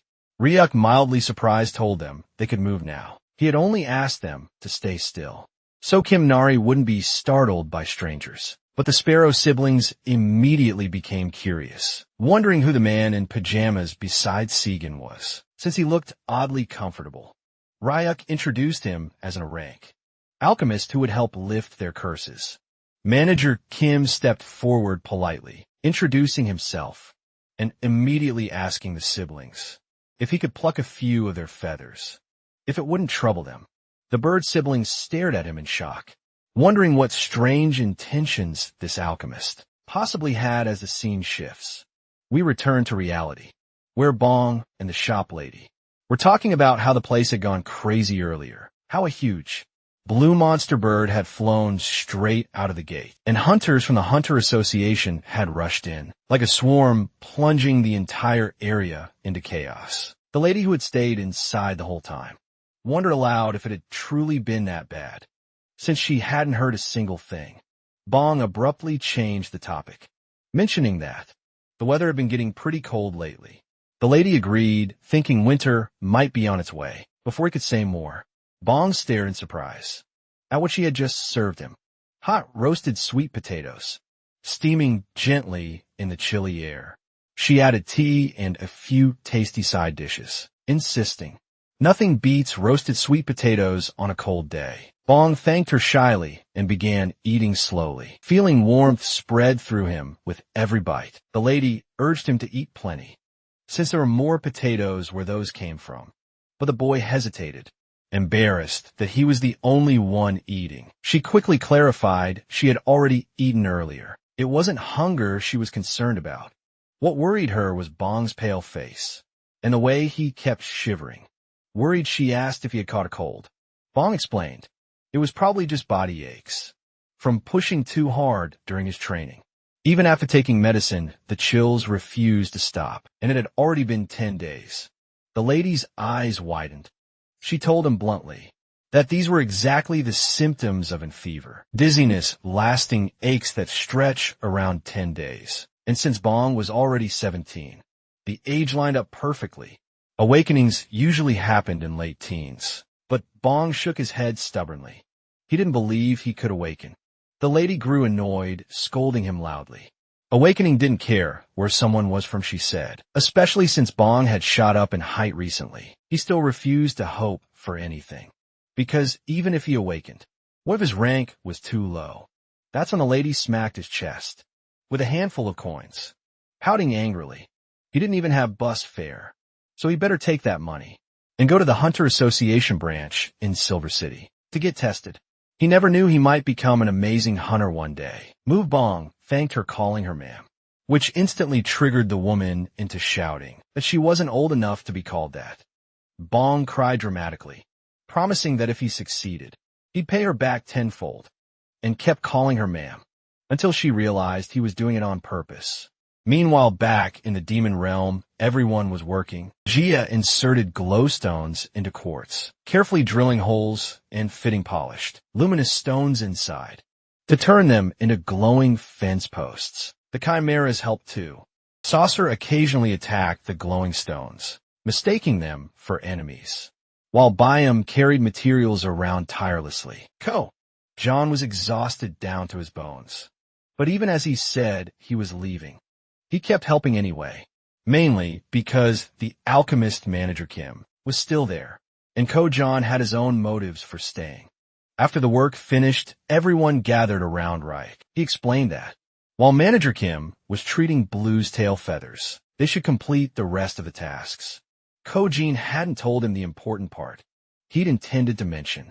But Ryuk knew Manager Kim needed perfect focus for his work, so Ko-Jin could wait or head home and talk later. Despite being overwhelmed, Ko-Jin decided to stay in the demon realm. Ryuk didn't question him. Instead, he told everyone that if they were going to live here, everyone must contribute, big or small Kimnari. The fox and all the chimeras immediately agreed, telling him to leave everything to them, even Byam. The bird-headed chimera felt proud to have a role. Later, Ryuk and Kimnari walked together. She asked where he was going, and he explained he still had some fence pieces left, so he wanted to line them along the path. She smiled brightly, saying it would look really nice. Ryuk then asked, gently, if she had fully made up with her friends. Kimnari froze, answering slowly that she had, but then hesitated, asking if Ryuk had really gone to the coconut tribe. He nodded. She grew uneasy, believing he now knew she wasn't actually a human girl. Kimnari tried to tell him the truth, saying she wasn't from the coconut tribe at all. But before she could finish, Ryuk suddenly flicked all the glowstones into the sky and snagged them with his webs, lighting the whole area in a breathtaking glow. He told her no one would come after her anymore. He had taken care of everything. Then he added that since their family had grown, they needed a name. So why not become the coconut tribe themselves? Kimnari's eyes sparkled. She smiled, repeating her thanks again and again, as the glowstone pillars lit the surroundings in warm light. Ryuk patted her head gently and told her they should head back. Everyone was waiting. When they returned, Kimnari proudly announced that from now on, they were the coconut tribe. Ryuk laughed. Jia and Byam exchanged looks, relieved that the talk had gone well. Ko-Jin half collapsed from exhaustion, perked up in joy that Ryuk had returned. The group had successfully covered the entire area with fences, but the moment Kimnari stepped inside, Fox came running and threw herself onto her, panicking about where she had disappeared to. Ryuk let them be kids fight and grow, he thought. Then Blue swooped down at absurd speed, nearly crushing Ryuk. With excitement, Ryuk caught the giant bird easily and hugged him, laughing that he had missed him too. Blue, despite being huge, was still a child at heart. Manager Kim rushed over. Not surprised, Blue had arrived before him, announcing the treatment was finished. Ryuk examined Blue's feathers. They were completely repaired. Manager Kim proudly explained how he'd saved a little red moss Ryuk had given him earlier, when applied directly by an alchemist. Its effects multiplied dramatically. Ryuk lifted Blue playfully, as if helping him fly, amused by how strong even an rank alchemist could be. Manager Kim thanked him repeatedly. Seo-John, shocked that Blue's feathers had regrown so fast, saw his opportunity. He leaned to whisper in Manager Kim's ear, asking if the alchemist had any interest in developing a hair loss cure. To his surprise, Manager Kim looked even more shocked, wondering how Ryuk knew about it. Manager Kim confessed he had been researching a cure for 10 years. Ko-Jin froze, as Manager Kim added that conquering hair loss was the dream of every alchemist, and once he succeeded, he would gift some of the cure to Ko-Jin, because he clearly needs it. Ko-Jin fell to his knees, overcome with emotion, declaring he would do anything for him. The Sparrow siblings listened, as Manager Kim explained that the spell formation on the mandras and the feathers was an ancient, extremely complex one. If he had a large supply of mandra fruit, he might find a solution. Ryuk, who had been silent until now, casually asked if Manager Kim meant the red mandra fruits. The alchemist stared at him shocked, wondering how the boy knew about them. In truth, Ryuk had eaten tons of them already. He revealed that he had been feeding the mandras, the highest grade mana, and that his entire backyard was a mandra orchard. Manager Kim nearly dropped his notebook. Ryuk continued, explaining that mandras grow by absorbing and refining energy, producing fruit that they then reabsorb continuously. Their fruit holds extremely condensed pure energy. If forcefully picked, The energy corrupts into deadly poison for humans. The fruit can only be harvested willingly by the mandra. He also mentioned adding rocks to the patch, since mandras hide in caves when bearing fruit. Manager Kim scribbled rapidly, marveling at how Ryuk knew all this. Ryuk only smiled, saying the memories had come back recently, because he had a history with mandras. A flashback emerged that showed Test Subject 17, long before he was Ryuk, had been deployed to the Alpine region for a 10-day survival drill alone in the demon realm. To him, it had felt more like a nature walk. So he set his sights on reaching the mountain summit. But then, he heard rustling and discovered an injured mandra. The boy quickly grabbed the mandra, but as soon as the creature got conscious, it thought it was being attacked and smacked Ryuk's hand away. The boy realized that this mandra was a feisty little thing for its size, but the reality was that the mandra was dried up and really injured by something, looking like it could collapse any minute. Ryuk then noticed something amusing, as he realized he was feeling sorry for another creature when he should not feel anything. The boy put his hand on the ground and started supplying mana to the mandra, as it slowly began absorbing it and calming down, even when it was still just a monster. Ryuk was feeling pity for it. After absorbing the mana, the mandra finally slept. The boy knew that because it was exhausted. Once it felt nourished, the mandra would get sleepy. He wondered if he should keep this creature with him for a few days, after looking at its cute face. That evening we see the boy walking as usual, with the mandra sitting in his front pocket, as if showing him directions. The mandra guided him to a deep-looking cave, and the boy was happy after finding it, deciding to sleep there. Tonight, as the scene shifts, we see that Ryuk and the mandra were inside the cave. The creature kept taking multiple peeks at our boy, wondering what the human was doing. And Ryuk wondered if the creature was feeling better after getting high-quality mana, because it was scurrying around so energetically. The boy drank the water he had collected, but then he noticed that the mandra was looking at him with puppy eyes, stars glittering through them. The boy realized the mandra must be thirsty too. Apologizing to it, he gave the remaining water to the little creature, who felt refreshed after drinking a lot of it. But as it was shaking itself, Ryuk told it not to do so. Otherwise, it would be hard to give the creature water again. He knew that if anyone saw this little thing, they would think it was dancing happily. But suddenly a shock hit the mandra's head, and it ran inside a small crack in the cave, as a blue light started flashing everywhere. Shortly after the light died down, the mandra returned with 3 small red fruits. The boy wondered where those came from, but now the mandra gave these fruits to the boy for them to eat. Even though Ryuk was supposed to be careful eating fruits from plant monsters, he was resistant to most toxins anyway. Considering the mandrake's sincerity, he decided to eat it, without a doubt. As soon as Ryuk took a bite, he was shocked by the sweet and fragrant flavor. It was even refreshing. He also felt mana filling his mana hole, slowly but surely. Ryuk realized the berries contained a lot of mana. He then decided to peek inside the small crack, wondering what on earth was going on inside. There it is then. He witnessed that the little guy was producing multiple red berries filled with mana. Ryuk was shocked, as now there were 5, and the number kept increasing. Even though the mandra was getting weaker and weaker, it kept producing fruits and giving them to Ryuk. Continuously, the boy realized the plant was trying to repay him for saving it. Seeing how much it was struggling, Ryuk felt bad for the little plant, who was continuously producing fruits only for him. Ryuk finally denied the fruits, telling the creature that it was enough, and that he was full. Then Ryuk learned that mandras eat their own fruits, and as there were no seeds in them, they could gulp them down without chewing. Ryuk also realized mandras were species that eat their own fruits to grow, and mana began circulating through its body. Now Ryuk felt even worse, because he had been stealing the mandra's mana it needed to grow.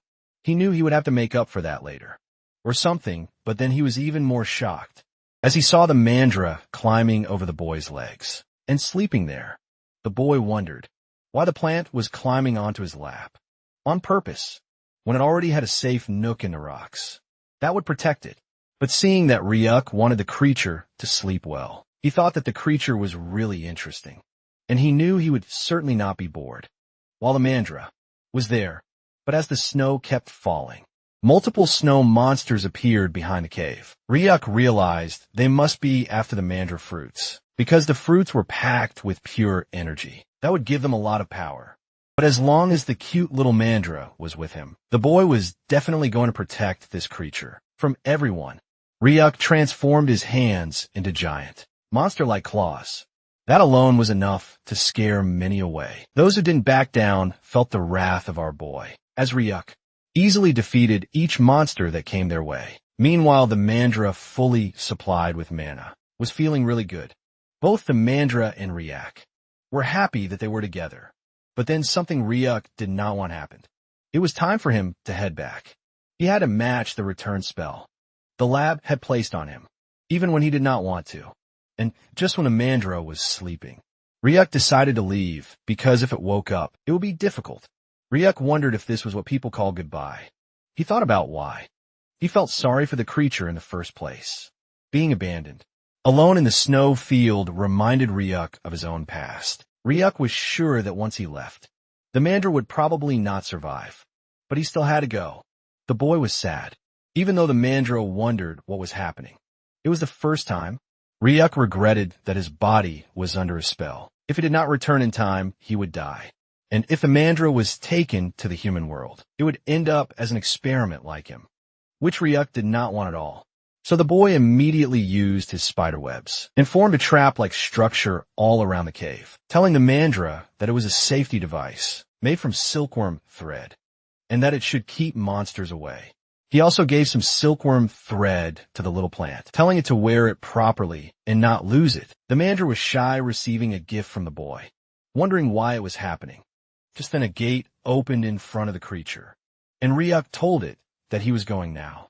The Mandra started running, but it got hit by a rock and started crying, while Ryuk said goodbye to the cute creature, telling it to take care with a heavy heart, feeling sorry that he could not protect it until the end.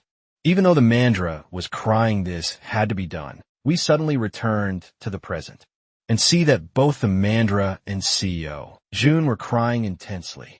The bird wondered what had happened to the Mandra. We learned that Ryuk went back 2 weeks later, but there had been a landslide and the cave was gone. Ryuk kept searching, but there wasn't a single trace. Ryuk felt horribly guilty. Bomb told Ryuk not to feel bad, because the plant probably got buried or eaten by something else. But Ko-jun was not ready to believe that, thinking that since it had the silkworm thread, it might still be alive. Ryuk cried at the thought. Ko-jun was happy that the siblings were discussing going back to the snowy mountain. Ryuk didn't want to think about it, but if the Mandra was alive, it would have been great.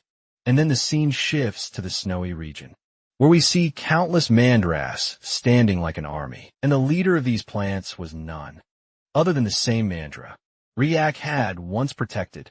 But the manager was positive that he should search for them, because now Ryuk had also made a vegetable patch in the demon realm, and if he found it out, then it would be great. And with how fondly Ryuk had narrated the story to everyone, Manager Kim was sure that the boy must have really liked the Mandra and truly loved the creature.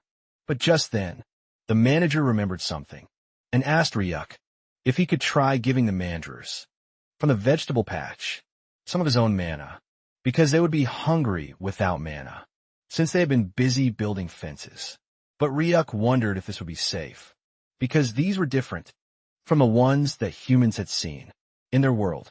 But that was exactly why Manager Kim was even more interested in doing it. He sat down on his knees, wanted to give these creatures his mana. But Ryuk was still skeptical, knowing that no matter how great a great alchemist Manager Kim was, he still needed to be careful, because Ryuk had learned this lesson after having Mandra cells implanted in him, that the true power of a healthy Mandra was that it was a mana vacuum cleaner, absorbing all the mana of the giver, if not kept in check.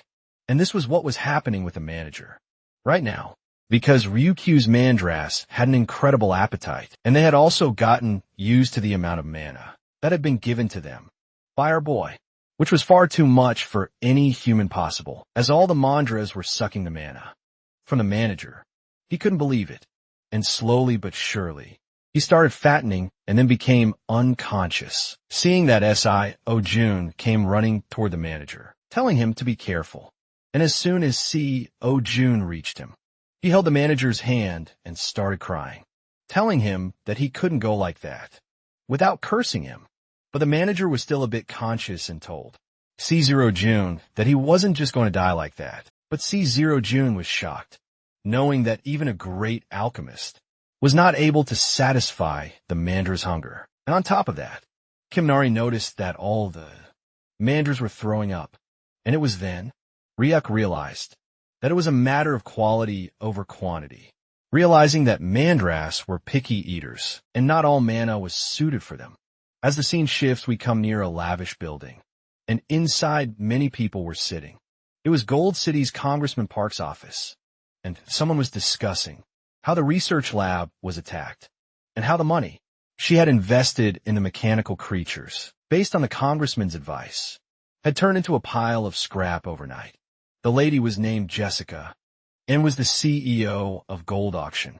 Along with her, another lady was sitting named Violet, the wise leader of the Red Brick Gang, wondering about what Park was going to do about these losses.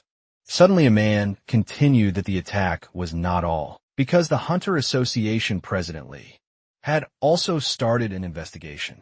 This man was Jong, the chairman of Gold City's Merchant Association, knowing that he would be liable if anything was found. But suddenly a smug man with a beard and sunglasses started speaking, saying that if this matter gets out to the media, even by accident, then things would be bad.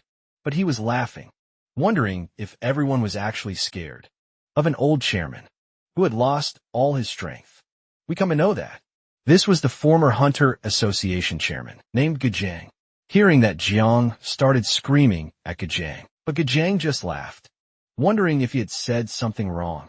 Finally, we get to see Congressman Park, who was listening to everything, and he was the scummiest of them all, telling everyone not to worry about it, because he was going to control it on his end.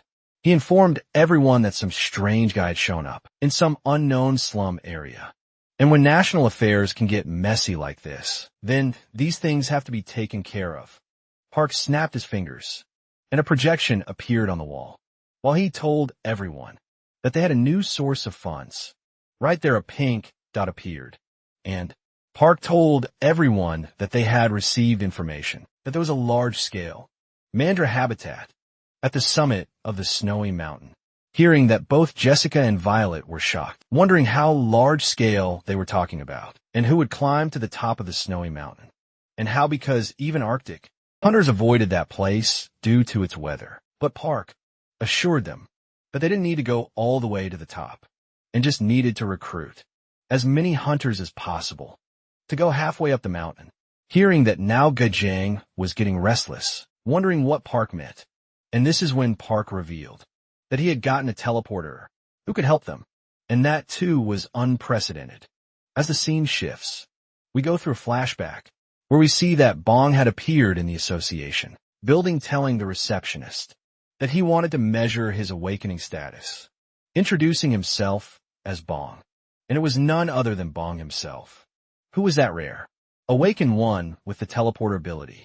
As the scene shifts again, we go inside the snowy mountains, where multiple people were talking about how, even in the high mountains, with so many ranks going, it felt like a school trip.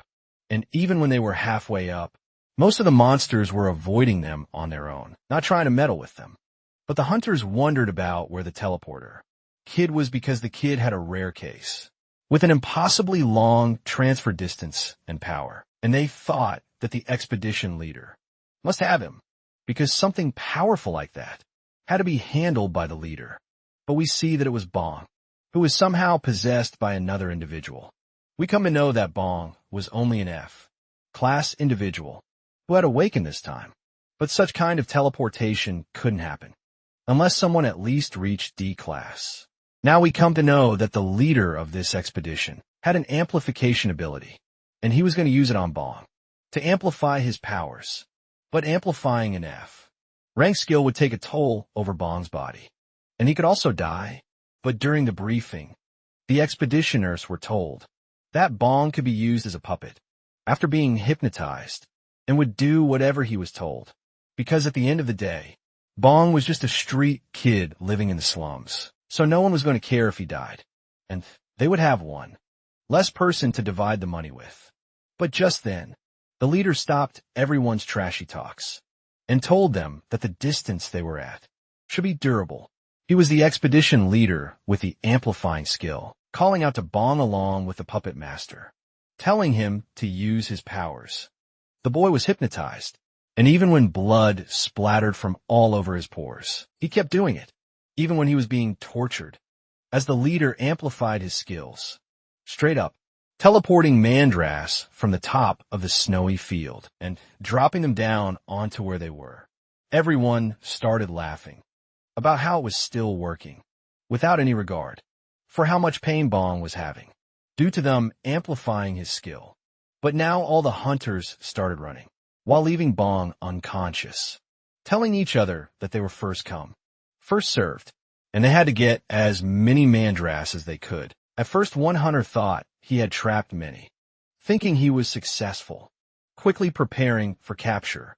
But then came the special Mandra, the one and only Petaryuk, who told every other Mandra to attack. The whole army jumped onto the net used to capture them, biting straight onto the net, while the hunters wondered if this large Mandra was the king of the pack. At first, it seemed like they were eating the net, but in actuality the Mandras were absorbing its mana, knowing that at this rate, the net of light would dissolve. But suddenly a physical-type hunter started attacking, using his enhanced physical strength, smacking away all the Mandras above the net. This was even risky for the King Mandra, and the man said that, even though he wanted to smash the creature into pieces. Right now, since he was huge, he would be pretty expensive, so he decided to beat the Mandra enough so it wouldn't fully get damaged. But just then a man interfered, and with one punch, he threw the hunter several meters away. And he was none other than our boy himself, Ryak, who protected his old friend.